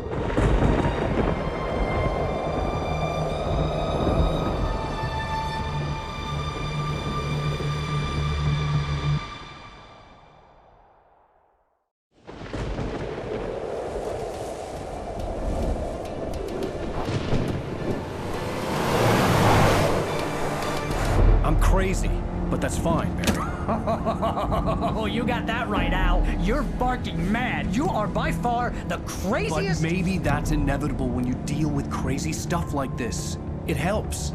This is happening, Barry. Alice, they never had Alice. She's trapped in the darkness at the bottom of the lake, but she's not dead. Al, how can you know that? I know, Barry. I can— Al, No, listen. I can bring her back. I can find her.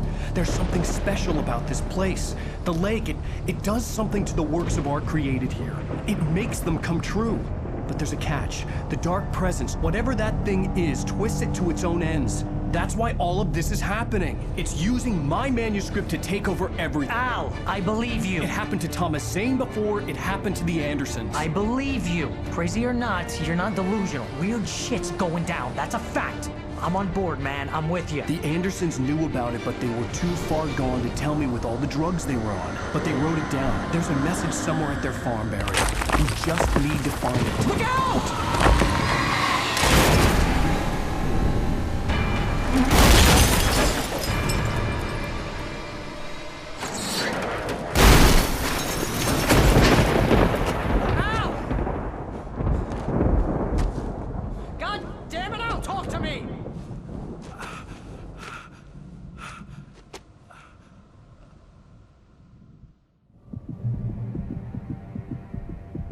I had lost my gun in the crash. Barry was nowhere to be seen. Barry! Barry! Oh, man, you're okay! Jeez, it's good to hear your voice! I was trying to get out of the car, but the ground gave way! Man, what a drop! Don't worry, your cutout is fine. Forget that! Are you okay? I hit some bushes, didn't get a scratch. There's no way you can climb down, though. It's like a sheer wall. Al! There's something moving down here! Barry, it's a Taken! Use a flare, Barry! Yeah! Barry, are you alright? I'm good, Al! I'm great! Guess you never messed with anyone from New York City before, huh? You're gonna have to find your way around to the farm, Al! I'll be waiting! Barry, just wait for me, okay? Al! I'm not staying here! It's suicide! I'm going to the farm! I'm gonna go ahead and secure the area! You can catch up! Don't worry about it! I'm on the case! Now he's Rambo. This would turn into a disaster if I didn't catch up with Barry.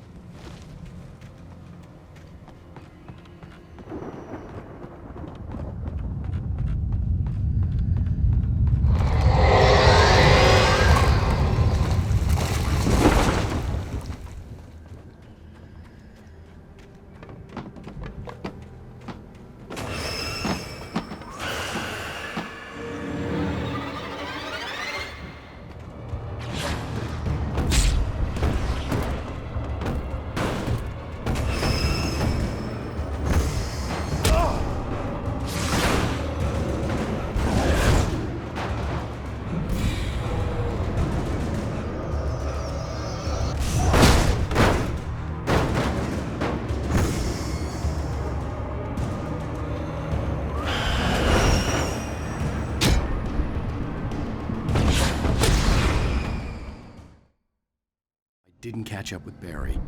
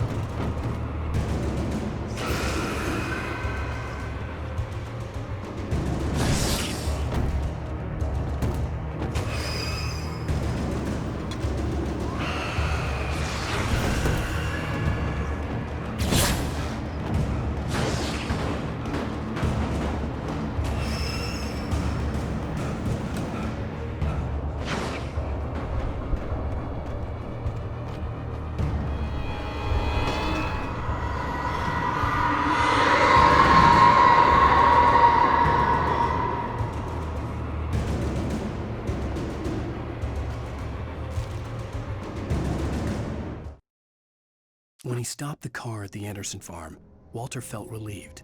Oblivion was close at hand. The brothers wouldn't miss a jar of moonshine or two in the booby hatch.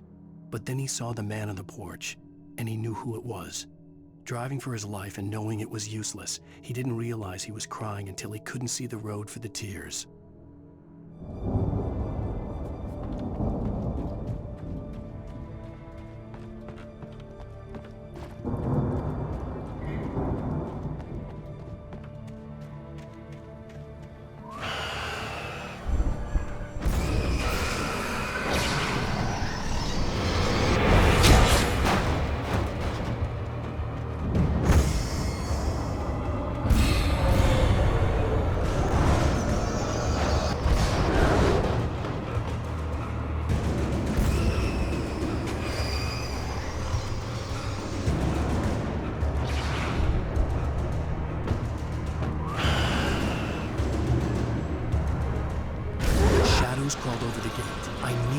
need to destroy them to get through.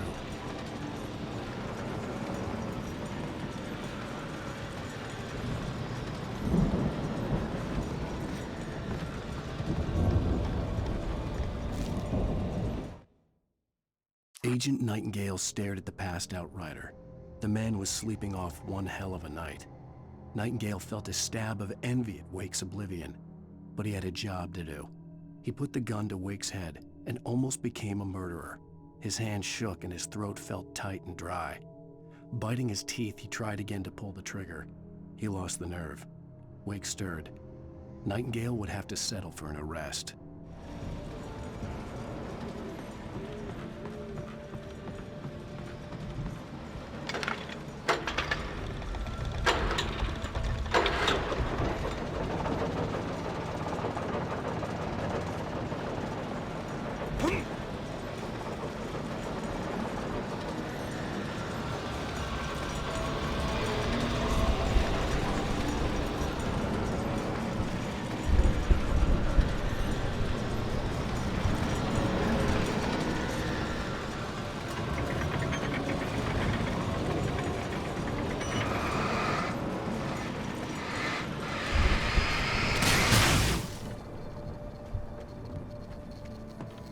I could sense the movement in the woods ahead. Facing the enemy without a weapon was dangerous, but I had no choice.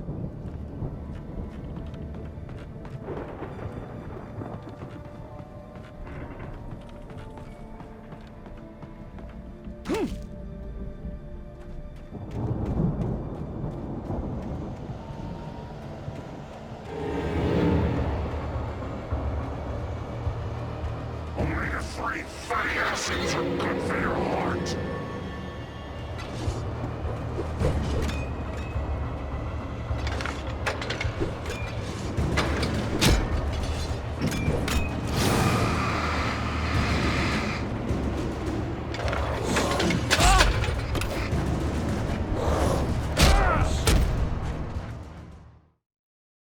I could sense the movement in the woods ahead. Facing the enemy without a weapon was dangerous, but I had no choice.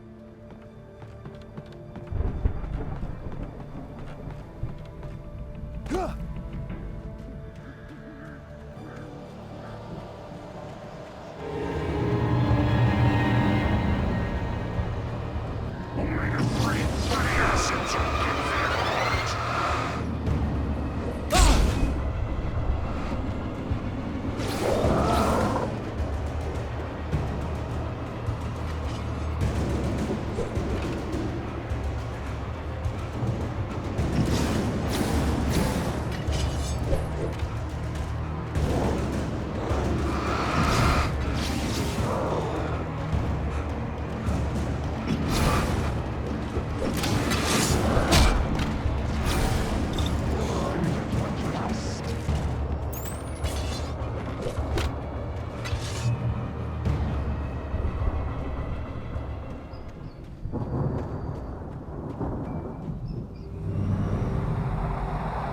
A car was driving away from the farm, headed in the same general direction as I was.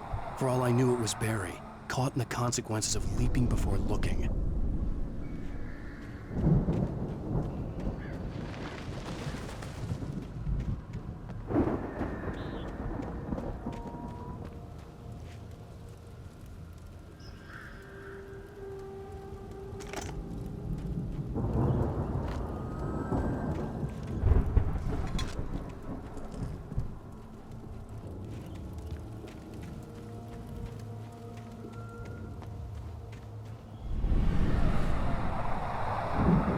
The car was heading for the cabin up ahead.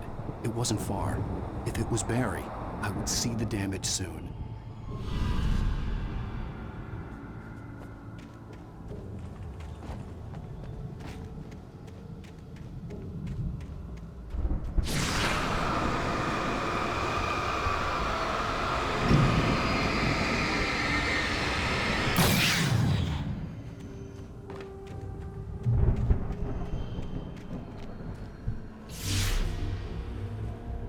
I'm trying to deliver each page to the right time and place. I'm trying to show you how the story goes. I had seen glimpses of the light before, I had seen it in my dream. It was a strange spaceman or a diver in a bulky suit. He was the one who'd been placing the pages on my path. The dark presence followed the choreography laid out to it in the manuscript, growing stronger and stronger, moving like a storm from one scene of destruction to the next. But it was still bound to follow the story and chained to the dark place it came from. When the story reached the end it longed for, it would finally be free.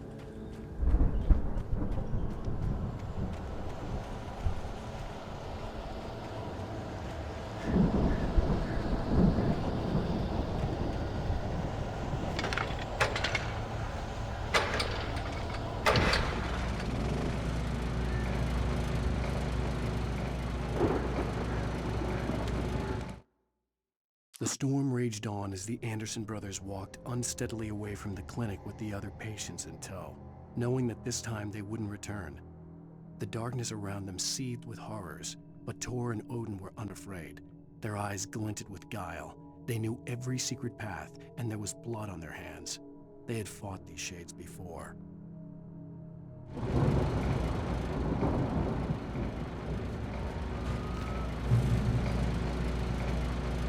Someone had left a gun behind. Now I had a fighting chance of reaching the farm.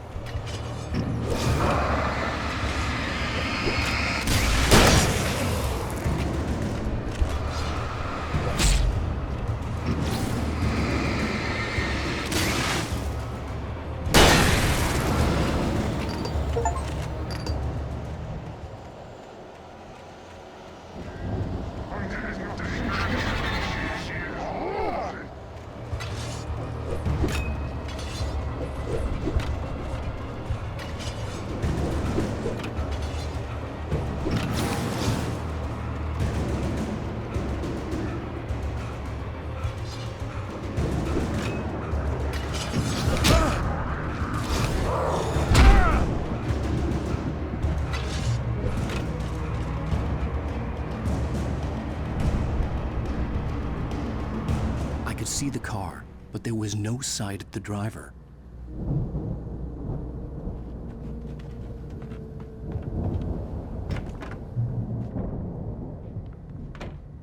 Hello? Anybody here? Barry! No! Danny, you're not! Please! What are you? No! Don't! I'm sorry!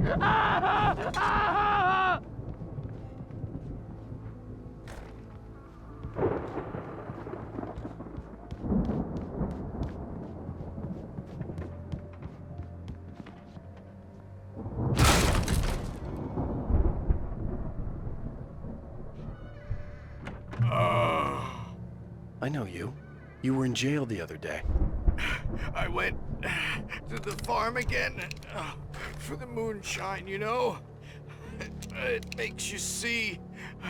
They're not gonna miss it. They're in the loony bin.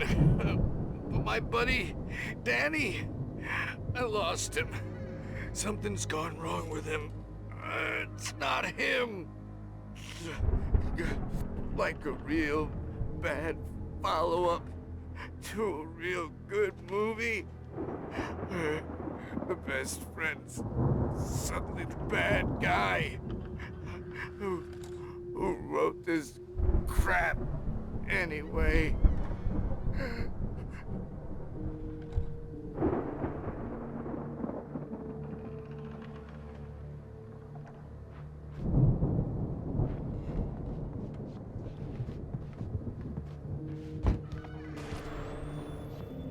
I've run through every possible course in my head. If I continue like the Dark Presence wants me to, the story I'm writing won't save Alice. It's a horror story, and it's going to kill her, and me, and everybody in this town. No one will survive. Darkness will consume everything. This is what it's wanted all along. It will be free, unstoppable. It used Alice to get to me, dangled her in front of me to keep me going. It was never going to release her. I'm going to change this. I'll escape. I've written myself into the story. I'm now the protagonist. This feels like a terrible risk, but it's the only way to save Alice. I'll be bound by the events of the story just as much as anyone else who's been woven into it. The story must stay true for this to work. There have to be victims along the way, near escapes, cliffhangers. In a horror story, it can't be certain that the hero will succeed or even survive. He almost has to die. I'll write my own escape into the story next. I need help. Zane's going to be the one who will help me. I'll make it happen.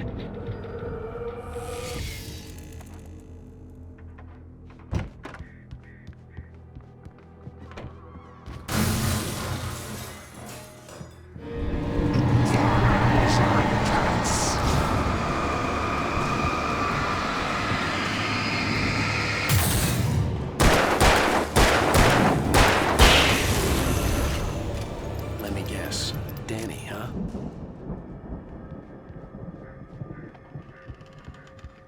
The front door was locked. The farm was still a good distance away. I'd need a car to get there fast.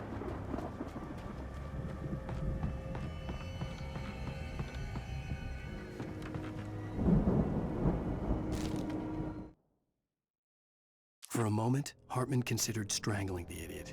Mott was mean-spirited, but easily manipulated, an emotional infant who lived for his approval. Wake, by contrast, was a far more difficult subject. Mott had given him too much leash. In 2 days, who knew what could happen? Hartman would have to find a way to rein him in, and quickly.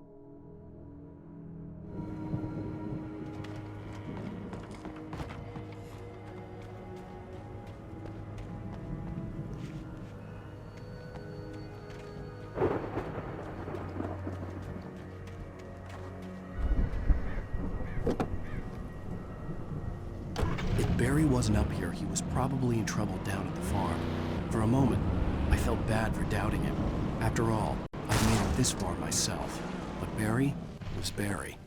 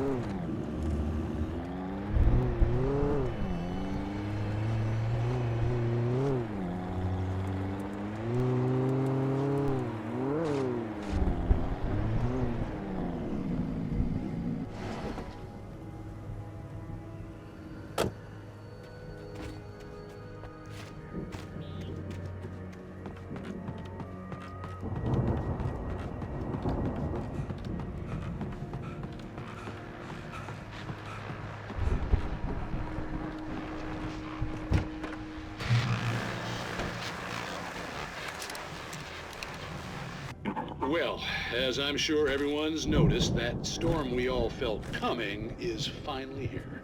The boys at the Weather Service reckon it'll last until morning at the very least. Pertaining to that, let me read that missing persons alert again. The Sheriff's Department's still looking for a Caucasian woman, 30 years old, slim and blonde with blue eyes.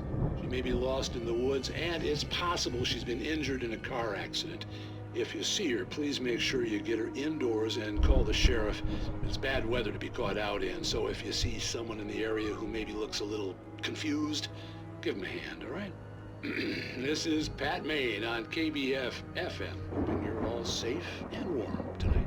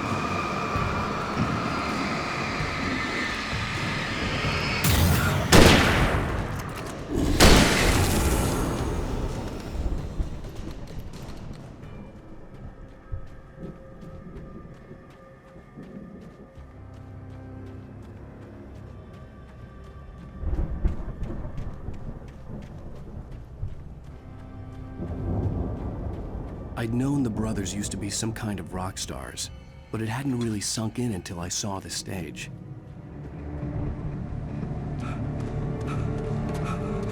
Ow! Run! Incoming! There's too many of them!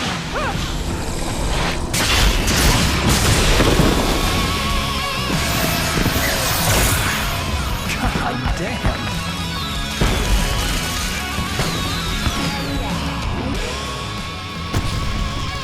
I'm so glad you decided to go it alone, Mr. Johnson. Shut up and shoot! Ow! We have to fight them off! I can set off more of the fireworks from here and help you out! Hey, Al! Did you notice there's ammo and stuff around? This place is stopped! Al, hold on! I'll try to get the stage lights on!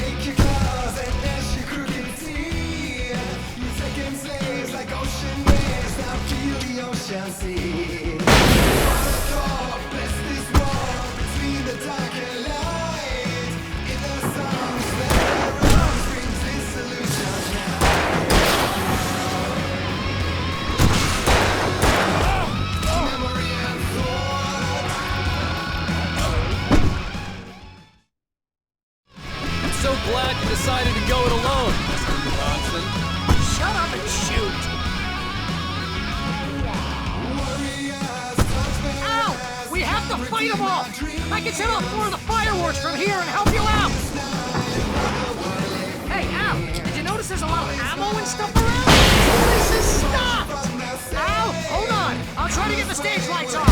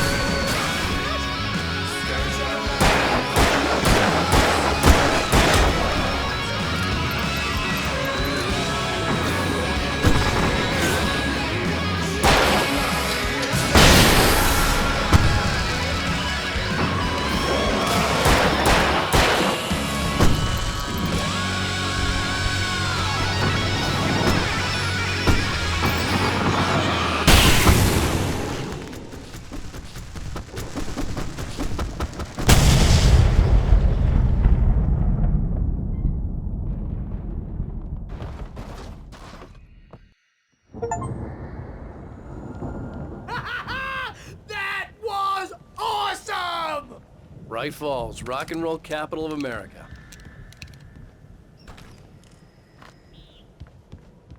Hey, Al! This way to the farm!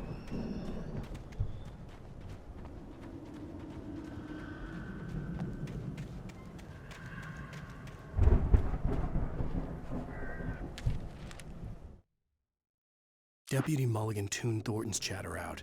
He didn't think riders were particularly useful people, and a huge manhunt for one struck him as idiotic.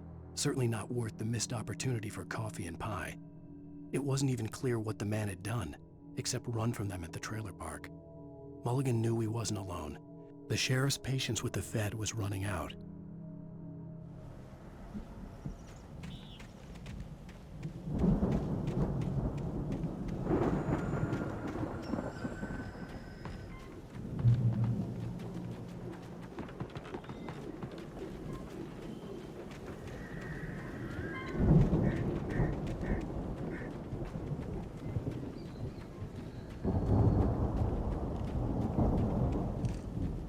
See, bestseller? No reason to worry. Your cutout's good as new, right where I left it. I'll come back for it once we have the place secured. Yeah, that's been my biggest worry all this time. We need to get this thing moved out of the way. This is as far as I got, before they ambushed me.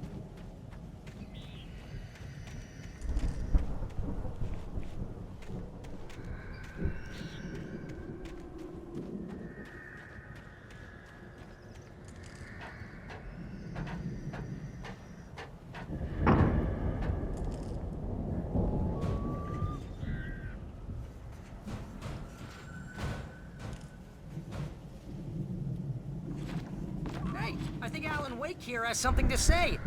What's that, Al?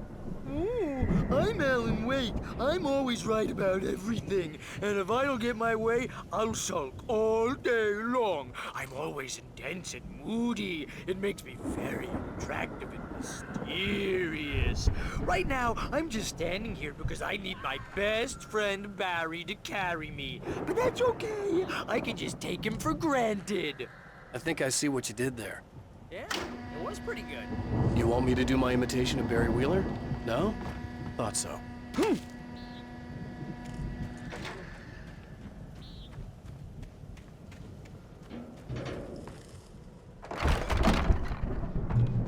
Wow! You look at that thing, Al! They really went all out with this Viking crap, didn't they? Look at all this stuff. They must have done okay for themselves, so how come I never heard of these guys before? And this from the guy who learned about Ozzy Osbourne through reality TV?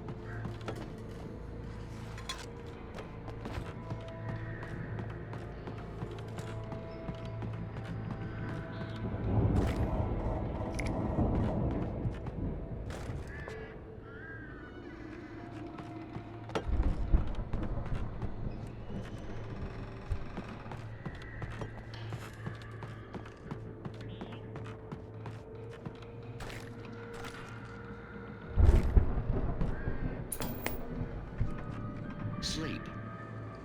We all spend a third of our Night dreams in a Springs. soft embrace, Man, somewhere brings between back memories. fantasy and Hey, oblivion. remember when I got you that gig? But Your dreams first are real ways of writing expressing job. What got you themselves started? in life, Was this one of your vice episodes? versa.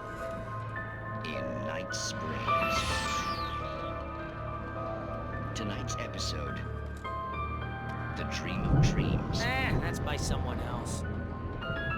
We join Mr. Jones as he explores the endless dreamscape, only to be brought to a sudden stop by a decidedly mundane situation. A long line of people. Hey, Jones, right? Listen, we're gonna have to wait until His Highness over there is good and ready. Oh, wow. Who's that? You don't know him? What are you, new? He's the guy dreaming us. Well, not just us. He dreams everything. All of this. But wait, no. I'm the one who's dreaming. I'm asleep. Isn't this my dream? Oh, yeah. Sure. Get real, pal. You're just another dream. I'm a dream. You're a dream. The weirdo in the diving suit is a dream. And the girl made of smiles and sunshine is definitely a dream. But I'm pretty sure I'm dreaming this. Well, maybe you're a really confused dream. What am I, a shrink? All I know is I'm going with the smart guys. And they say that's the guy doing the dreaming. Right there. I don't know what that means. It means we keep him happy. No sudden falls. We make sure he has his clothes on when he goes out in public. No chases where the monster is nipping at his heels and he runs like crazy, but his legs don't seem to get him anywhere. None of that. Because if he wakes up in a cold sweat... Yeah, precisely. So we wait till he wants to move on. Keep things nice and calm. Hey, something's happening here. Yeah? What's that? What? Can't you hear that? Oh, God help us, it's an alarm clock. Oh, it's you, isn't it? Please, man, I got a wife and kids. Please don't wake.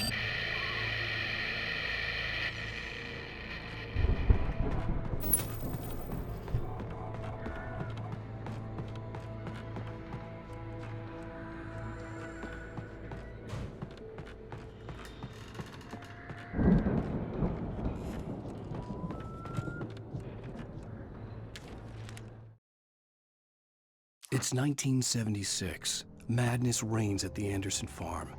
Contrary to all logic, the headiest ingredient of their moonshine is unfiltered water from Cauldron Lake. The Andersons feel like gods. Odin can't stop laughing. He contemplates cutting his eye out.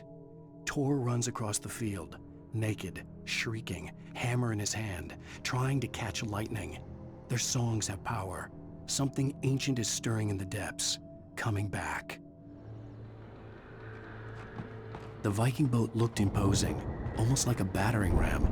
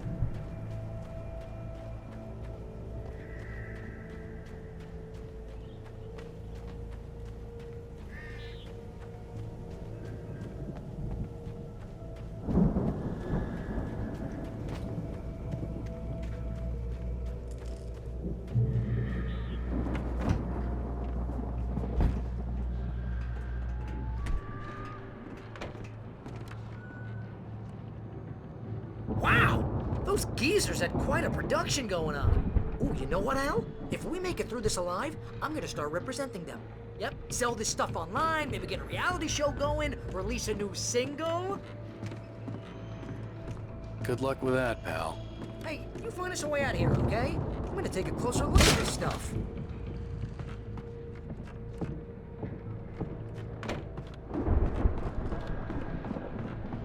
Be careful, Al!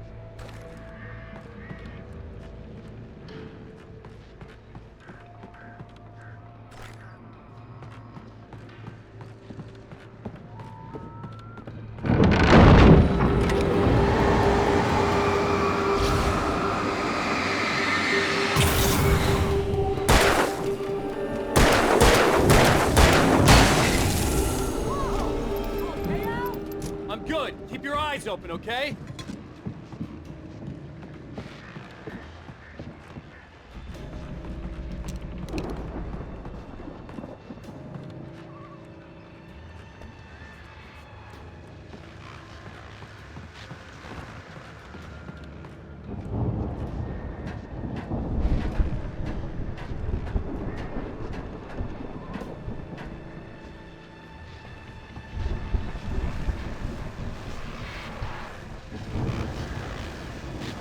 As you regular listeners know, I tend to work through the night, but I'm not the only one. Deputies Mulligan and Thornton are taking a couple of moments off their busy schedule to join me here in the studio. Boys, how busy are you now? Deerfest is almost here, isn't it? I bet that keeps you in business. Pretty busy, yeah. Actually, Pat, we've been real busy with other stuff, which concerns an ongoing investigation. We can't talk about that, Thornton. I wasn't gonna say anything. I was just saying we got, other irons to fry. And how would you compare your workload to last year? Things have seemed relatively peaceful for me, but you tend to get a little wild this time of year. Oh, it's wild, Pat. It's pretty wild. There's been all sorts of trouble this year. Vandalism, fighting, public disturbances. A lot of people gone missing, too. Yeah, it's pretty much the usual stuff, Pat. Just, a lot more of it. Now, is it just me, or does Deerfest get wilder every year? People seem to be more drunk, at least, or they start earlier and younger. Oh, it's definitely not just you, Pat, but definitely, Pat. Hey, I'm talking here, Thornton. Shoot, I lost my train of thought. Not just me. Yeah, it's wilder, Pat, but actually most of the trouble seems to be coming from grown men. People who ought to know better, Kids are doing fine this year. Well, that's nice to hear at least. Boys, I want to thank you for stopping by. I'll let you get back to your patrol. Sure thing, Pat. Yeah, sure thing, Pat.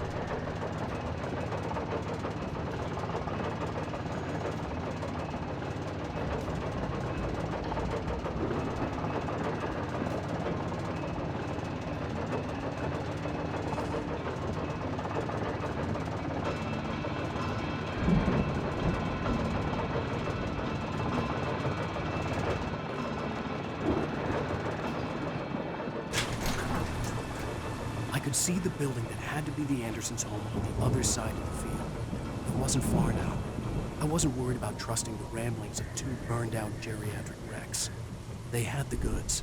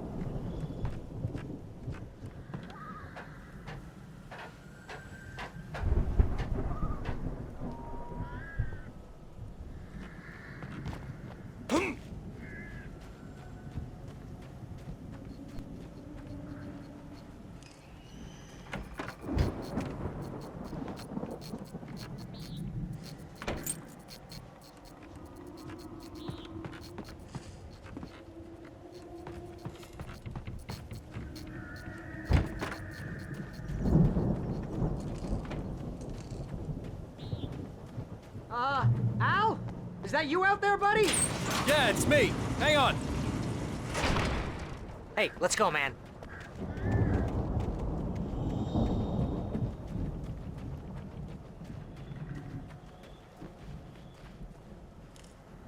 I think we're gonna have to work together to open this gate, Al. Looks pretty heavy. Ah! Hey, I think that's the farm on the other side of the field. We're almost there. This farm is a crazy place for crazy people. We should feel right at home then.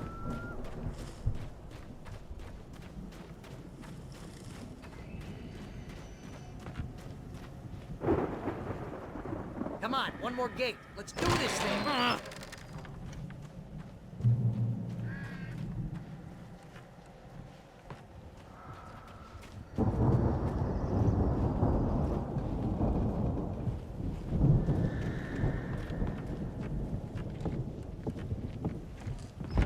The lights are out. I guess we better check the fuse box.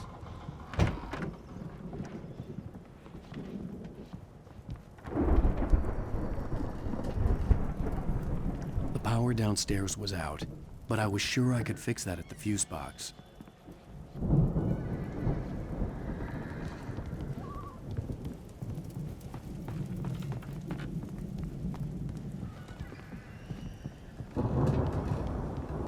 You know, this place looks kind of lived in. I thought the Andersons were in the booby hatch.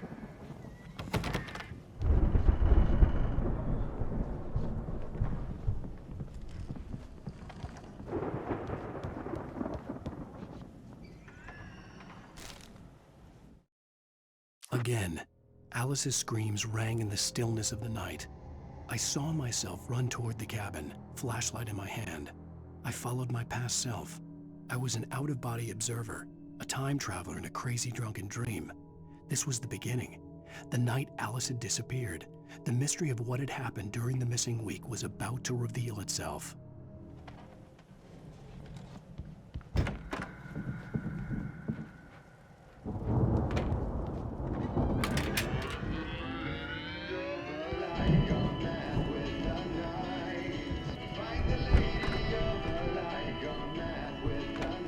Can you hear that, Al?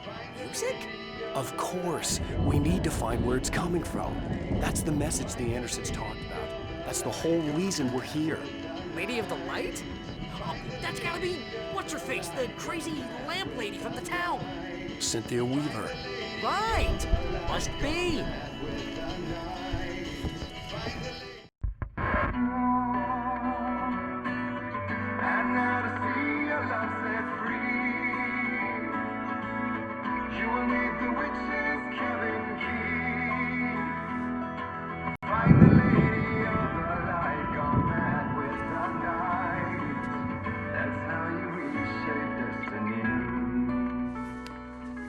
Okay. We need to find Cynthia Weaver. We'll stay here for the night and head back to town as soon as it gets light.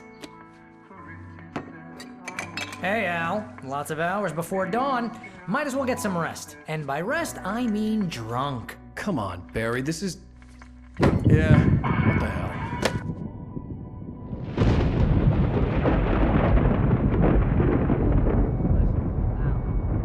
I'm sorry about this. No, seriously, because I know we don't get along, but we're gonna find her, right? And even though you're a crazy bastard, I'm gonna stick by you, no matter what, ever, Al. Sure, like a brother. I'm a writer, goddammit. Correct. If I just wanted to, I could write 10 books a year. And they'd be the best books that year. No, you couldn't. That's right, I couldn't. But I could, because I'm a writer. What? What do they put in this stuff? I feel like my brain is coming out of my nose. I'm gonna get the recipe off those coots and be a booze millionaire. I just miss her, Barry. I just want her here with me. I know, Al. I know. It's gonna be okay. We're gonna make it okay.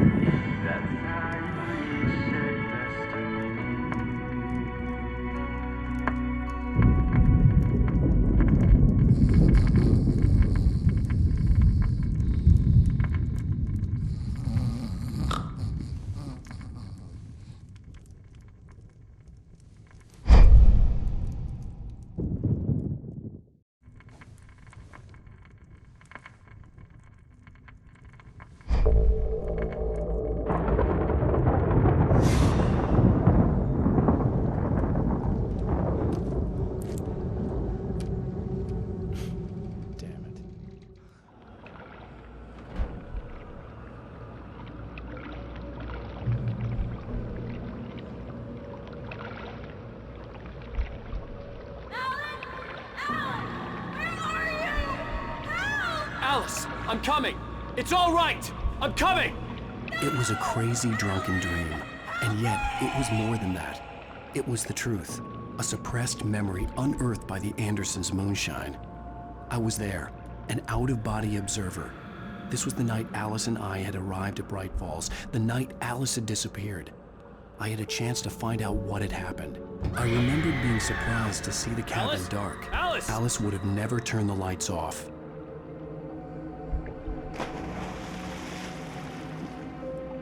I remembered thinking I caught a glimpse of her form underwater, sinking into the darkness. Diving after her was the last vague memory I had of that night. After that, the next thing I could remember was waking up behind the wheel of the crashed car and finding the first pages of the manuscript.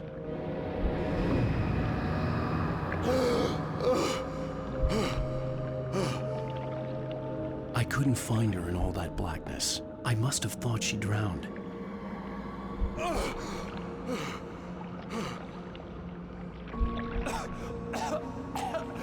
Alice! Jagger had Alice, and so she had me.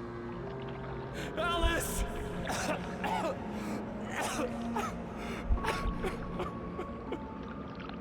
I'd been easy prey. Look at the cabin. Is there someone in the window? Alice? Maybe she didn't drown after all. Maybe she's inside. Alice! Yes.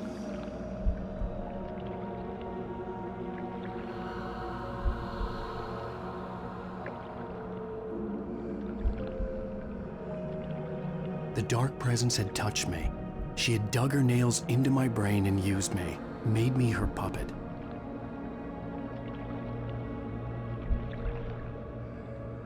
She must be here somewhere. Maybe upstairs in the study. Alice! Yes, that's where she is. You can apologize. Alice! You laugh at the whole thing together and put it Alice! behind you. She's not here. You were foolish to think so. No, she's dead. She drowned. No, no, no! It's your fault your wife is dead. You are guilty. All she wanted was to help you right. You killed her. Ah! Oh, hush. There's still hope. Cauldron Lake is a special place. Here, you have the power to change things. She wanted you to write. I will tell you what to do.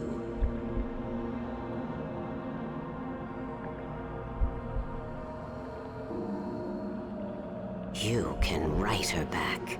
The story will come true, and all will be well again.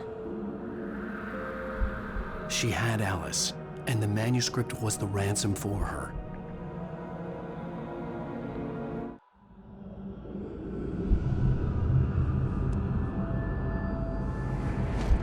Yes, I'll write. I'll fix it. I'll bring her back.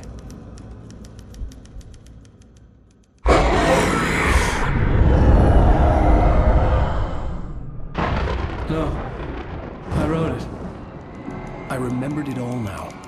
In the dark, I'd written for days, a week, almost a complete manuscript of a novel entitled Departure.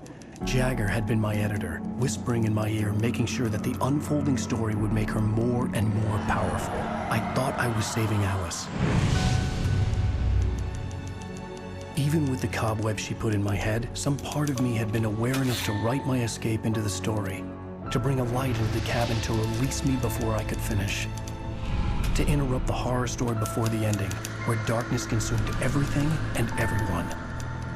Zane was weak and far away, but I had written him into the story, and his light had been enough to set me free. It isn't here now. I'm here because it was written. I brought the light to set you free. You must hurry. It will know I'm here. It will be back soon. It stole the skin of my Barbara a long time ago. She looks so old.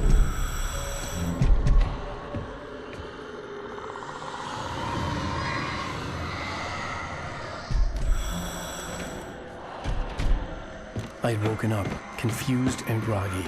My mind consumed by darkness and fear. All I could do was to escape.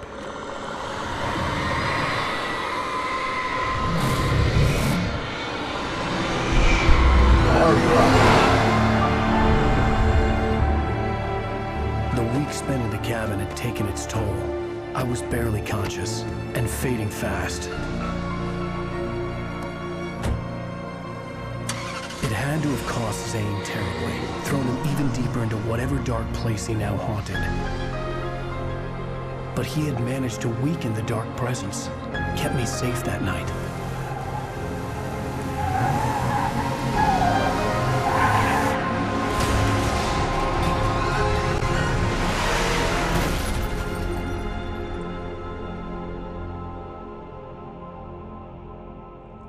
I wrote it. It's my fault. That's right, James Joyce. It's your fault, and you're gonna pay for it.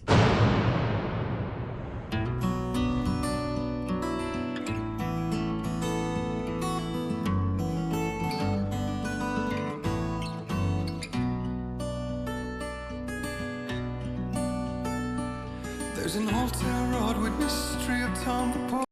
Previously on Alan Wake.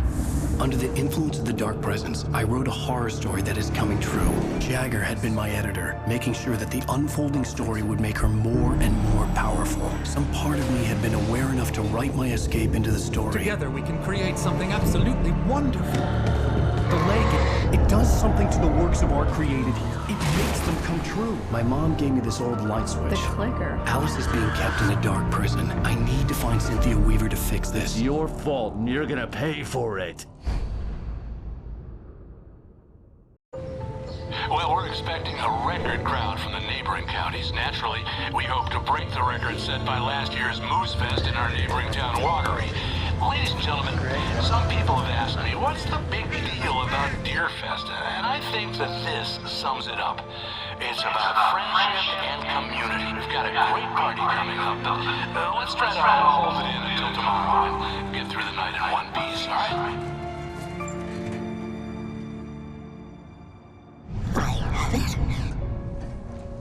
Someone will come for it when the time is right. Thomas said so. He wrote it. The key is insurance. It's my job to keep it safe. Safe in the light. Always in the light.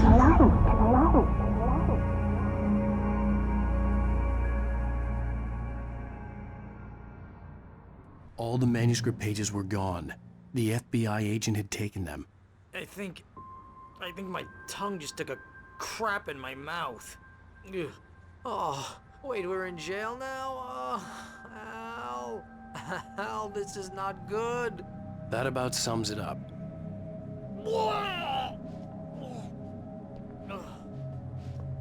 Oh, I am never drinking again. I need to talk to Weaver. She's the one in the song. The Lady of the Light. What, the crazy lady? Ugh, whatever you say, Al, but we're stuck here. They're not You haven't gonna... even interviewed Wake. I had some reading to do first, Sheriff, and let me tell you, it was an interesting read. Well, I've got you now, Raymond Chandler. It's all here. All the evidence, including conspiracy to murder a federal agent. There's no way you're walking out of here. You hear me in there, Bret Easton Ellis? Huh? Agent Nightingale, I want to talk to your superior. Well, we all want things, Sheriff. I wanted my... Look, that's not possible right now. Agent Nightingale, I insist.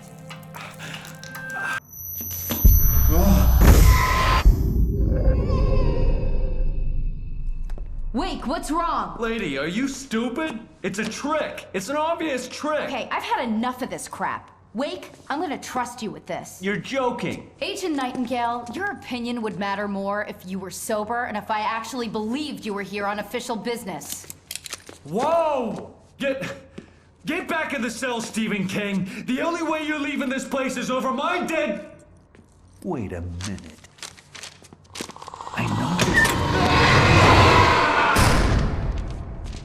Oh my God! Light. We need light. It's the only way to fight this thing. In my office. I've got your things there. Follow me. Oh man, we're sitting ducks with the... Nightingale tried to make sense of the manuscript. It was disjointed and strange. He didn't understand half of it, but it all rang true. Impossibly true. He took out his hip flask when he reached the page that described how he reached the page that made him take out his hip flask. It wasn't the booze that made his mind reel. Lights out. Stay cool. I can get the emergency power on. Nightingale felt the situation veering out of his control, but the gun at least felt steady in his hands. He was ready to fire, resolved that he would let this happen over his dead body. And yet he hesitated. He had seen this moment before, read it in the page. He was transfixed by the déjà vu and the horror that he was a character in a story someone had written. Then the monstrous presence burst in behind him and dragged him into the night.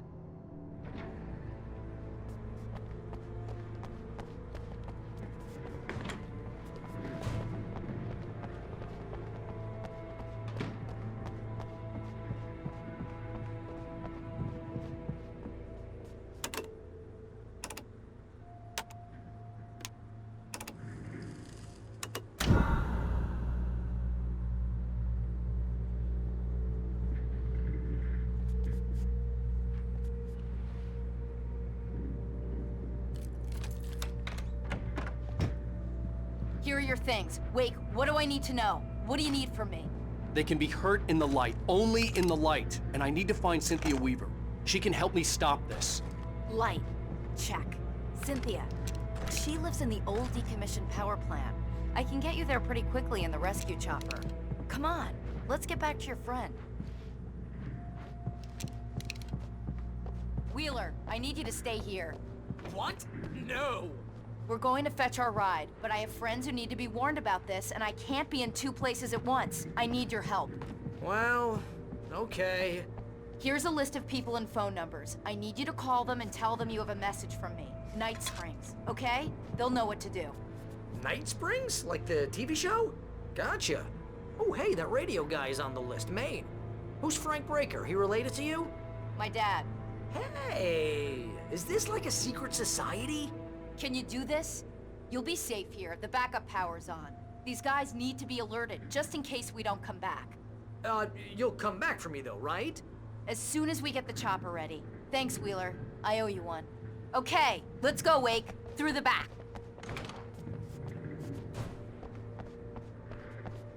Hello, Mr. Breaker. This is Barry Wheeler. Yeah, I know. Oh, hell. Whatever took Nightingale must have broken the gate controls. We can't reach the gate's control box from here. We need to get to the other side over the rooftop. I'll go. I'll open the gate for you once I'm across. You stay here in the light and cover me, Sheriff, okay?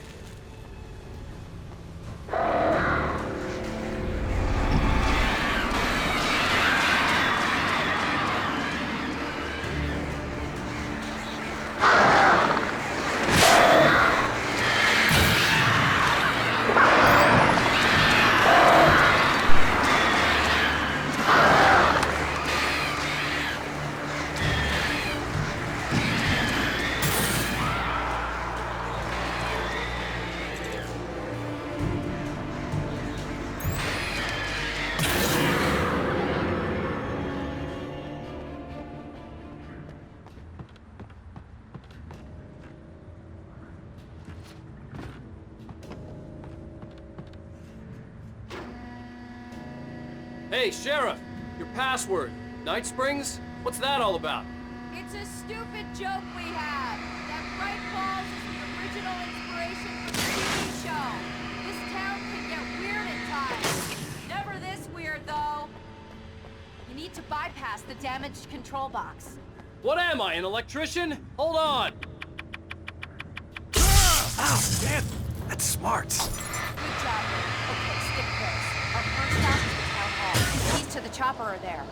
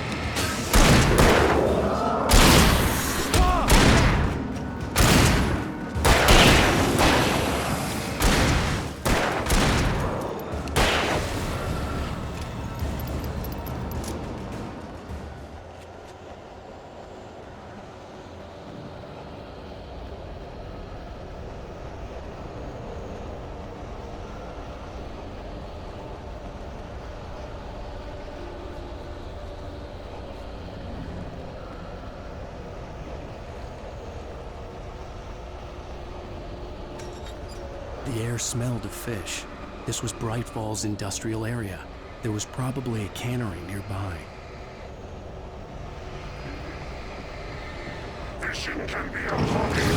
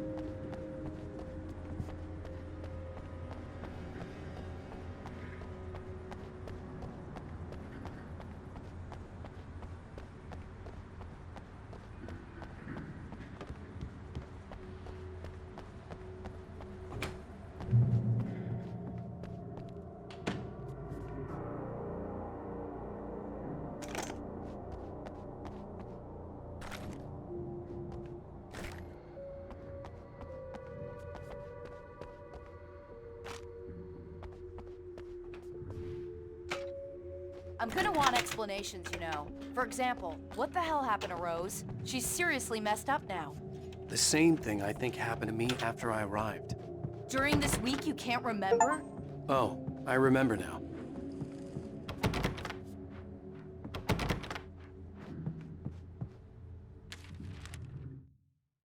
Barry was in his element, making calls, making things happen, even if he didn't entirely know what those things were. He wouldn't let the hot sheriff chick down. Even if every noise he heard from outside, and he heard plenty, made him jump. He had only paused to text Al a message, told him to hurry up. Suddenly, Barry froze in mid-dial. A window broke somewhere in the building, and then the lights went out.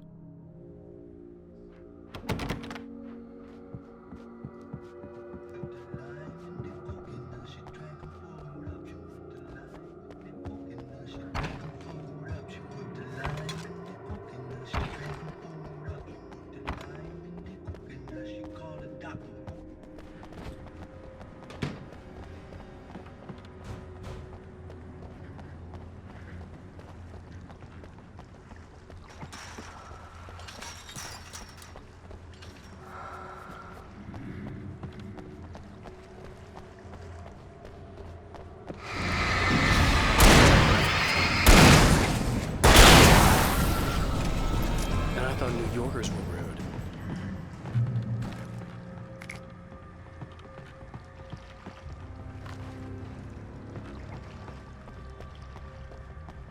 You have the right. These rights.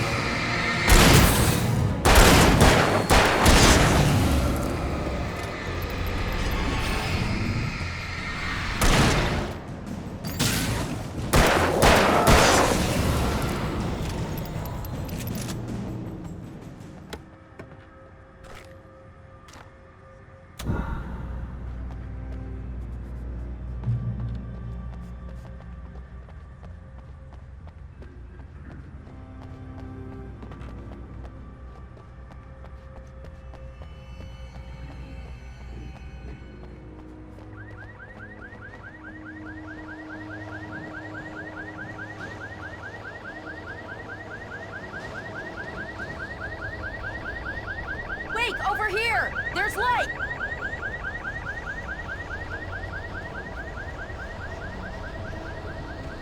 I have a key. Watch my back, Wake.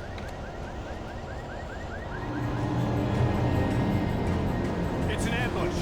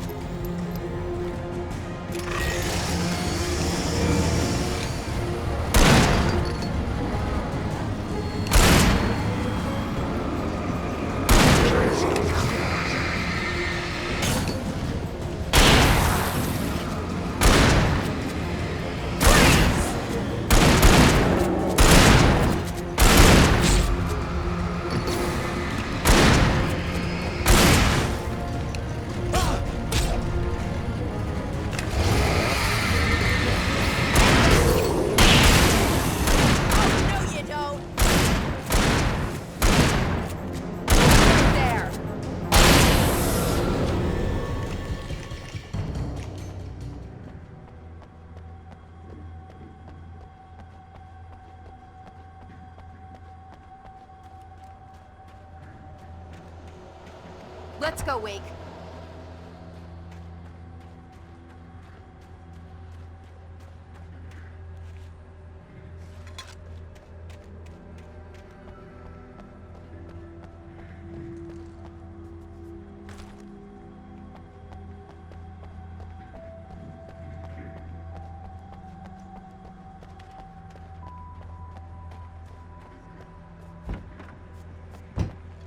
Okay, someone's messed with the fuse box here, but you should be able to jury-rig it while I find the keys. I already got electrocuted once today. How about I look for the keys and you get burned for a change? Fine. They should be in the clerk's office on the other side of the building, near the main entrance.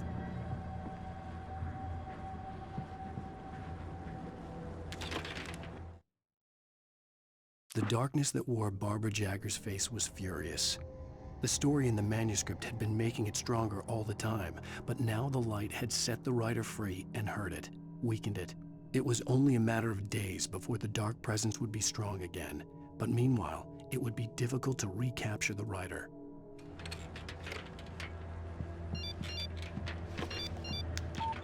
The message was from Barry. He was getting worried at the station. He wanted us to hurry.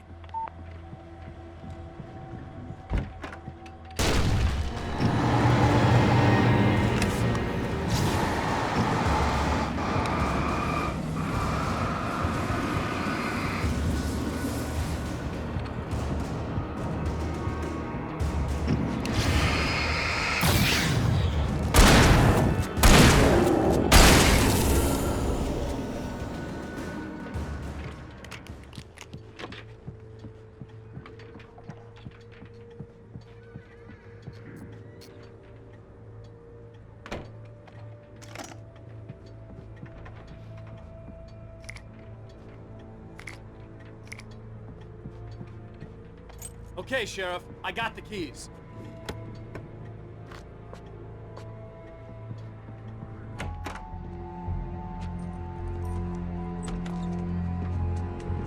Barry? Why isn't he inside? Oh God! Oh God!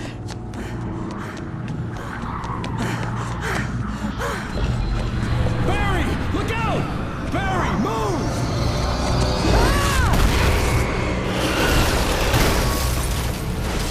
Barry! He made it inside, Wake. He's okay. The storefront's blocked. Come on, Wake. Let's go around. We can meet him in the back.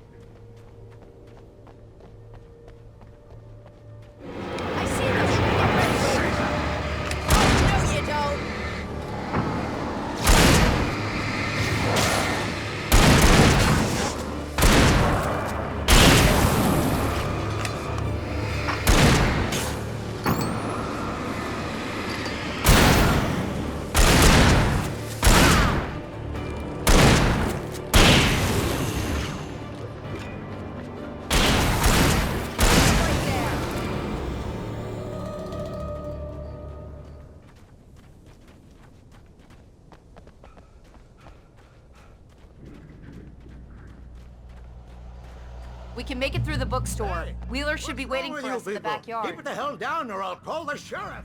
Oh, hi, Doc. I've got it. Don't worry about it. Sarah, about time somebody showed up. All this shooting in the air is idiotic. One of these days they'll kill somebody. And over Deerfest. I know. Go back to bed. He's got a point, Wake. Look, this town can't take this. It's me they want. The sooner I get out of here, the sooner you can all get back to life as usual. I hope you're right. Come on, let me get this door open. Wait, you got the keys to the bookstore? Perks of being the sheriff. A girl needs to get around.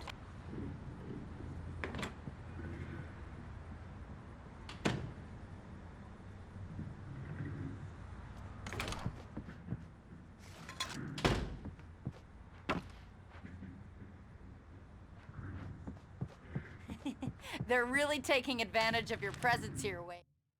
Cynthia Weaver worked hard, following her obsessive rituals, sometimes fighting them, always giving in to them in the end. She haunted the halls of Bright Falls abandoned power plant. She marked her caches with light-sensitive paint that could only be seen by eyes that had been touched by darkness and saved by light like she'd been. She was preparing defenses and supply lines for the war she knew would come. The war between the forces of light and darkness. I heard they're selling a lot of your Alex Casey books. Right now, I'm not a big fan of my own writing.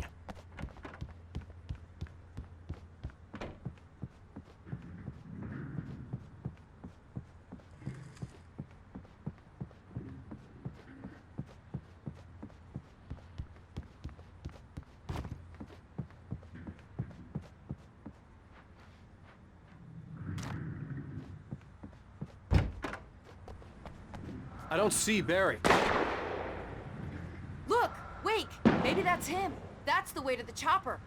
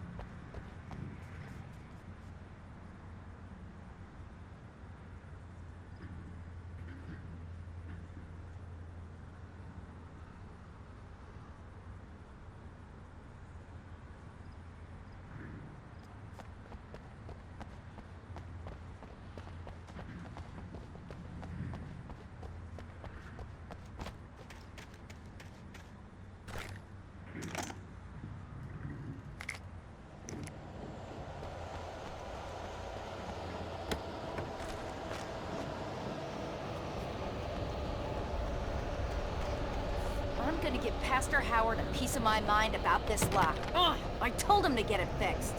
Here they come. Let's take a break.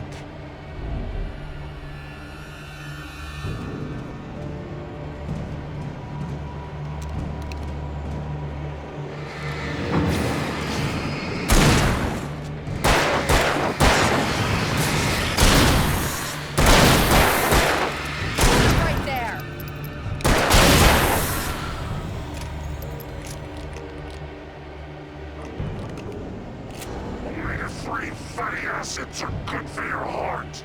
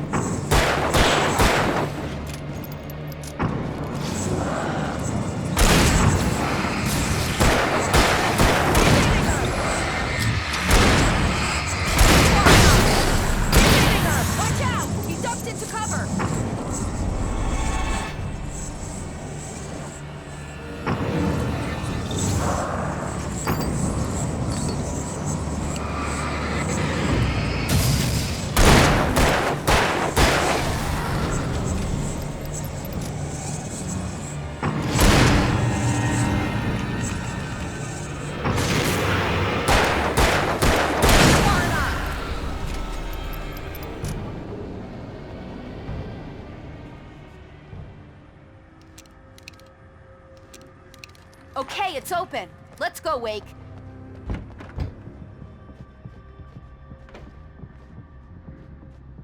Wow. We keep them lit all night long on the night before Deerfest. Why? Well, it's tradition.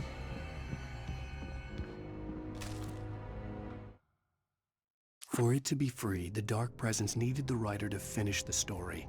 Again and again, the story let it get frustratingly close to the writer without letting it capture him.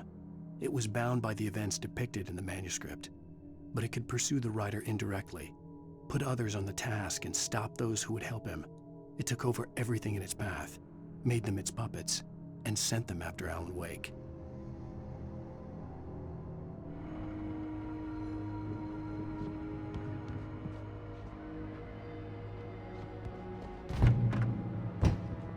We're almost there. We'll have to go through the basement to get to the parking lot. Yeah, there's no way going through the crypt will turn out to be a bad idea.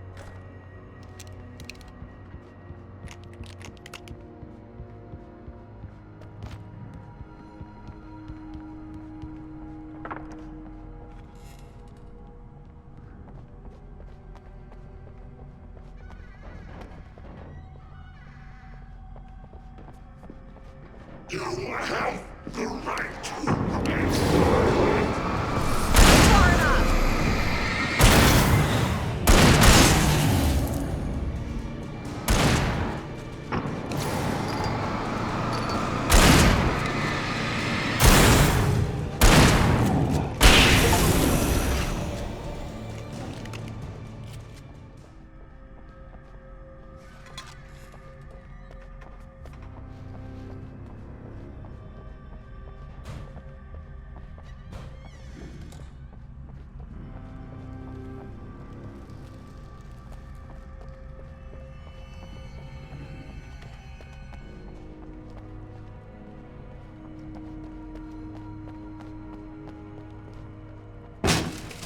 Did you call 911? Guess that one saw the light, huh? You didn't like that one? A tough audience. Well, I got plenty more. What are the Christmas lights for? Protection, man! Like garlic against vampires? Vampires. The helicopter's just across the parking lot and up the hill. Come on!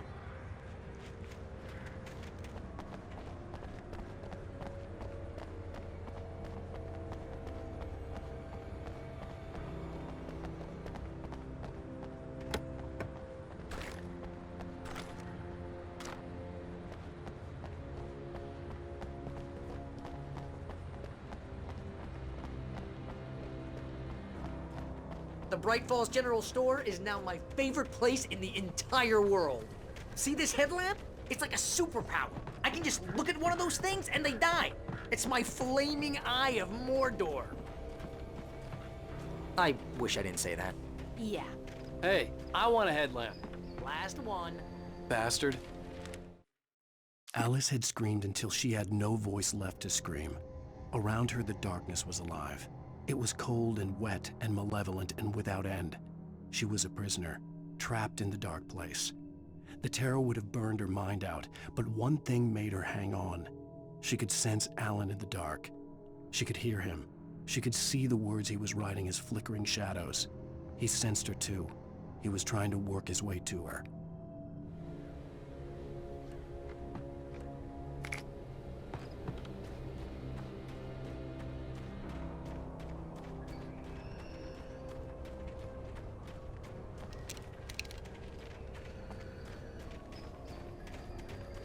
When someone throws a damn school bus at your head and you're about to take a helicopter ride with someone who may or may not have a pilot's license, you're cleared for departure to Night Springs. No offense, Sheriff.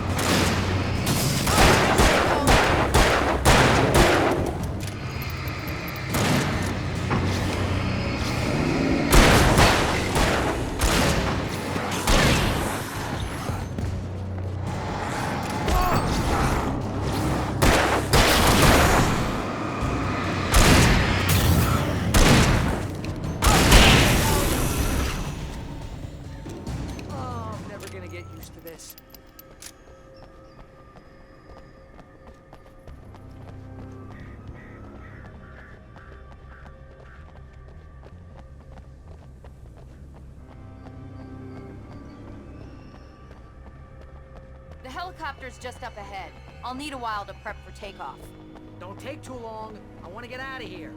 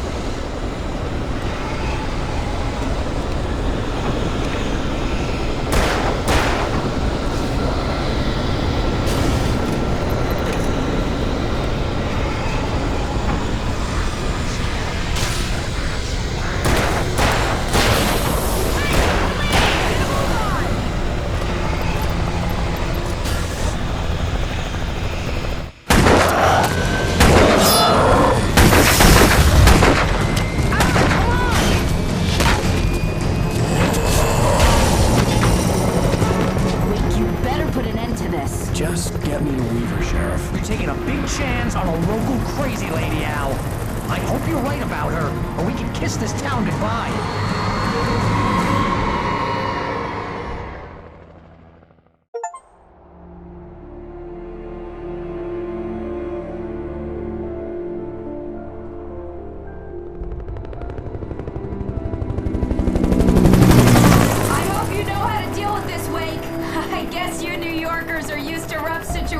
Like this. Right, the city's a war zone. King Kong, mutant alligators, and Alex Casey shoots the place up every weekend. Look, I never even carried a gun until a couple of days ago. Well, my dad used to be a cop there. Tells some pretty wild stories. Stuff like this? No, just normal bad stuff. Kinda like your books, Wake.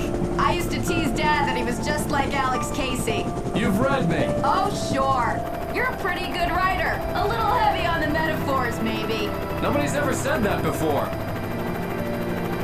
We're coming up on the power plant. See the lit building over there? And that's the dam further up the river. I can't land here. I'll take her down the road across the river. Just get me there, Sheriff.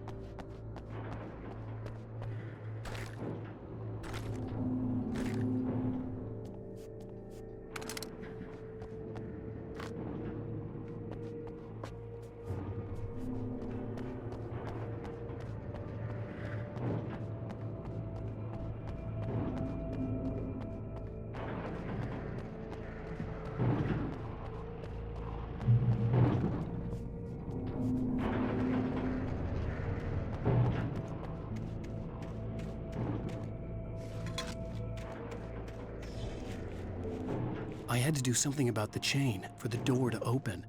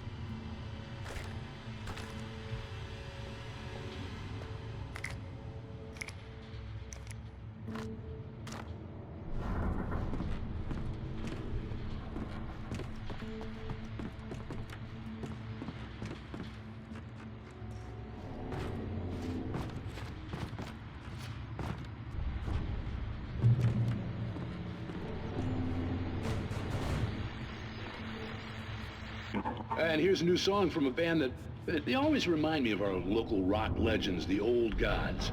I couldn't tell you why. I guess it's just, one of those things. Anyway, here's Poets of the Fall and their latest single, This is good work.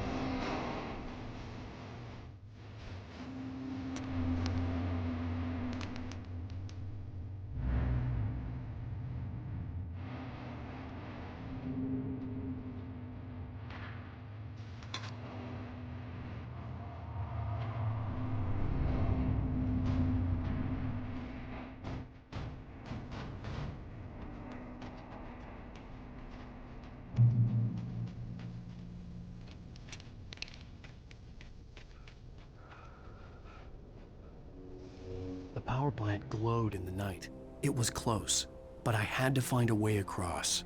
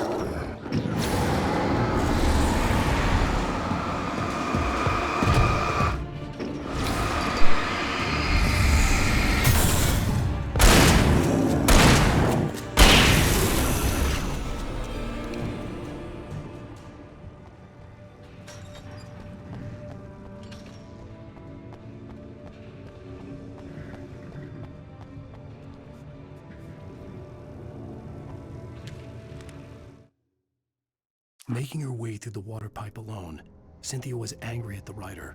Foolish young man, taking unnecessary risks. And the way he broke the rules. Didn't he understand what was at stake? Since the terrible days in the 70s, she hadn't wavered once, as hard as it had been. She was tired of protecting the town all these long years, and now only wanted to rest.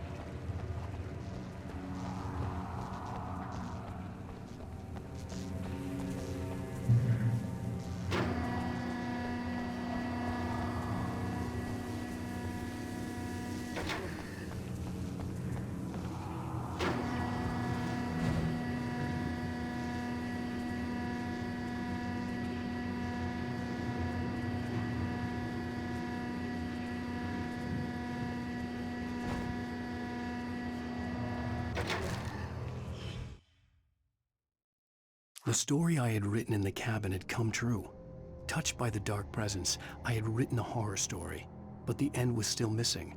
The story was incomplete, and the last unfinished page of the manuscript still sat in the typewriter in the cabin study. If I could get back there, if I could read the page, then I could write my own ending to this story and save Alice.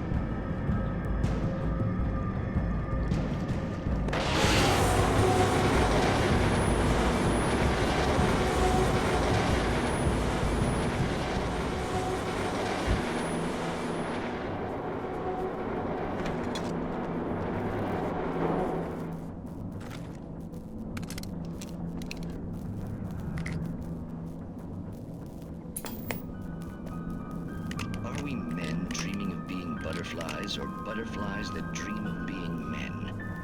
Such philosophical concerns are by necessity abstract. And yet, some of us can find concrete proof of the nature of our existence in Night Springs. Tonight's episode, an absence of creativity. Hello, Martha. What did you want to show me? Oh, Lydia, thank God you're here. Please, it's in the basement.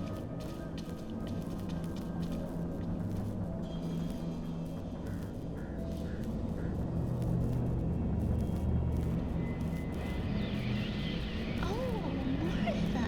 Oh, that's amazing. Isn't it just? I found it here this morning. It's like it isn't there, but oh, I can't look straight at it. Yes, I'm sorry. Oh, how did you get here? Well, I'm trying to work. Did you put this thing here? In a way. To be more precise, I put everything here but that. Really? But what is it? Oh, I guess the temptation is to call it a hole, but it's really an absence, a profound lack of reality. In Martha's basement? Yes, it was doing so well, too. I came up with 2 old ladies and put something really weird in the basement. It was a great start. I'm completely blocked now. I can't imagine what I was up to. Well, surely it's just an ordinary basement. Is it? Why did you call your friend here, then? Well, I don't know. Oh, well. Couldn't you just ignore it? Oh, no, I couldn't do that. It would probably turn into a plot hole. Might be one already. Could sink the whole enterprise. Oh, my. Listen, ladies, not to be rude, but I'm really not at all sure where I'm going with this, and you're just not helping. You should just go back upstairs for a cup of coffee while I try to figure out what I'm up to. Well, if you think that's best. Maybe I should just stop here. Or is that too moronic? Is that too moronic? Indeed. Who can tell? It's a fine line between the stupid and the sublime. Night Springs.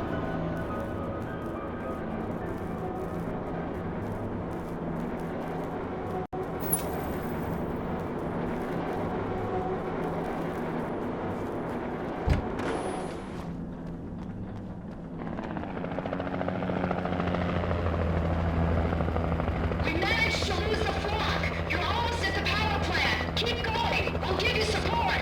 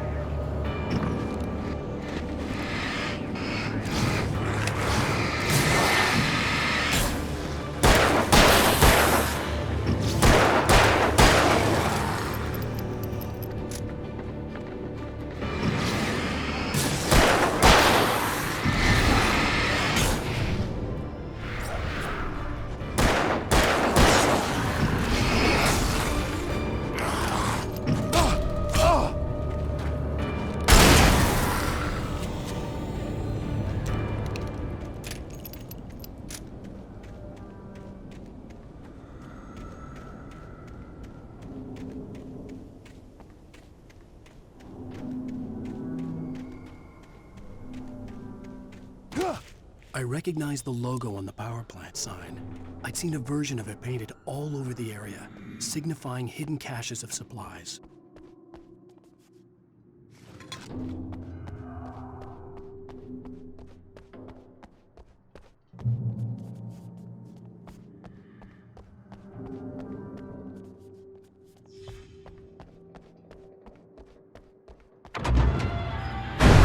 Hold it right there! Miss Weaver! Cynthia! I'm a friend! Prove it! You knew Zane! Thomas Zane! You're the Lady of the Light in the song! You can help me! About time! Young man, I've been waiting a very long time for you. It's in the well-lit room. Excuse me? What you need to drive the darkness back. The well-lit room is at the dam. I built the room to keep it safe.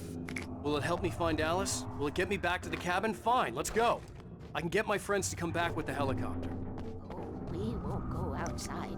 Never at night. That's rule number 1. You've been breaking the rules, young man, and where has that gotten us, No, I have a secret route, a lit route, an old water pipe. Something was damaged at the transformer yard. It's draining all the reserve power. Without it, the pipe will go dark. The power to the yard must be cut. Let me guess. You want me to do it?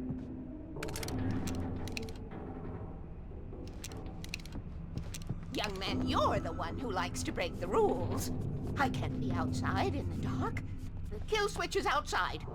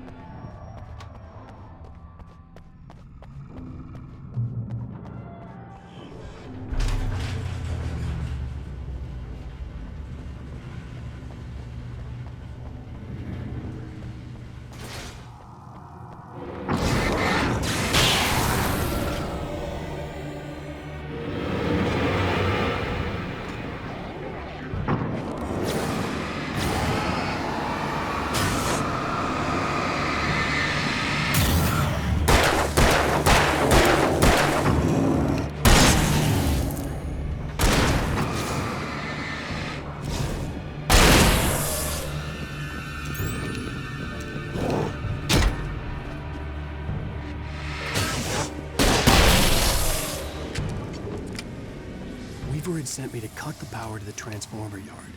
I was willing to do grunt work for her to get her to help me. I hoped Weaver was dependable. I'd stumbled into this crazy world a little over a week ago. She had been living this insanity for decades.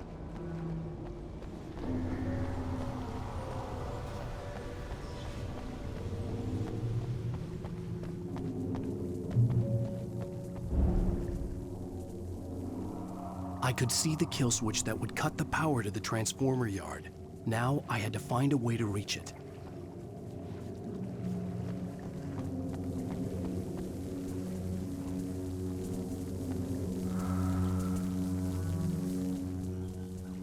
If I could figure out the gates, I could use them to get to the kill switch.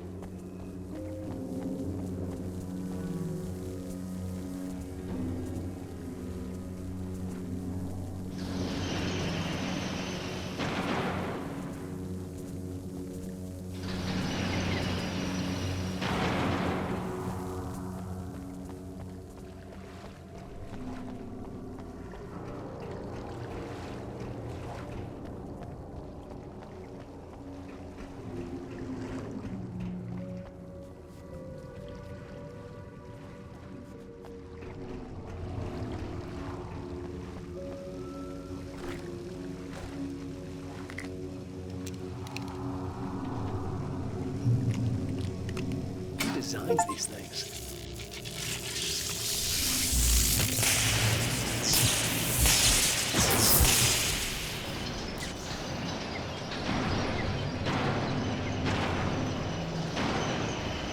The transformer yard went dark and dead. Weaver's water pipe passage should now be good to go.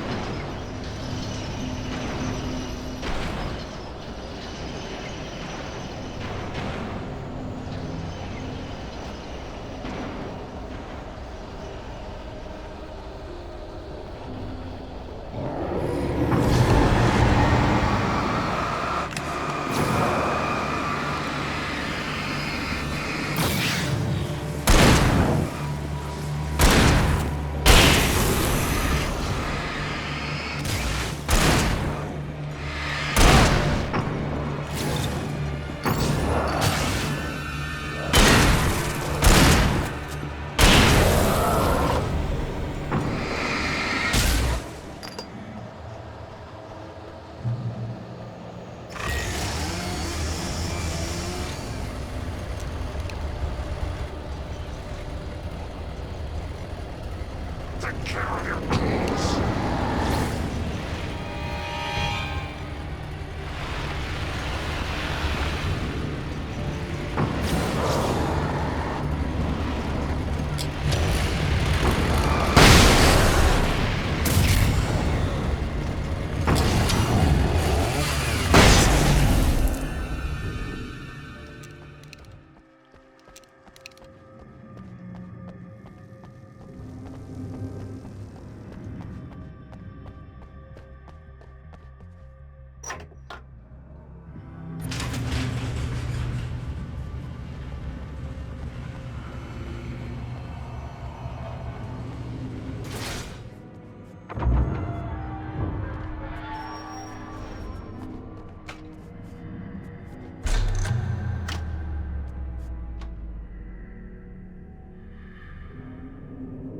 This way, young man. Follow me. Come, come. The pipe's empty now. We're ready to go. This way. We need to go. I knew them both, Tom and Barbara. I had such a crush on him. Such a beautiful man. I was jealous. There was a part of me that was maybe a little glad when she had the accident. And then Tom started writing and woke the darkness up. He tried to bring her back, but you can't do that. There are no free rides like that. I'm starting to realize that. In that case, young man, perhaps you're a smarter man than Tom was. The witch looked like her, but it wasn't. Barbara was sweet. He didn't understand until it was too late. He tried to undo it, wrote himself, her, everything he'd ever written out of the world. Oh, he was so famous. And afterward, no one knew. Oh, Tom. He left only one thing behind in my care, in case it happened again. Insurance. He trusted me. Or perhaps used me a little. Tom knew how I felt. Knew I wouldn't refuse him. I built the well-lit room right there. It's been waiting for you.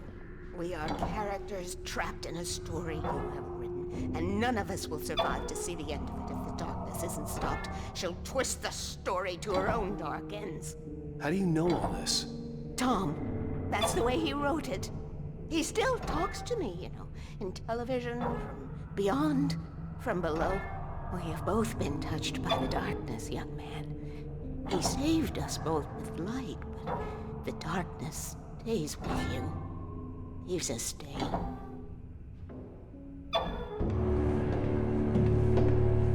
This pipe will take us directly to the well-lit room. Okay, I need to call my friends, tell them where we're going. Hello? Al! Barry, we're headed to the dam in one of the pipes. Meet us there. Okay, I'll tell Sarah. It's Sarah now? Whoa! No! Sweet love! Barry! Barry! We gotta go see if they're okay. They're probably dead. You must reach the well-lit room. This is no time to be a selfish idiot. That's my best friend!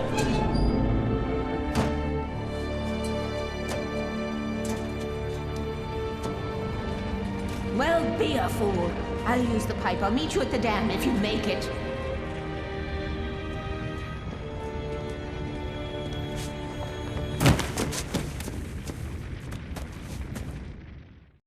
At least I didn't have to worry about her.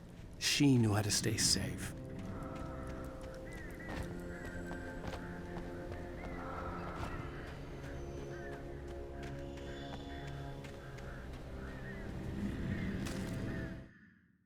Sarah was almost starting to relax. Maybe they could turn this into a win yet. Suddenly, there was a piercing sound, like a table saw gone wild, as 100 birds made out of shadows swarmed into the rotor. The chopper bucked wildly and the board lit up, telling her what she already knew. They were going down. Barry Wheeler screamed next to her.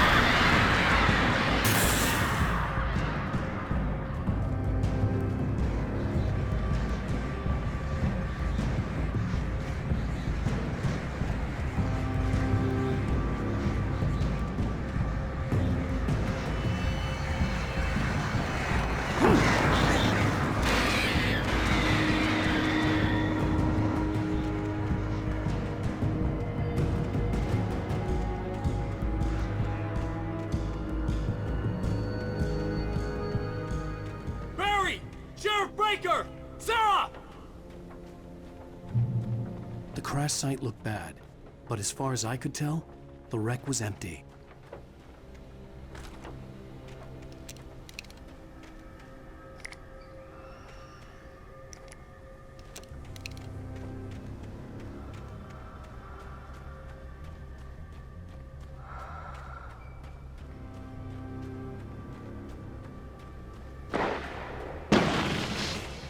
Barry! Barry! No, you don't. That's far enough. Over here! Hang in there, I'm coming! Here they come. Get them!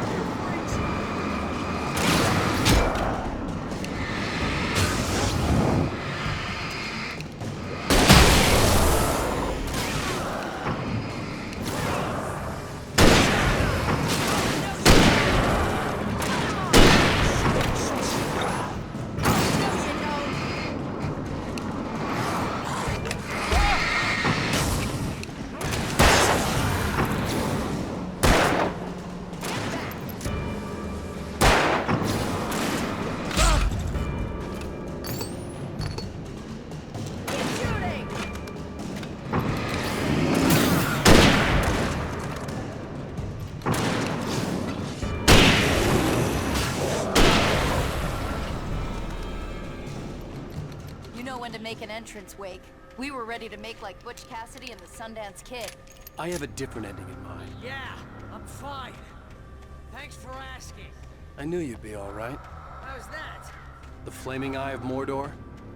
Laugh it up, funny man. Didn't we have somewhere to go? Weaver will meet us at the dam.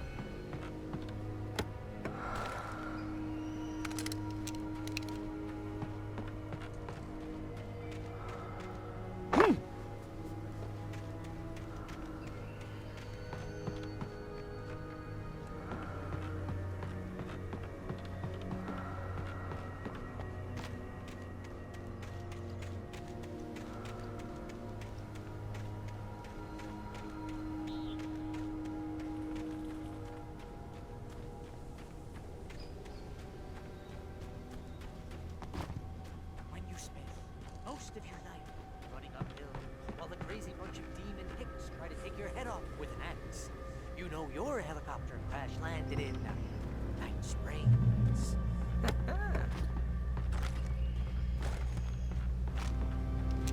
Please, Al, let's just stay here where it's safe. Ooh, I should have kept that gym membership.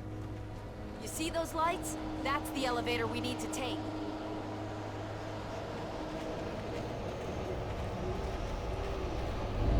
You keep being a good fight. What the hell is that thing?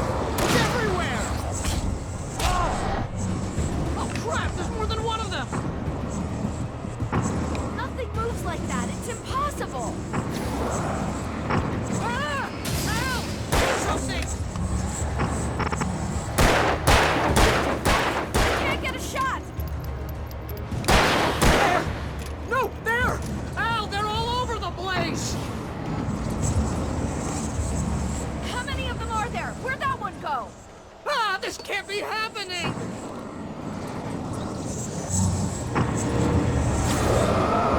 Wait, this is bad. This is really bad.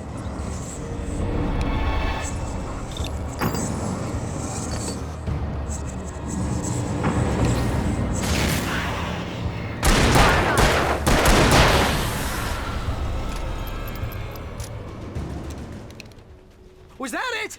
Are we safe? That was... wow. I think we're okay.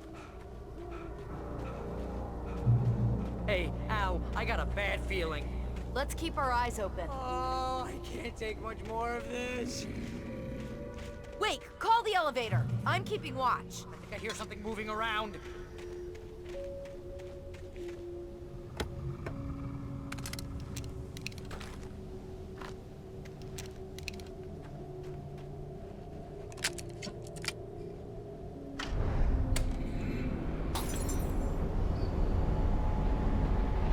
Heads up! Here they come! Oh no! Oh no! They're coming! We have to hold them off! They're right there!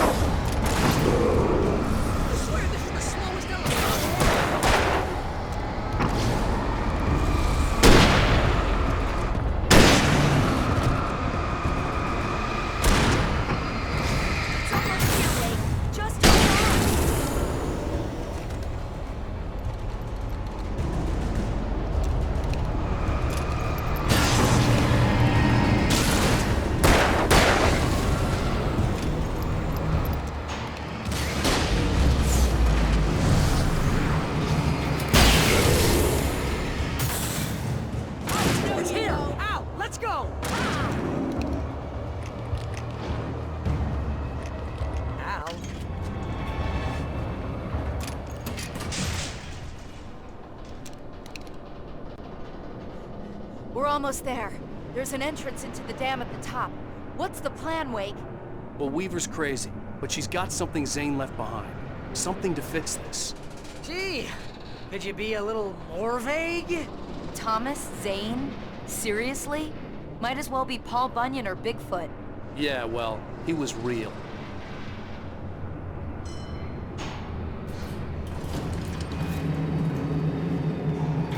Let's be careful, okay? Oh, jeez, I hate this.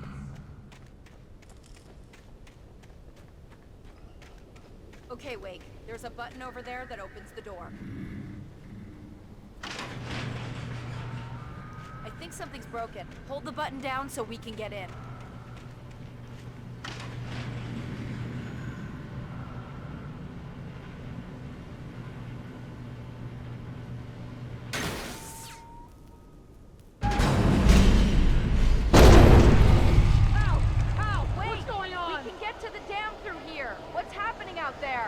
You guys go ahead and find Weaver.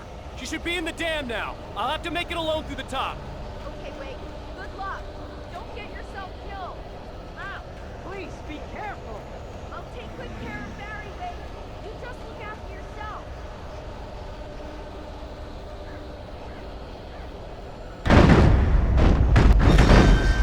You gotta be kidding me.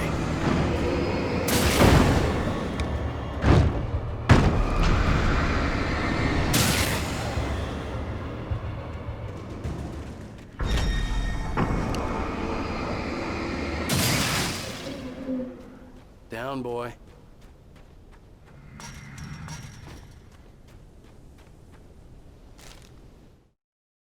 Thomas Zane knew he had to remove all that had made this horror possible, including himself.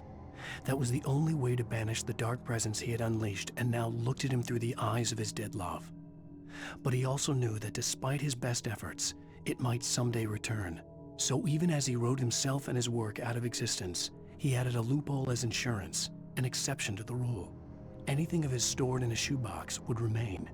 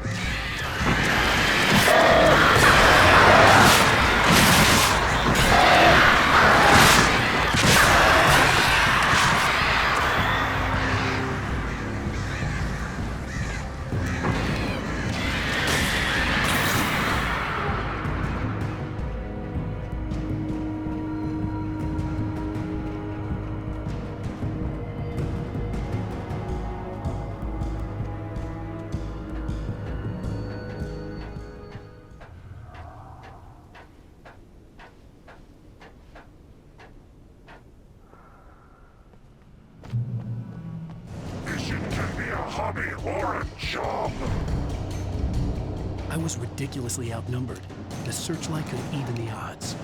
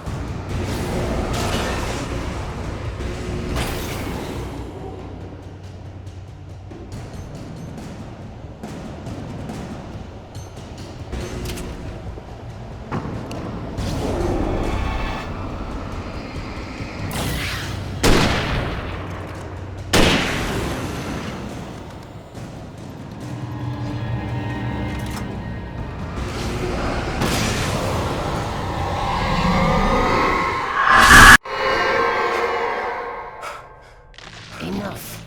You will go no further.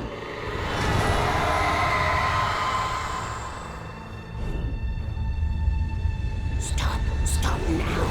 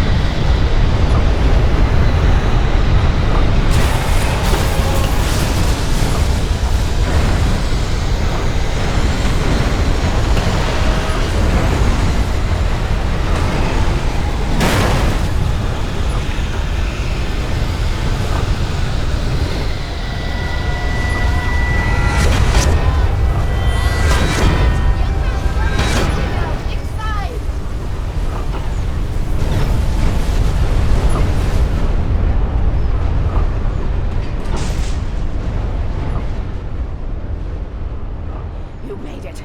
Well done. I'm glad I was wrong. But it was a foolish chance to take. Don't worry about the noise. We're safe here. I have looked after the well-lit room for many, many years now. There is no shadow in the well-lit room. The power is fail-safe, and all the bulbs are numbered and changed regularly based on their make and model. Right.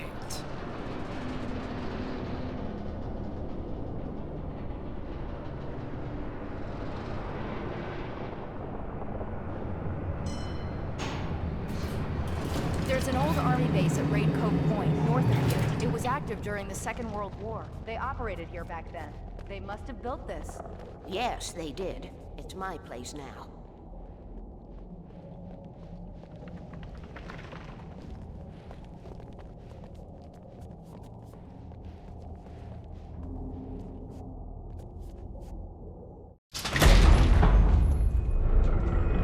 Take it, and I won't need to worry about the room anymore, because 6 and 33 and 118 need changing soon, and I don't want to climb up the ladder to change them because it's very late, and I'm tired.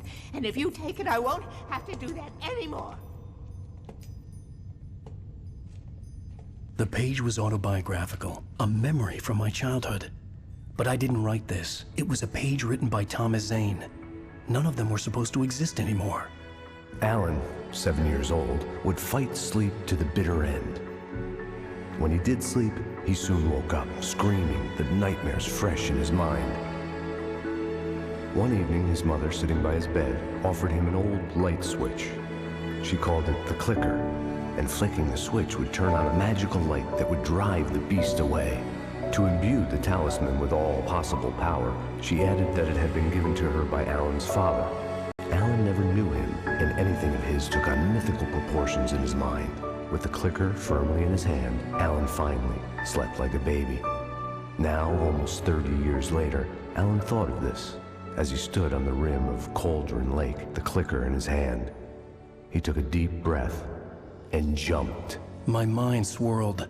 I'd given the clicker to Alice, yet it was here. Zane had written it into existence in a story I had written. I can get to her now. I can finish this.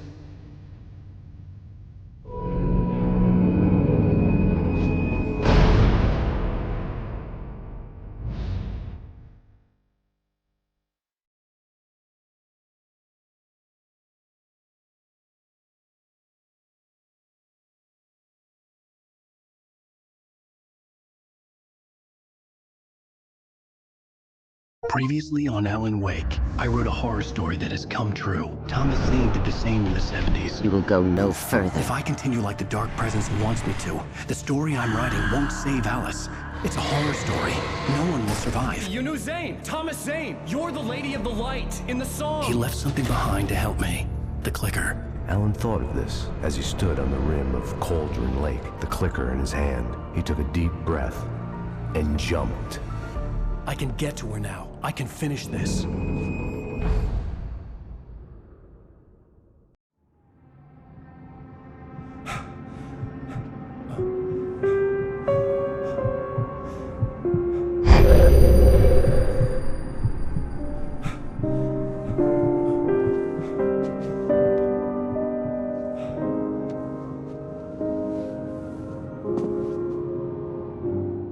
I had a hangover.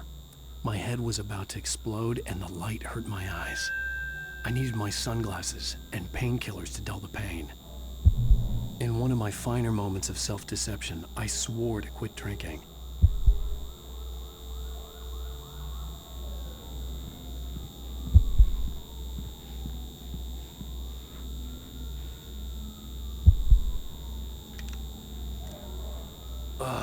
The sunglasses made the world look bearable. Now I could keep my eyes open without feeling like a vampire in the sun. I wasn't sure I'd make it out there without some painkillers.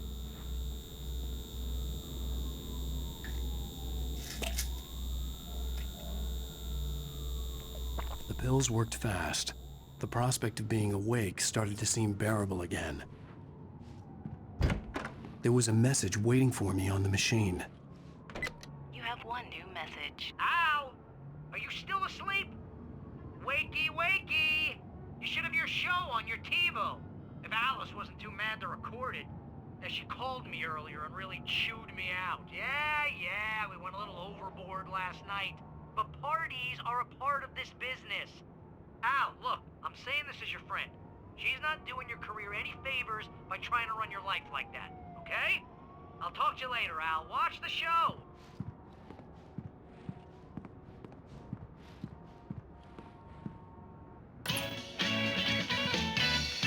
Ladies and gentlemen, welcome back to the Harry Gallitt Show. Thank you. Thank you, everybody. We have a great show tonight. I've been talking with the best-selling author Alan Wake about his new book, The Sudden Stop. Yeah, good read. Go buy it. No, it is a good read. Look, I'm gonna be honest here. Is that wise? No, but I'm gonna do it anyway. I got people who give me the lowdown on books. I'm a busy guy. But this one, I actually read from cover to cover. I mean, I'm a big fan.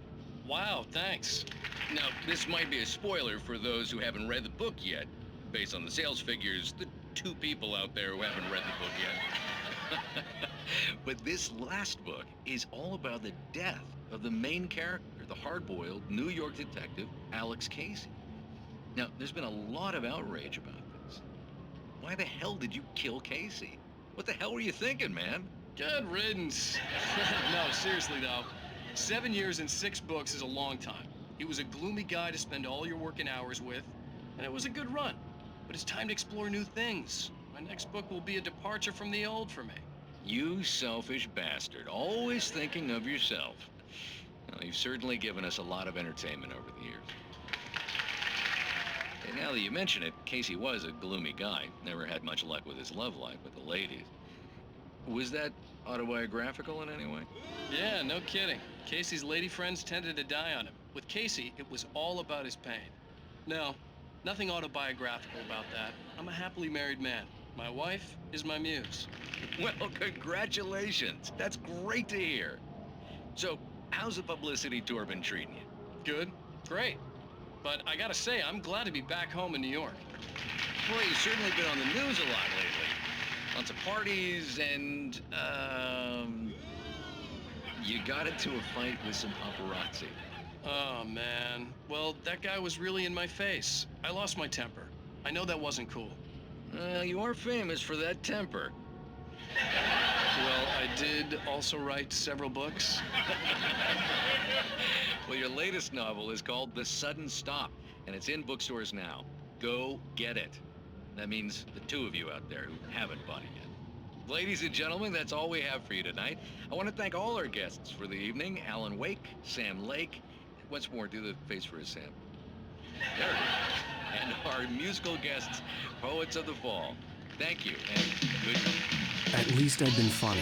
I told myself I could live with that. Hey, Rennie. Did you watch the show? I didn't say anything stupid if that's what you want to know. Okay, Grumpy. You want an aspirin or something? Are you going to start with me about drinking now? You know what? I should have followed Go her back to sleep, advice, but suddenly I was angry. What? Now you can't even talk to me? Well, this morning I was angry because you said you'd be home at midnight and you showed up at 7 a.m. and passed out in mid-sentence. Now I'm over it. Are you angry? This goddamn tour. It's gotten out of hand. Oh, honey. It's almost over, right? We can get back to normal. Then you can start writing again. I'm sorry, honey. Alan, you're not thinking straight. Just take a shower and go back to bed, huh? Yeah, you're right, honey. I'm sorry. Once this is over, let's go away together. A vacation. Just you and me. Some peace and quiet.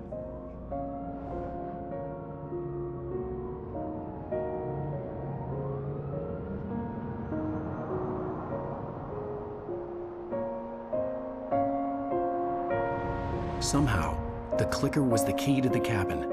I had to return to Cauldron Lake to save Alice.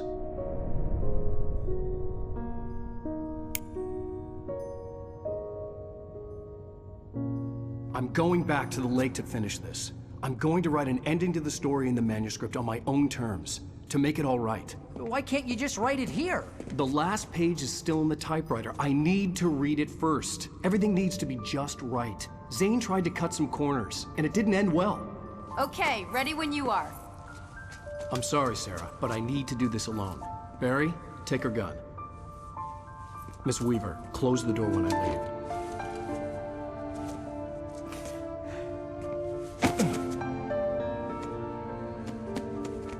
Good luck, Al. See you later.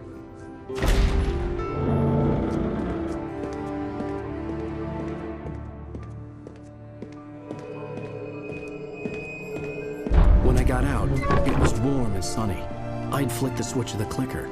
Had it done this? I didn't stop to question it. I had to take advantage of the sunlight to get to the lake. On Zane's page, I'd stood on the rim of Cauldron Lake, about to use the clicker. That's where I was headed.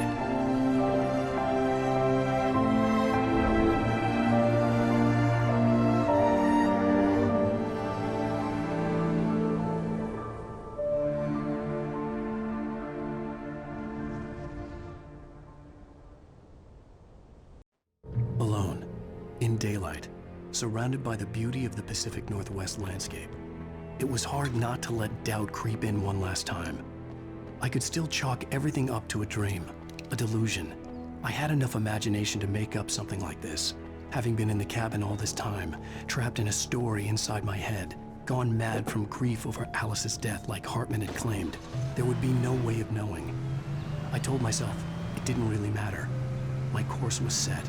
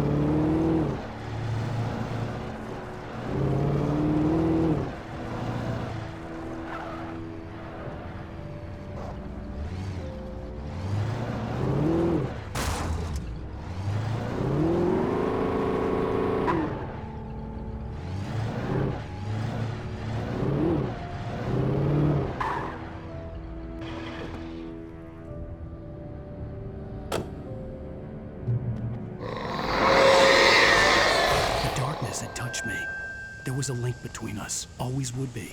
I could feel its presence again, getting closer.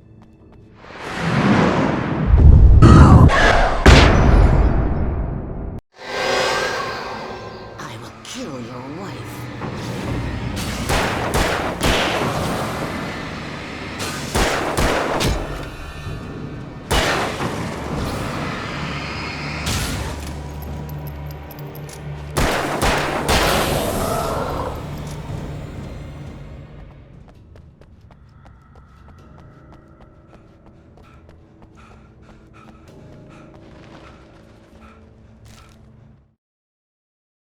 The Dark Presence was no longer trying to capture the writer so he could create the ending it wanted. The writer knew too much. He was too strong. And he carried a weapon left behind by Thomas Zane, something that could hurt it. Now, the darkness was doing everything in its power to simply stop the writer from ever reaching Cauldron Lake and the dark place it came from.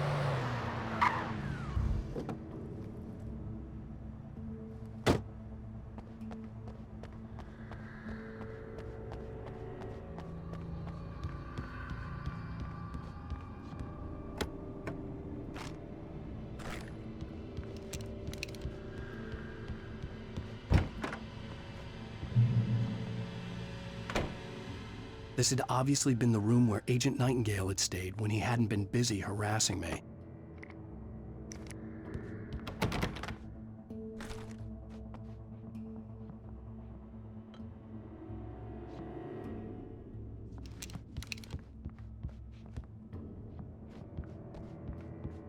Look after yourself and your co-workers.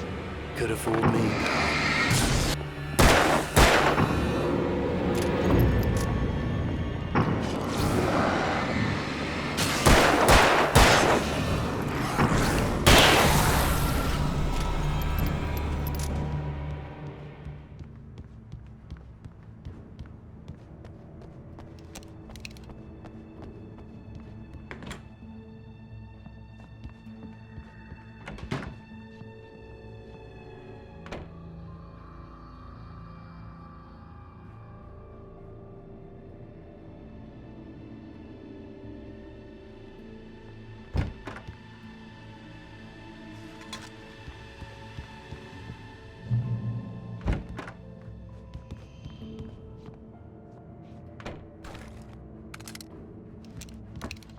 Based on the signature in the motel register, Agent Nightingale had stayed here, in room number 2.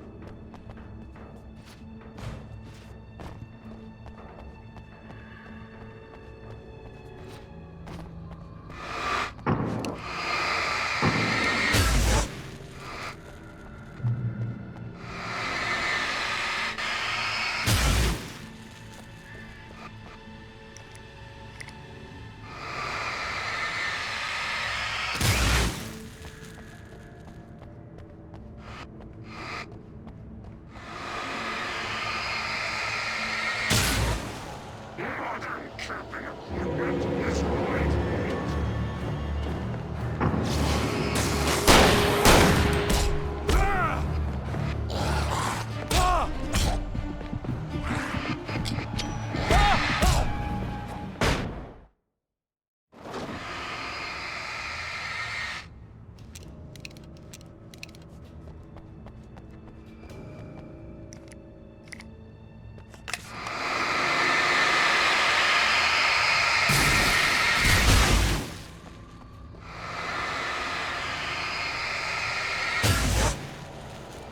Modern camping equipment is right.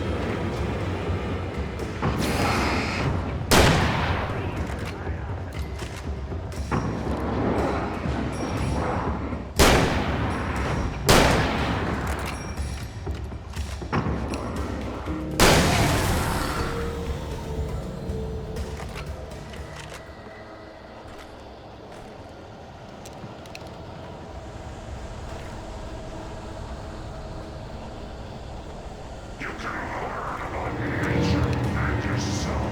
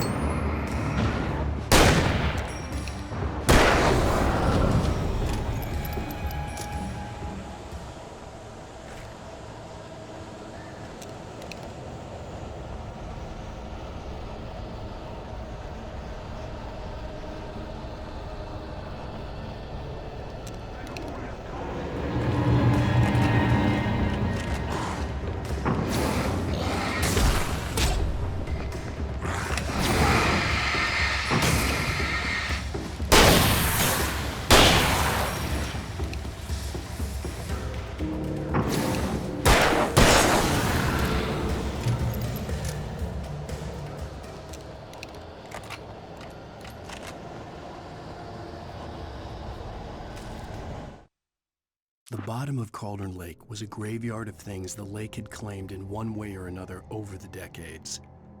The Dark Presence brought them up in its wake, scattering the rotten waterlogged hull of an old boat here, the remains of a long-ago crashed airplane there, trees shattered under the impacts. The earth groaned. It didn't even notice.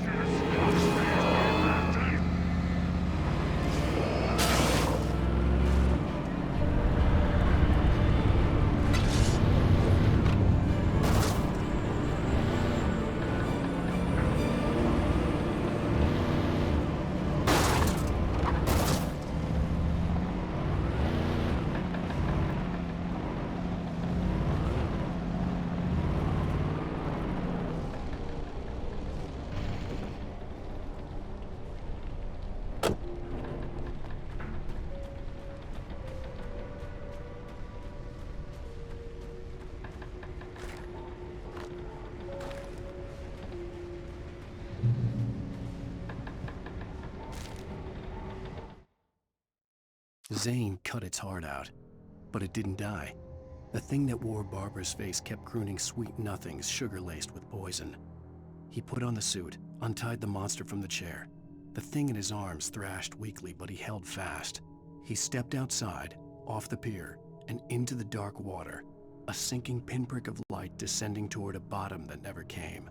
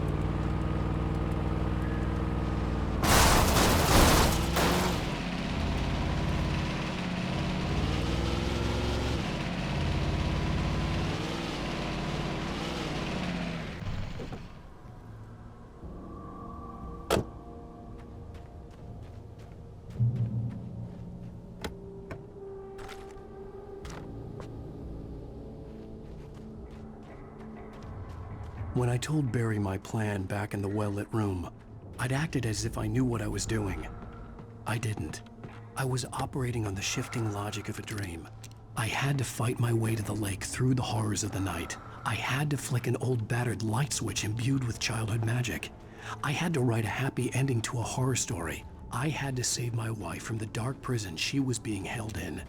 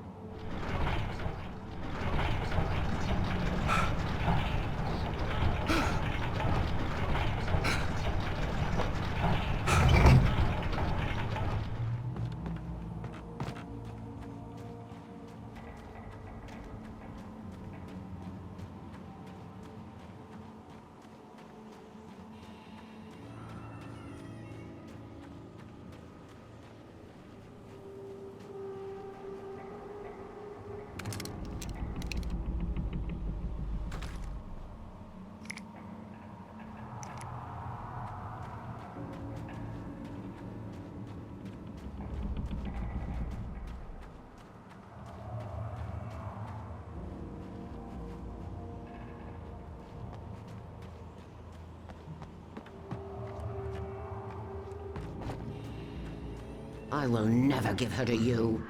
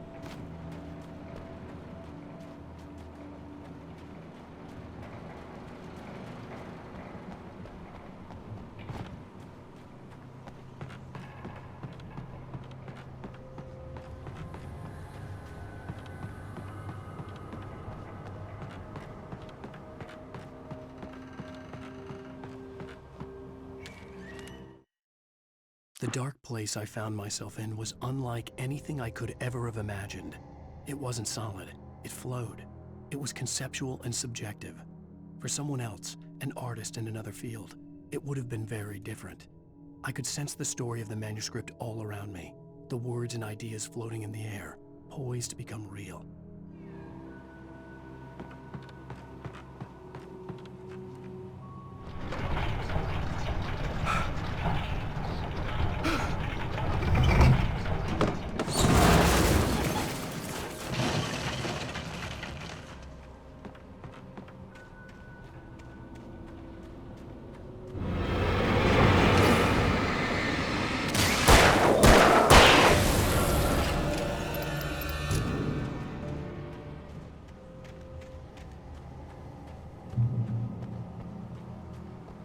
I could see Mirror Peak in the distance. That's where Cauldron Lake was.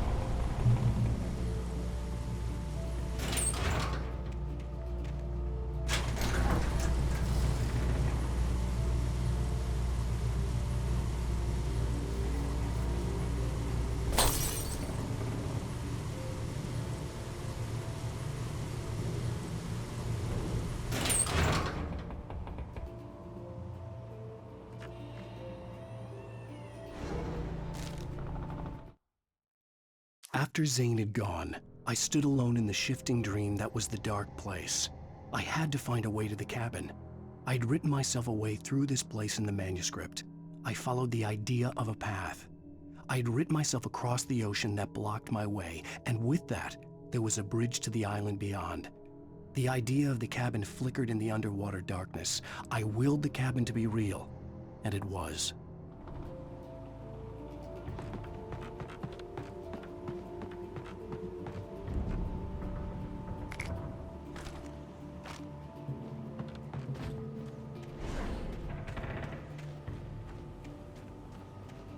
Turn back now.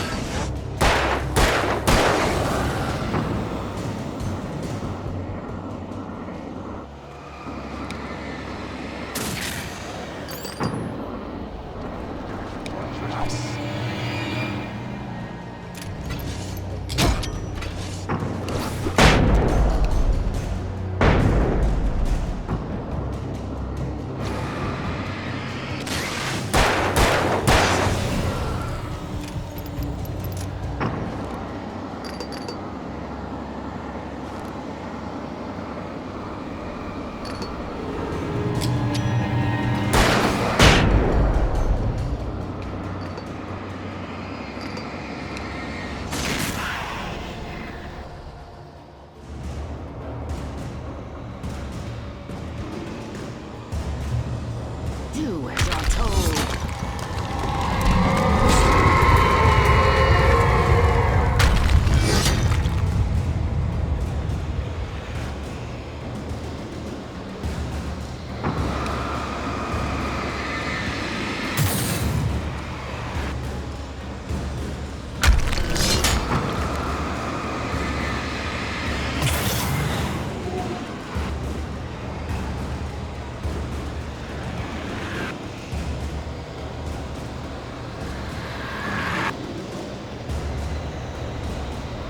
Alice never loved you.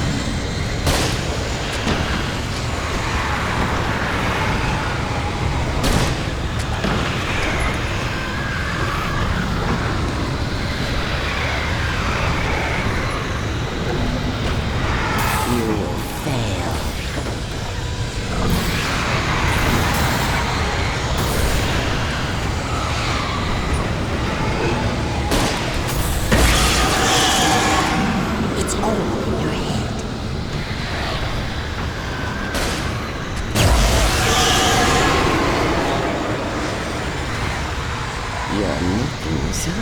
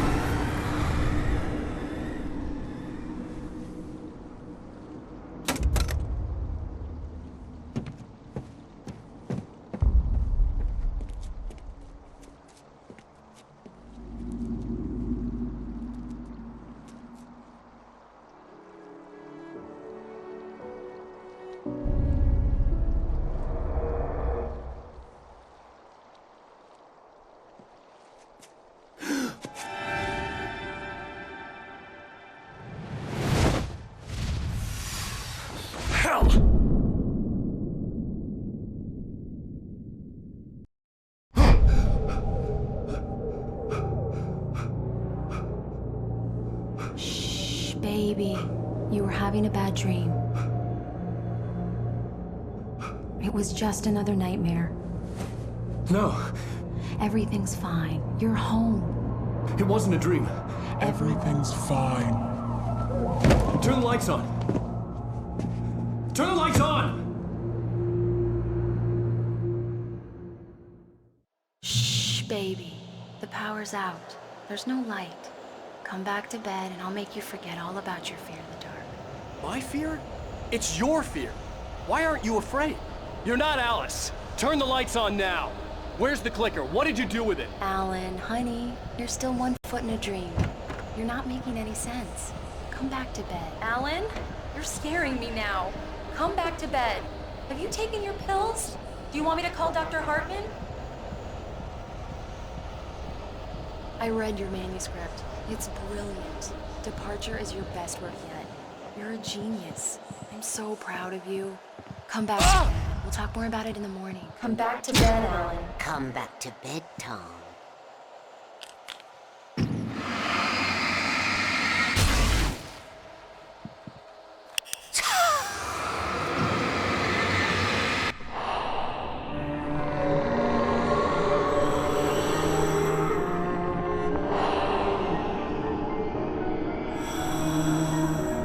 You must find your way to the cabin. It stands in your way. It won't let you pass. It has no heart. It's filled with darkness. You must fill its heart with light.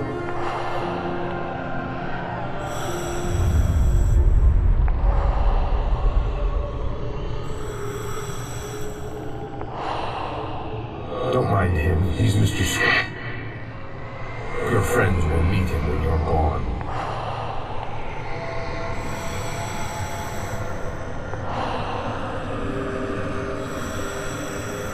Use the clicker.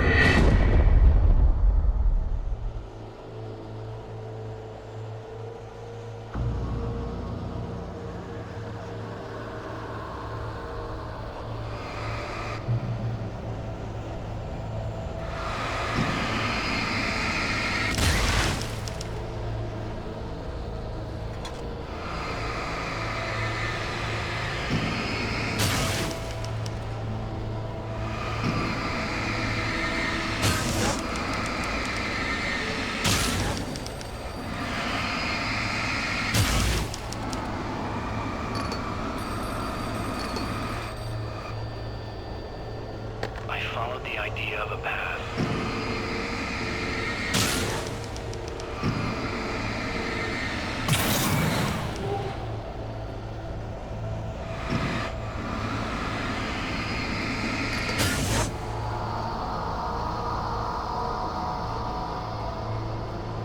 I'm leaving you. What? I'm leaving you, Alan. I met someone. I'm in love with someone else. Alice? No, what do you say? You can't. You don't love me. How could you? You don't even love yourself. All you do is torture yourself with work you can't do anymore. No, I love you more than anything in the world. You're my muse. Who are you? What have you done with my Alice? Alan? What are you doing? Put the light back on. What are you doing, Alan? Stop! Put the light back on! It wasn't true. Nothing like that had ever happened. You're not my Barbara. Tom, let me go. I promise to be good. Please, untie me, you naughty boy. I will help you write your masterpiece. I will love you forever. No, you're not Barbara Jagger. I made a terrible mistake. I should have never written you back. You came back wrong. Your heart is filled with darkness. Put that knife away, Thomas. Put it down. My heart is filled with darkness. I'll cut it out. Tom! I'll take you back to the depths you came from.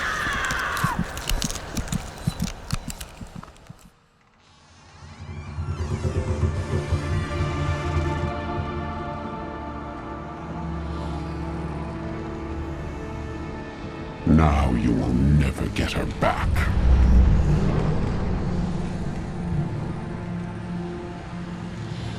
I am much older than you. Older than your first work of art. I will find a new face to wear. Someone else to dream me free.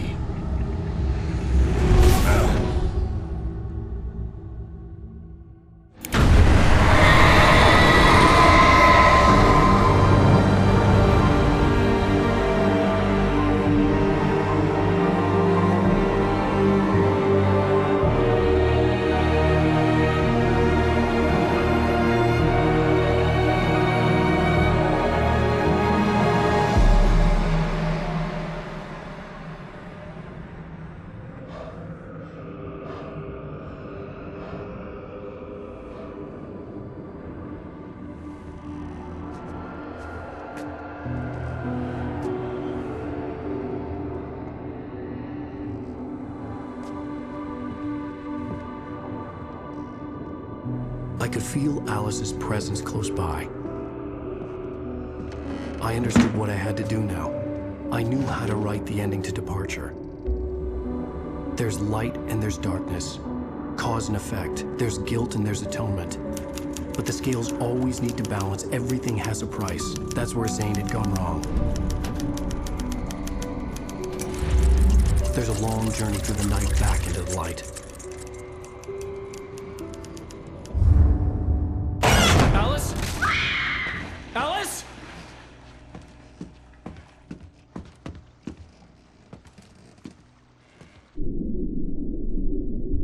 Oh no!